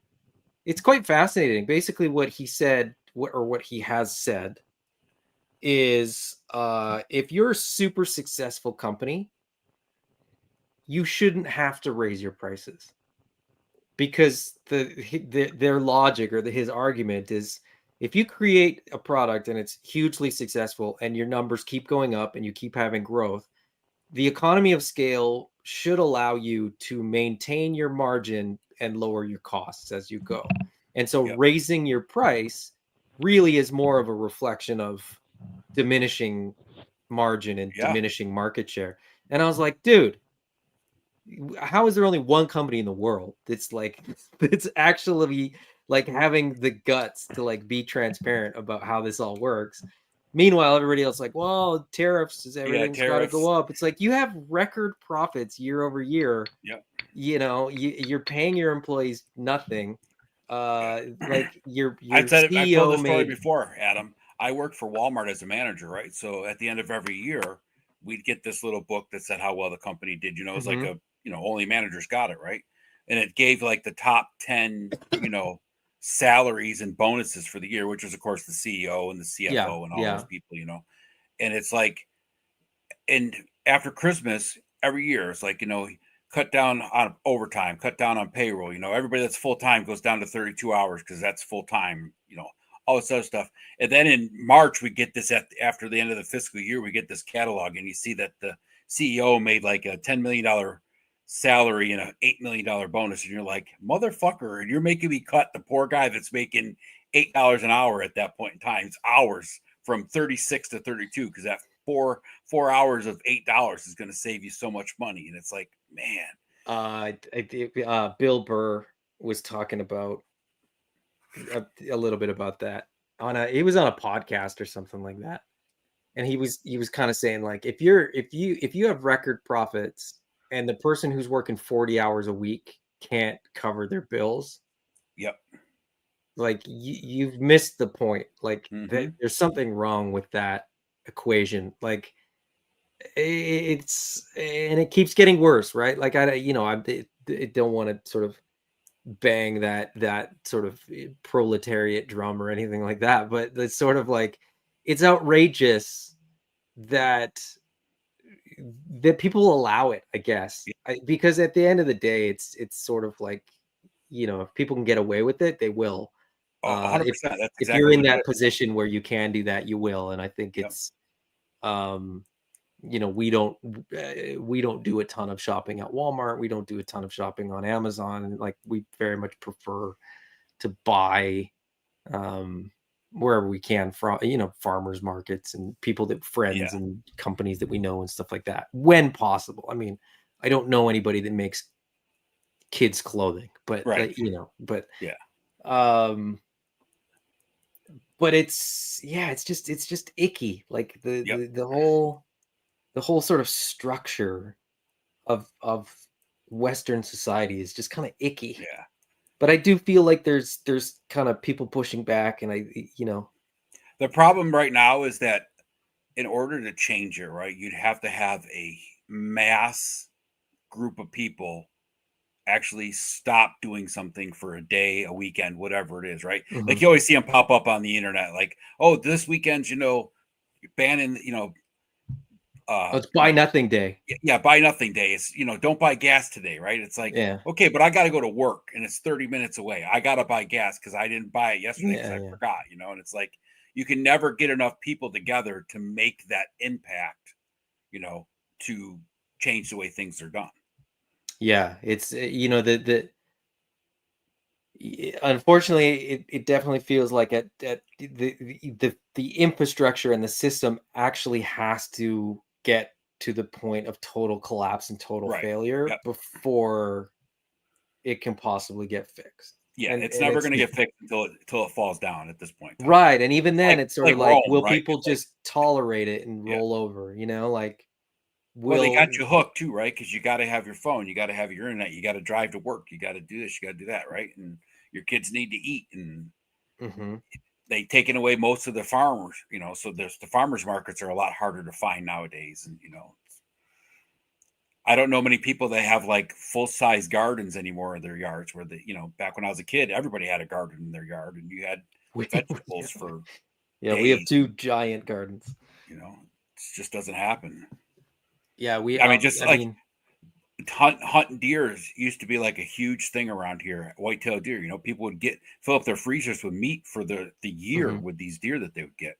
And now you see, there's probably a third of the amount of people that go out hunting now that used to when I was younger. It's like, because people are like, now is that just because people aren't doing it, or is it like, is there fewer tags, or is it's mostly because like the younger generation, of course, is just not getting taken out in the woods to learn. Right, they're just not doing it. Yeah, it's just not doing it. The same kids that aren't collecting action figures because nobody's like supporting. Right, exactly. It's the exact same problem. Yeah. But also, kids don't hunt now. It's like, do you take your kid hunting? No, of course not. Yeah. It's like, well, that's probably why. Yep, exactly. Fishing. Your kids don't fish. Well, why not? Because you didn't take them out fishing. So there's the problem. I like to go fishing with my friends, not with my kids. Exactly. Ken, you're awfully quiet. You got anything to add? Oh, what? Oh, you're busy. Are you sidetracked? Oh, yeah, I'm sidetracked. Yeah. Okay. Yeah, I just came on. There was a really good conversation going, so I just started doing what I do, which is flip through books, research, lose myself, zone out completely, and then go, oh, crap, I'm actually on camera. I'm not just listening to it on my phone. You look hyper-focused. That's why I wanted to interrupt. Oh, no, that's fine. That's fine. I'm just, like, I just in that situation of, did this thing come out in 83 or did this thing come out in 84? Ah, crap. Conflicting sources say conflicting things, and I'm going to get corrected in the comments. So do I just ignore that part of the conversation when I get down to talking about it? All right. Sorry. Just bring receipts, Ken. When someone says, no, this was made in 84, just show them the book. Yeah, there we go. That's what Pixel Dan told me the other night. Just blame me if I'm wrong on a Mo2 video. So I'm like, all right, cool. Blame somebody else. Yeah, blame anybody else. Just don't blame me. Yeah, there we go. All right. That's how you do it. Oh, okay. In the end, just blame Scott. There we go. Okay. Yes, blame Scott. That works. All right. Here it is. Okay, no, I sorted it out. I was just cross-checking website with book, and I think I found it. So, all right. Sorted, I think. Mostly. Problem solved. The world is a safer place now. Yes. Ed, are you doing those new Acid Rain 112 figures? I bought 2 of them. Yeah. So I had a couple of the 1/18th Acid Rain figures I bought like a year ago or something. Yeah. But I was not really thrilled with the plastic and like the quality of them. Like they were just kind of gummy and they didn't really feel great. They didn't break or anything. They just didn't feel good, Yeah. So before I go and invest in all 4 of them, I figured I'd just buy the 2 that I really liked. And then if they're not great, you're only in for 2. Yeah. Yeah. They look really awesome. I mean, I saw them at Joe Fest. Did you see them at Joe Fest, the Grayscale ones? Yeah, they looked great. But if the plastic's decent, then I'll go around and pick up the rest of them. But they look. I find myself being much more discerning with what I'm picking up right now. Yeah, I thought I was going to be all in on Mask, and then I was like, I don't have anything else in that scale. I don't have a shelf to put them on. Yeah. That's why I didn't get any of the Mask either. For the price, it's like I would buy maybe, the motorcycle Condor, right? Yeah, So it's called. the one that I'd buy everybody that had. Yeah, because that's one that I had, as a kid. Yeah. But it's like, what am I going to do with it? It's going to sit on the shelf. I'll take Yeah. a couple pictures, and that's all I'm going to do. And then I'll be Yeah. like, why the hell did I buy this? Yeah, So- I did the same thing with Acid Rain. I was like, "What do I need these?" Like, Yeah. yeah, they would fit with Classified. They would fit with Monster Force. They'll fit with Space Zombies once we get those out. But it's sort of like, but why? Like, why? They're great. I mean, they look fantastic, and I hope that they're awesome, and I hope the people that sort of Yeah. get them and love them, will enjoy them. But yeah, it's just it's I'm starting to collect, and I made a couple of customs of like, kind of like cyberpunk post-apocalyptic figures, Mhm. So like, I'm like, okay, they'll just go with them, even if they're not great. They can just stand in the background with those Yeah. guys and Yeah. be done with it, right? But when I saw them at Joe Fest, I was like, damn, those look damn good. And then I saw, Yeah, they do. I mean, the articulation is great. Yep. Like their secondary looks really, really good. Like they've got that like exoskeleton kind of exoskeleton harness thing, thing yep. that looks really, really cool. The weapons are cool. The like Yep. translucent dome, Yep. mask things. Like just the grayscale ones look fantastic in person. The what they've shown for the sort of, I don't know if they're renders or whether they're prototypes or whatever. They look fantastic. I think a lot of us collectors though have started to be a little more discerning because like I sold a bunch of stuff about a year ago because it's like, okay, I got to focus some of this, right? So it's like some of the Mezco stuff I still get, and mostly like Monster Force and like the Naughty and Nice line, and a couple of like the other Big Bad Workshop lines. I'm not all in on, but heavily in on. But outside of that, I pick up the occasional G.I. Joe figure or something like that, and that's pretty much it. Like Scooby Doo, I got the Jada Scooby Doo line pre-ordered, but I was a huge Scooby Doo fan my whole life, so I figured I had to have that. Yeah, you gotta find the things that scratch the itch, I think, and it's it's easy to get that snowball effect though, and I tell people well, that's that, right? it. That's like, it. Oh, this thing looks cool. This thing looks cool. This thing looks cool. Next thing you know, it's like, and like I said, like 6 months ago, I was sitting here and I was like looking at all my stuff, and I'm like, first of all, I had action figures in every room of my 3-bedroom, trailer that I live in, and it's like, including the bathroom. I'm like, why the fuck do I have so much stuff here? Just in case. Yeah, just in case. Just in case you're there a little. So I started like some of it I gave away, some of it I sold off, and it's like, okay, I just got to stay focused on these few things that I really enjoy. And then, yeah, I think that's a big thing. Pawning some of mine off too, I think.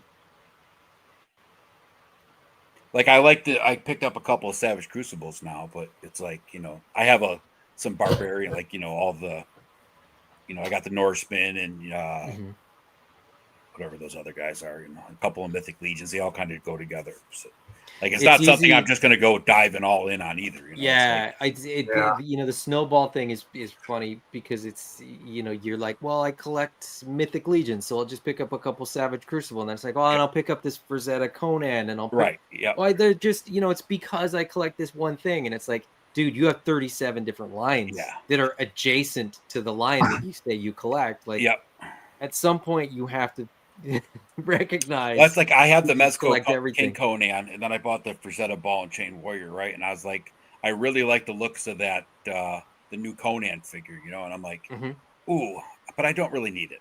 Yeah, it's like I was looking at the Fresh Monkey Fiction, the pumpkin guys that they just released. Yeah, right? It's like I'm looking at them, I'm like, man, I really like them to go like with my Santa Clauses and shit like that. I'm like, but I really don't care about the Halloween stuff. The Christmas stuff I've always loved. I collect, Christmas stuff me too. in general. Me too. So it's like that fits. But it's like the Peter, they look cool, but it's like I almost bought them and I was like, no, you don't need those. Christmas over Halloween? How dare you? No, I mean, I like Halloween, but I don't collect Halloween stuff like I do Christmas stuff. But they'll also work with your Monster Force. Well, that's true. I almost talked myself into it twice. I don't need any help. They are awesome looking. I love the lantern. The one comes with this, just freaking super awesome. But it's like, man. Yeah, they look cool. But again, it's like I don't need that. Yeah, and there's definitely a lot of things that I probably need to clear out to make room for other things. I'm even at the point where like one of the only sort of vintage things that I've held on to is vintage Joes, and I sold a bunch of them, but I still have like a pretty decent shelf full, plus some vehicles and stuff like that. But I'm kind of like, I have them, but they never come off the shelf. You know what I mean? If I want to play with GI Joes, I pull out the classified stuff and HasLabs and stuff like that. Like, well, it's like I still have a small collection of Adventure Team stuff. It's still in my storage shed that's over at my ex-wife's house, because it's like, I'm just going to set them up on a shelf and they're just going to sit there. So they're all packed away, nice and pretty. They're going to be, going to be fine. So it's like, I'll just leave them over there because it's just going to take up more space here. But that's like, you were on the stream the other night when I was talking about it, right? How collectors have changed, like back in the day, we collected the vintage stuff that we either had as a kid or, wanted as a kid that went with something. And now everybody's just collecting all the new stuff that comes out, right? It's like, it's a totally different collector's market than it used to be. I think there's still a lot of the vintage guys, and there's the for sure. There's still a lot of them out there. And that's great. But as far as like what excites me now, the old stuff, it's kind of like, I bought it again, to sort of replace stuff that I had from my childhood. And then I was like, it's cool, but it's not my go-to stuff anymore. And it's like, okay, well, if it's not go-to, then like, why am I sitting on absolutely 100%. Hundreds of dollars worth of vintage toys that I could sell, make space for, and fund for, something else that I'm excited about, that I, well, that's the thing, right? Like, or just put that money back in my pocket. And some of the other vintage stuff I collected, right? Like at the Adventure Team stuff, I'm going to hang on to what I got left because I sold a lot of it off and I kept the things that like have meaning to me, right? So it's not more of a connection than just something I collect. But like some of the other stuff I had as a kid, I bought it again, I sold it, I bought it again, and I sold it. It's like, okay, you don't need to buy it again just because all of a sudden it's like a cool thing to collect again, right? It's like Mask, right? It's like, I don't need to go out and buy Mask again. You know what it is? It's breaking up with somebody who is attractive, but that it'll never work, right? Exactly. And you break up and you get back together, and you break up and you get back together, and you're like, it's gonna be different this time. And it's not gonna be different. Dinner. I gotta take her out to nicer places, so it costs me more. Yeah, it's exactly what it is. Yeah, just get rid of her, kick her to the curb, be done with her. Yeah. No, it's interesting. I mean, there's I'm looking at stuff where I'm like, I could probably live without that shelf of stuff converted to something else. I still don't have a shelf really for Cyberzoic, and that's I'm gonna need space for that sooner rather than later. So. Yeah, but like you've talked about the Cyberzoic for at least the 2 or 3 years that I've known you. So I mean, like that's something that you really enjoy, right? So that's something you're going to keep around, right? It just ends up on the floor, so I can grab it and play with it when I want to. Like I've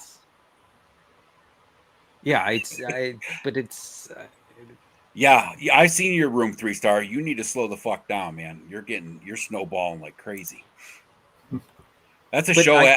Travis and I are going to do a show about that, like that whole plastic, addiction thing, right? Because it's truly becoming that. Three-star got a birthday tomorrow. What's that? 3-star? Yeah, birthday tomorrow. Oh, his birthday's tomorrow? Well, happy birthday. Is it today, birthday. You mean? Because he lives on the East Coast today. Yeah, Monday. I said tomorrow because it's pretty much tomorrow Monday, for all you guys. Day after tomorrow for me for 13. Oh, okay. So it's Monday. All right. Yeah. I like those boxing gloves that came with that. Oh yeah, they're great. Big boy. No, they came with the casket. Or the kangaroo. No, the casket of cruelty. Yeah. From, yeah. I don't know what the hell is it called. I just love to look on him right now. It just looks so cool. You got him on the teeth guy. Yeah. Yeah. It looks like he has a mouth guard in now. Yep. Now he's all set up. I got that Muhammad Ali too. I was like, man, I should put some pictures with him together. He'd be perfect in like one of the 1980s like Street Fighter games or something. I know that's what he looks like right now, man. All I did was put this on there, and he looks like Street Fighter to me. A one-off character.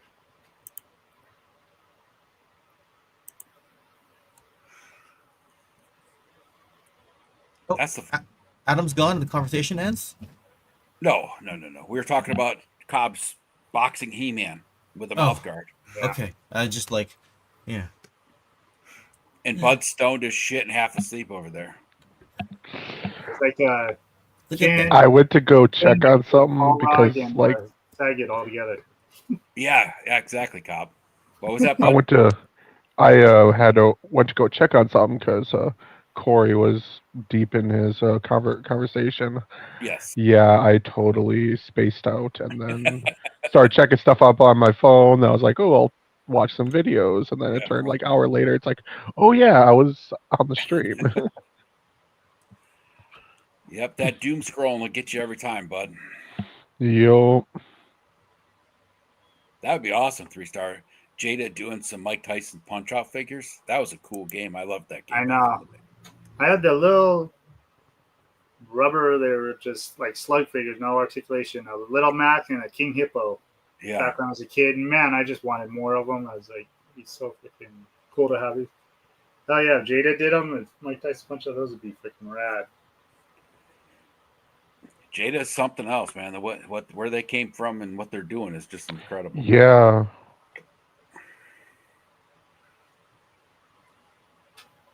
Definitely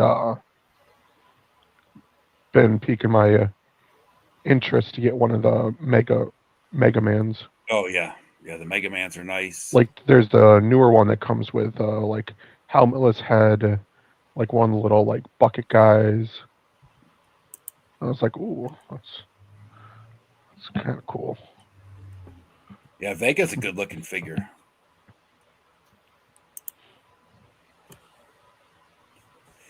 So when's your next video coming out, Ken? Friday I've got an unreleased Desert Force concepts thing. Right now, I'm just knee deep in research. Because Brian Hickey and I are going to sit down and do Action Force Palatoy SAS, which means, study this book, means study Bob Reekin's book, means study the Palatoy Collector's Guide from Blood for the Baron,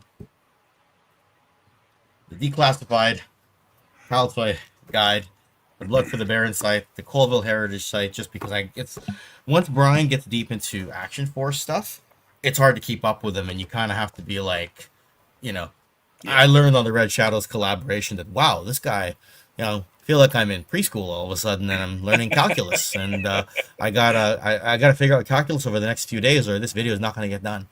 And also the stories from the Total Toy Books Treasury editions, those reprint stories. I skimmed through those again the last few days because I don't know the sub teams as well as I know the Red Shadows. So the overnight weekend cram studying for the exam, because I'm meeting him Monday morning. Yeah. Is good luck on the test. Yeah. It's just I'm gonna record his. I asked him to come on. I'm like, let's record some stuff, but I know him. He's gonna surprise me. So yeah, I have no idea where Jada's based out of. Let's have a look. Well, 3-star says he knows. He says A's as far as he knows. So yeah. I don't know the exact answer for that either. Yeah, right. I just finished the Palatoy exam. I just finished another couple of. I think Jada's U.S. based. Are they? I think so. I think their corporation is in U.S. because they used to do just mostly diecast and shit. I think it's run by like Asian people. And I think they might even like own their own factories and stuff like that. But I'm pretty sure it's like a U.S. registered company. Steve with the hard questions, I tell you. Pretty much, yeah. At 3:00 in the morning. Pretty much, yeah. There's a lot going on. That's good though. Keeps you from getting in trouble. Well, I haven't drank since Joe Fest, right? Which is huge. Wow, right? That's the longest I've gone in years. That's impressive. Yeah, without drinking, right? Especially but I got pretty messed up that night, that last night, which is what kind of scared me, right? Yeah, but that wasn't drinking, Ken. I know that was other things, yeah. So I just also finished an unproduced toys video on this interesting set right here. Yeah, so no one has any answers on this set. Vinny DeLeva from the Hasbro marketing team, Carson asked him about it, and he just has a little bit of speculation. Like, he thinks by process of elimination, he knows kind of what it would be, but then there's other certain enigmas with this set. Like, it looks like it's an unproduced Arctic box set with 2 vehicles. Yeah. And Vinny's like, yeah, this definitely looks like a mail away we never got around to. And then Carson flips to the next slide, and there's like Have a good night, box. Steve. Yeah, take care, Steve. Talk to you soon, man. Well, he's texting me right now. So, Carson flips to the next slide, and there's like a mock-up of the box, and Vinny's like, but if it's a mail away, why would we do a box for it? So it's like, what is it? And then, the pilots that are listed that it's supposed to come with are not the ones that are on the box, and there's just a lot of stuff on there, like between Dan Klingensmith, Joe Declassified, Carson, Vinny to Live, and nobody was able to figure it out. So I made like a Unsolved Mysteries video on it of, if you have any more information, please contact blah, blah, blah, blah, blah. What is the other vehicle that's not the Jeep looking vehicle? Or So the flying vehicle is the Locust from 1990. So that was the vehicle that was released on its own in like a brown color, and then released in green as part of the General. And the Jeep looking vehicle is the Mudbuster from the Battle Corps of 1993. Right. And that's the thing, is that box art shows a mail away version of Sub-Zero, which is another mail away set. And as you Joe collectors know, they never advertise mail away characters on box art, right? Yeah. Because they advertise them as mail away. Typically, you show another retail figure because you want the kid to go to the store and pick that off the pegs. Yep. Right? So it's like, why is this mail away figure showing up on this box art?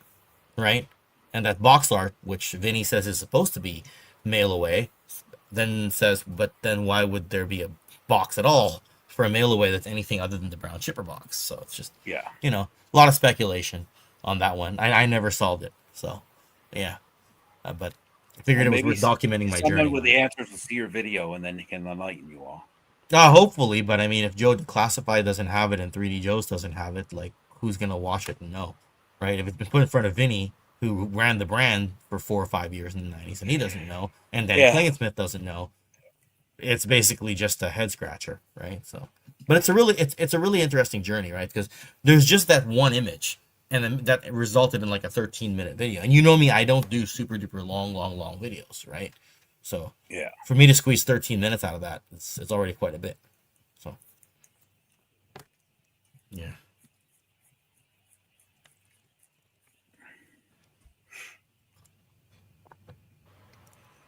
So anything else going on, Ken? Well, because of my recording with Brian, I've got my SAS Panther from Palatoy on my desk here. And other than that, there was the Pixel Dan interview, which y'all can check out if you have time. I mean, I know I'm not really a Turtles channel, so it's not like the first thing people click on or anything like that. He's making the rounds, hey, for that book. Oh, he is. Is that the Ali from the 2-pack from the San Diego? Yeah. Float like a butterfly, sting like a bee. Yeah, is that the one that came with a referee shirt as well, like with the referee? Yeah. Yes. Got them. I'm pretty cheap at them. It's a warehouse. Yeah, it's good to see Pixel Dan making the rounds though, because he for the longest time just kind of kept to himself. But the last couple of years with Toy Tubers Unite with Geek Dad Life, he's been able to kind of bust out of his shell a bit more. Yeah, no, I appreciate that, Darren. It's happy birthday, by the way. Would you say he's on a coming out of his shell tour?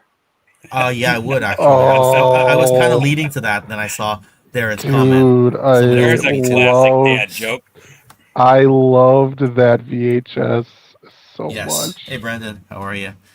I even made a cloth good vets for my Turtles of a Grayskull figures. Like I made the like a hoodie that they tied around their waist, the extra leg warmers. Like I made all of it. I'll have to send you some photos because it looks dope. That was a few years too late to get that Turtles NECA set. Oh, I know. I'm so sad. Yeah.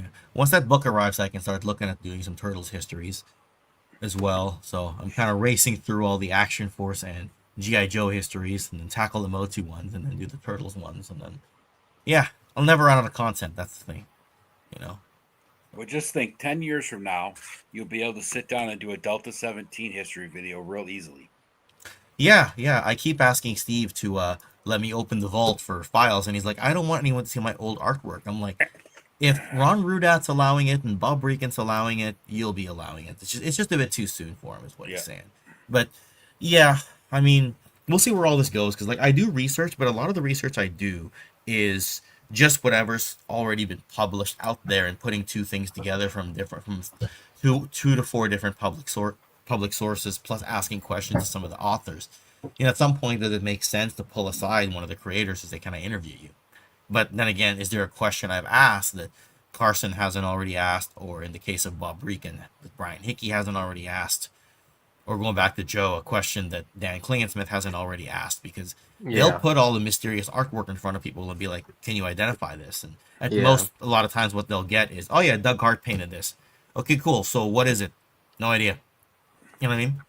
Yeah. We just painted a bunch of stuff back then. Don't ask us why. Yeah. Right. And then there's, you know, certain times you think something's released in a certain year, and then you'll find out, oh no, it's actually a different year, and everyone has to re-archive everything all over again. And yeah, it's quite the journey. It's a headache, but it's like, it's not the bad kind of headache. You know, it's like the workout. It's the workout headache rather than the hangover headache. You know, I don't think they thought that anybody would care about an archive.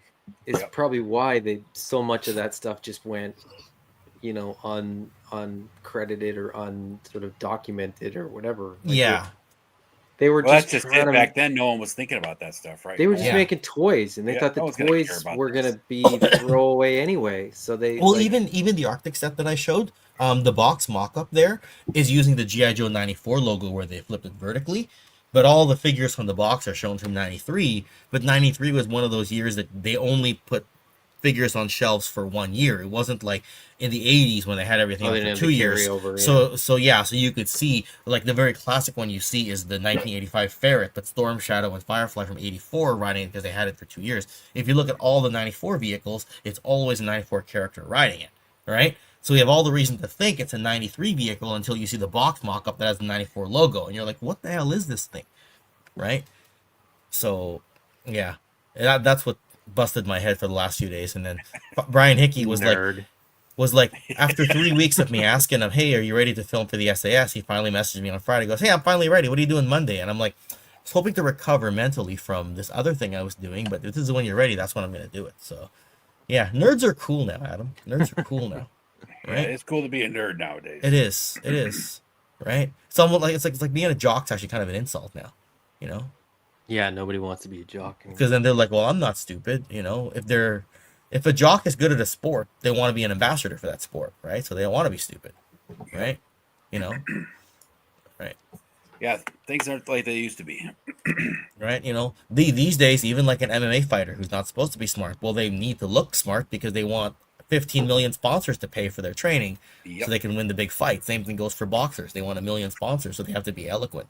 So even the tough guy has to speak well now, right? So yeah, it's a good era to live in. You know, we couldn't do this 30 years ago, right? Well, you could, but you get your ass beat by a bunch of jocks. Yeah, right. Back then it'd be like, Ken, it's a toy. Who cares? Yeah, I suppose so. Yep. Right. Ken, why are you recording all these VHS tapes? Yeah, no kidding, eh? Yeah, if we only knew most of the stuff we know now when we were kids, you know, our toys would have been marked to us. Yeah. Well, I mean, they did mean a lot to us. They meant everything to us to the point where, like, we're still talking about them, right? So that's kind of the things that, like, I think we collectively didn't really understand how much they would mean to us.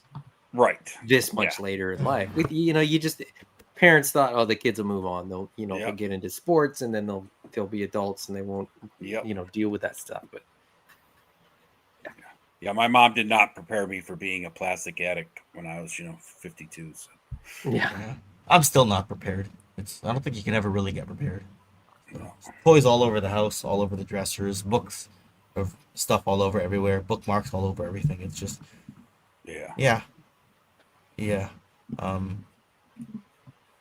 We'll see.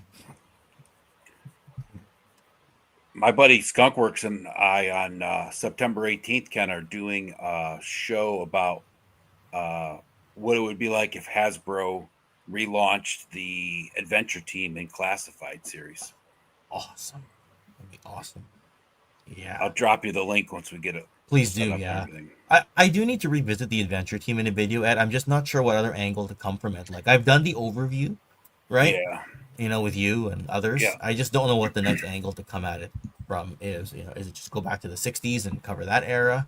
Or is it something Yeah, else now? Or... those are both lines that are kind of hard to just like get sub parts out of because everything was around for it the whole time, right? I mean, most of it, right? You could do like the Super Joe Adventure Team, right, which included Mike Power and all those separately. But I mean, Though Mike Power was just before Super Joe, right?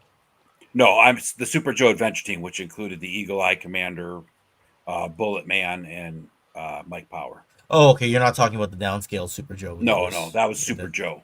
Super Joe Adventure Team. Okay. Yeah. Okay. Do you, off the top of your head, do you know what year Adventure Team or what years it spanned? 70 to 76 is what they say, but it really was in stores till like 78. Yeah, because you were still getting them in 78, right? Yeah. So yeah, and then the Super Joe Adventure Team was 77, ended in 78. So that's why I always got confused when they said on the Toys That Made Us that the original Joe ended in 78, and then I'm reading Daryl DePriest's book and he's saying that the line ended in 76. It depends. Yeah. Are you counting the 12-inch line, or are you counting just the original run that had the 8.5-inch figures right at the end? Right? Because that Super Joe thing is loosely part of the original run because Hasbro was still going. Yeah, because at the end of the regular Adventure Team, they created the Super Joe Adventure Team, which was 12-inch, and then they just changed that to 8-inch without anybody without ever calling it something different. They just and it's very confusing, right? And it's like, do the people from the Adventure Team consider that part of the original run? Most of them don't. Most of them don't, right? But Hasbro was still operating, and they didn't fully decommission until 78. Yep. It's just like, so that's why it's a good question for you, Ed, because I wouldn't, I know aesthetically it doesn't fit, right? But because the run continued, where does it fit? But I guess it's like asking a guy like me, do you consider Sergeant Savage part of the original? Because it continued right into Sergeant Savage before it moved to Kenner and G.I. Joe Extreme. And I always say, no, it doesn't count. But the more I look into Sergeant Savage, the more I realize why people would ask that, right? Because Sergeant Savage was a slightly different scale. Right, but it was planned in parallel with the late '94 Joe stuff, and when they canceled the rest of the line, Sergeant Savage was allowed to carry on. And I didn't realize this till recently, but that one Sergeant Savage episode that was out, some of the Joes from A Real American Hero actually appear in it, right? Credit to Articulated Points, who's been kind of, educating, Ken on some of this stuff too, because they've been researching forever. It's kind of confusing though too, because even at the end of in '69 when they released just the Adventures of G.I. Joe, people don't know where to put that because it's kind of like a mix between the military and the Adventure Team. But some guys that were all military are like, no, that's not part of G.I. Joe. But then it's the Adventure Team. People are like, no, that's not part of the Adventure Team because that was. So it's 6 1/2 dozen in the other because that '69 era still had the painted hair and not the flocked hair, and that's why the Adventure Team guys don't consider it. It doesn't have the lifelike hair. It doesn't count. Then the military era guys are like, well, it's got the word adventure in it, right? But it's Adventures of G.I. Joe, not Adventure Team, right? And I think it's got its own section on vintage3djoes.com. Yeah, it does. Right, because there wasn't that many sets made, like 5 sets, I think, or something like that. Yeah, there was like a snow set or something like that. So Ed, you want like flocked classified figures? It could be flocked or it could be sculpted, bearded. You know what I mean? I'd want it flocked if it's. It'd be awesome if they could flock it, but costs and everything. Yeah. Do you know anybody who I flock some 1/12 scale heads? It's not easy. Do you know anybody who'd be good to bring on for 64 to 68 video, Ed? Ooh. I would say my buddy Jeff, because he's more of an Adventure Team guy, but he knows a lot about the military Joes. Oh, really? Okay, so ask Skunkworks. Okay. Yeah. He knows like Paul. I can't think of Paul's last name. Paul does a show on Monday nights, and Paul's got a huge collection of. I know Greg from Cotswold, who Greg also from runs Cotswold, yeah, DFW. Yeah. He's a '60s yeah. Ace 60s Allgood, slash adventure. Ace Allgood, he's on the stream like a lot of Oh, Greg. does Ace come on camera? Because he now owns Vintage 3D Joe's. Yeah, Ace is he goes on with Greg once in a while. Okay, for, perfect. Stuff. Yeah, But I know he owns Vintage 3D Joe's now. Jeff so, yeah. Jeff really knows all those guys, so if you reached out to Jeff, he could probably get you in contact with them. Well, the best guy to bring on would be Daryl the Priest. Oh, right? for sure, 100%. But Right, so if you're looking for guys that for a real interview, Daryl the Priest for sure. But Greg that's the and all thing I those was guys. thinking of is that Daryl's not the memories guy. He's the sit him down and Right. ask him about his career guy, right? But like if you're looking for memories, the guy Paul, I can't think of his last name right now, but he does a show on Monday nights, and he always has like 2 or 3 guys that collect vintage Joes. But he's got like a museum in his house full of, he's a military Joe guy. Perfect. So yeah, but that would be the way to go, right? Is you could split it out. You could do the military, then you could do the adventures of, and then you could go to the actual Super Joe Adventure Team. Yeah, I mean we already covered part of the adventures of on what we did. Yes. So I could end the military era with that, and there's a bit of an overlap, and it becomes a case exactly. Right. Yeah. So interesting. Right.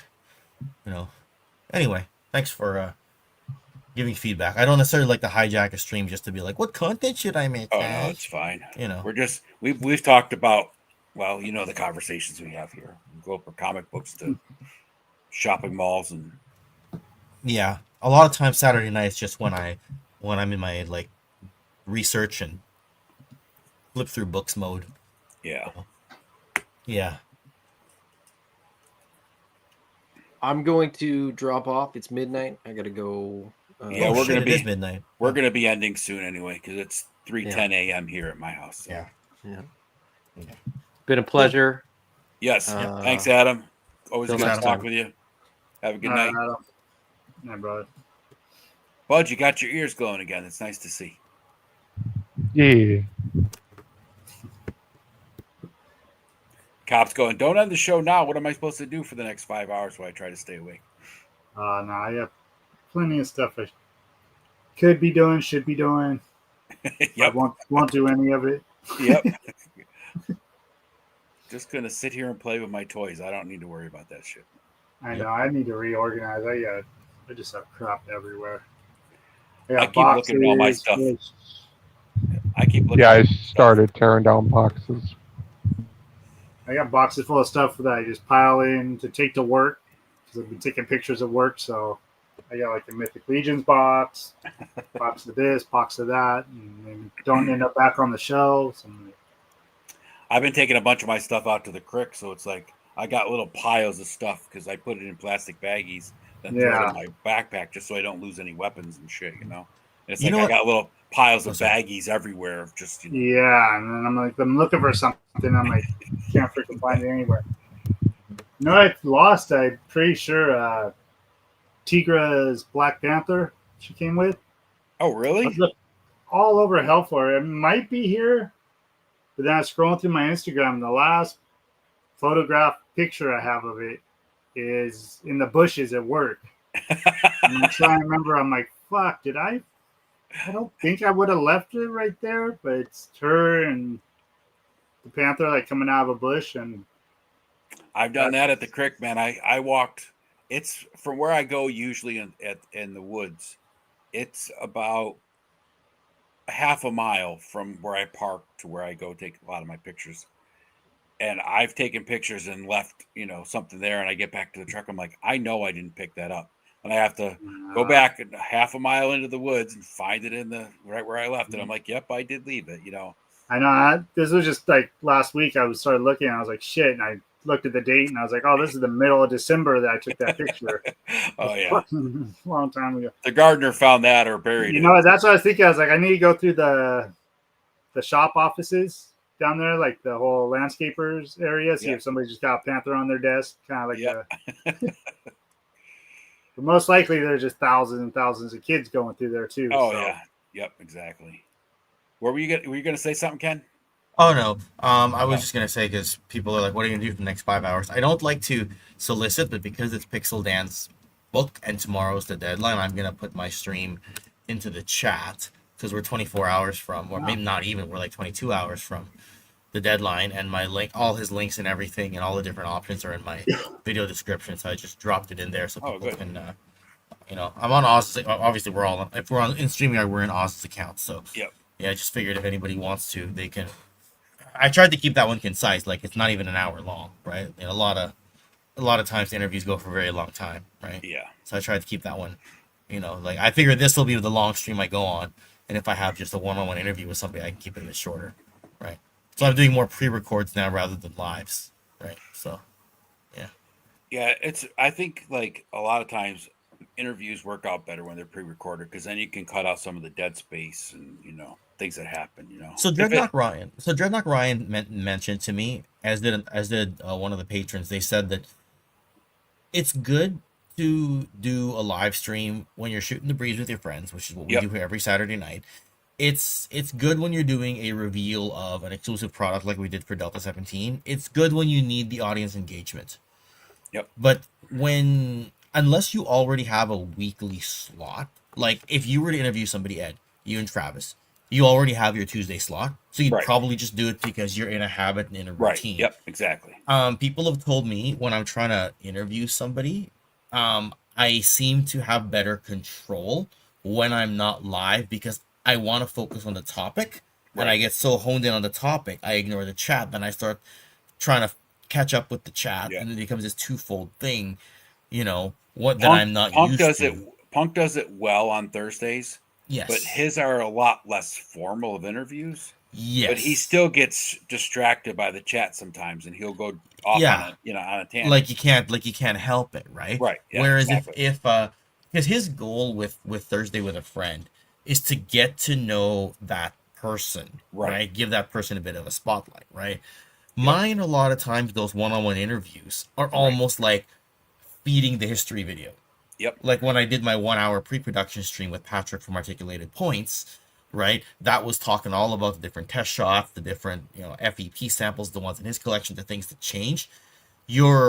Instead of being in presentation mode with slides, I'm more like in, lecture, like college lecture mode, like you're sitting in a class kind of thing, right? So the nice thing would be to do like an interview pre-recorded and then do a launch so you can actually participate in the chat while. So that's what I've been doing. That's what I did with the Pixel Dam one. Is I did the premiere, but premiere. Yeah. Exactly. So if I want to focus on an interview, the way that works best for my style is actually pre-record, right? But the difference is you're not getting that immediate engagement, that immediate like in the moment kind of thing. But you're the problem separating. is, right? Like if you're talking to Pixel Dan, right, about the turtles, which, like you said, you're not a turtles guy, right? So I'm not known to be one, but yeah. Right. That's what I'm saying, right? I mean, but yeah, you're not, a huge turtles guy, right? So yeah, you have your set of questions that you're going to talk to him about his book and blah, blah, blah, blah. And then you read a question in the chat, and it's like all of a sudden you're talking to that person and the next person asks a question. And it's like, if you tell Pixel Dan, right, hey, I'm doing the premiere at 8:00 on Tuesday, if you can be in the chat, great. If not, I'll, handle the questions as much as possible. It gives you time to actually answer the questions as they're coming in, as opposed to trying to do it while you're still trying to keep an interview going straight down the path to where it needs to go. Exactly. Right. Like depending on how you do things, like some live chats are so busy they can really only answer super chats. Right. Yep. A lot of the time, like sometimes that just happens. Like I see Geek Dad Life sometimes has no choice depending on the topic. That's all they can really answer. Yep. Exactly. Right. But like you've got a Tuesday slot that's a fixed slot. You know what to do. Yep. Because you're used to it and that's your time. Whereas for me, I have to try to schedule a live. So what I usually do is I'll premiere my pre-record in place of a history video. Right. And because the history videos take so much juice to make, at least I can save that one for a different week. Yeah. So if I can't produce that week, then at least I've got that one in the queue, right? So Yeah. yeah, it's a lot of planning for a channel. I probably overplan, but whatever, right? Yeah, it happens. I take it seriously, maybe too seriously, but whatever, right? You might take it a little too seriously, but as long as you're not, taking yourself out too much, you're good. Yeah. I've always been that way, though. Yeah, that's exactly it, right? I can tell by the type of person that's how you live your whole life. Yeah, it's just a personality trait for me. It's just like this, And the me, OCD that's I've never off. shot from the hip my whole life. So people ask Yeah. if it works out for me. It's like it just always has, right? Yeah, like I'm the kind of guy who plans what he's going to say to the girl before he asks her out. Yeah. Right? Then when he fucks up the first time and then realize, okay, don't rehearse the line word for word. Just have an idea what you're going to say. Right? Yeah. And when that fails, then just shoot from the hip and then it'll work. Yeah, I was just the guy that walked up and said, "How you doing?" And then, Yeah. it's Right? easy.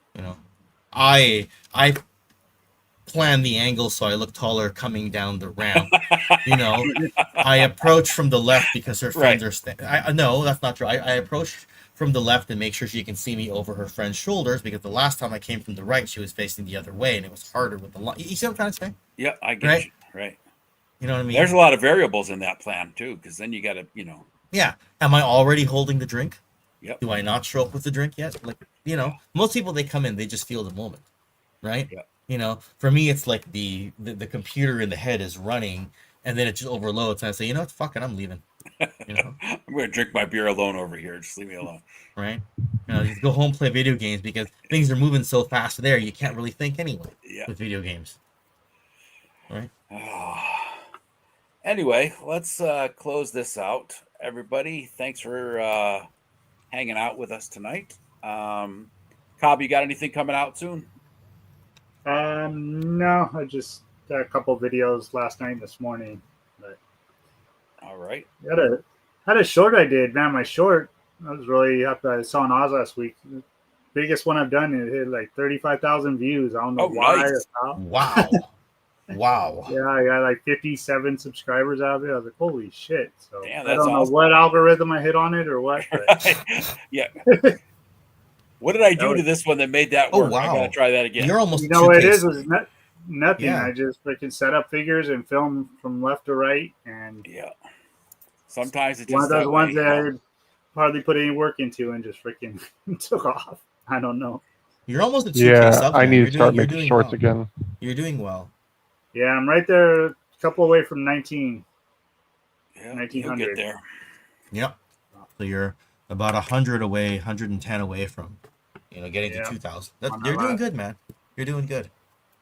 And Kat, I know you've talked about some of the stuff you're doing. You got anything else going on?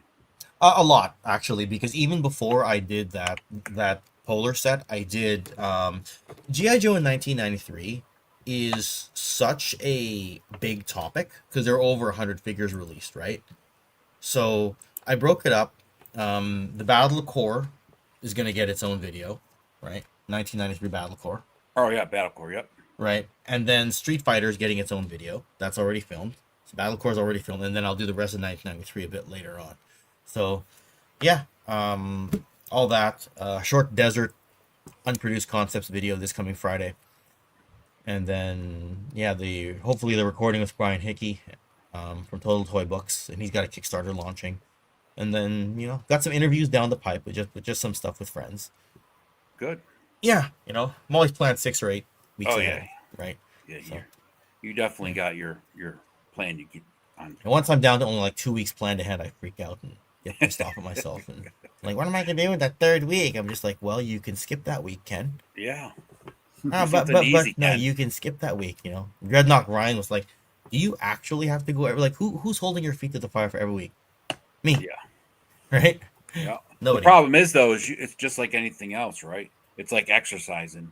You could go out exercising every day for 2-3 weeks, 3 months, 3 years. As soon as you take that one day off, next thing you know, it's like, I don't really need to go today. Then the next day, it's, I don't really need to go today. Yep. It's the same with this, right? You take that 1 week off when there's nothing else. Like if you were taking it off to go to Joe Fest or something, that's different, right? But Yeah. You take that 1 week off. It's like, oh, that was easy. I guess. Even then, I've timed my GI Joe video to go up Right. Fest weekend, right? Yeah, but usually I mean, usually the week I take off. See, again, I'm very methodical. I take San Diego Comic Con week off because right.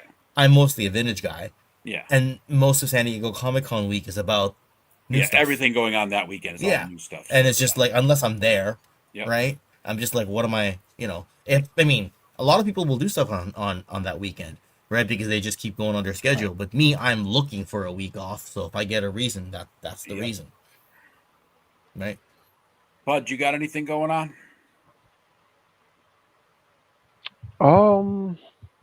Well, was saying I do need to do some more shorts, and I think actually after this I might go out and film one for my Scala shredder. Yeah, and don't forget your contest with Corey and whoever else you got. Yeah. Yeah, I got to do that. So I do have a plan. It's just getting the motivation to do it because it requires me to go outside. Oh no. Yeah, it's been Wisconsin muggy here, so it's yeah, it feels like it's like 90 something every time you open the door, and I'm just like, nope.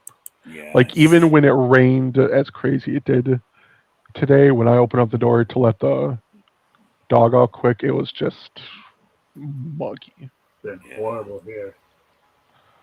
It's been hot here too. I mean, it's been awfully hot for New York for the whole summer. It's not usually this way all summer. I mean, we usually get, a couple days where it's 85, 90 degrees, and then it goes back down to 80, 75. But the summer's been hot the whole entire summer, so it's crazy.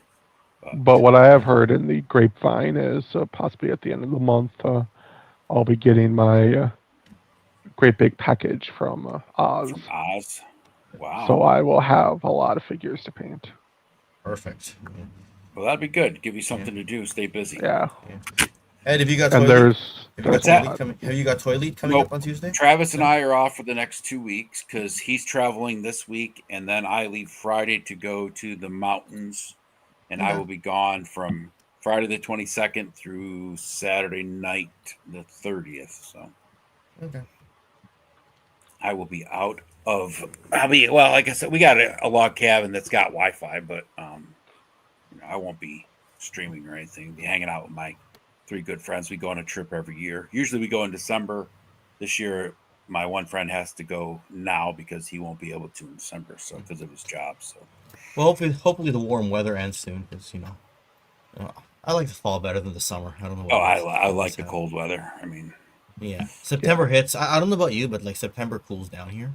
Oh yeah, it's September's weird because some Septembers, that it lingers for a little while, but the nights are definitely cooler, so at least you can go to bed at night and not have to die. But no, do you not have at least a portable AC or something? Or I have AC. Does it not heat up? I have AC, but it's like I don't like to run. I don't like the AC. It makes my head all stuffy and shit. So. Oh, okay, that's different. Yeah, I try not to run it as much as possible. But this year it's ran a lot. Last year I think I ran my AC like 4 times the entire year. Last year. Wow. This year I've ran it like every day since June. So. Wow. Okay. But I have a big tree out over that hangs over my house. So usually, like if it's only 75 or 80, I can keep the window open and the tree shade keeps it cool enough in the house. That's good then. Not a big deal. It rained here yesterday, which was kind of nice.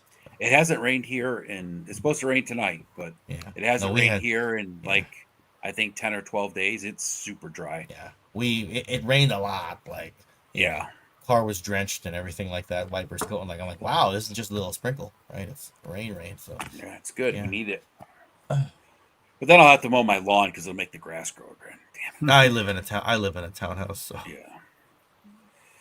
Anyway, fellas, everybody have a great night. I will talk to you all later. Next week, I think Oz should be back. I won't be here. And the week after that, hopefully Oz will be back because I won't be here either Saturday. So yeah, we'll figure it out. Yep. Everybody have a great night. Thank you for hanging out with us. We'll catch you all on the flip side.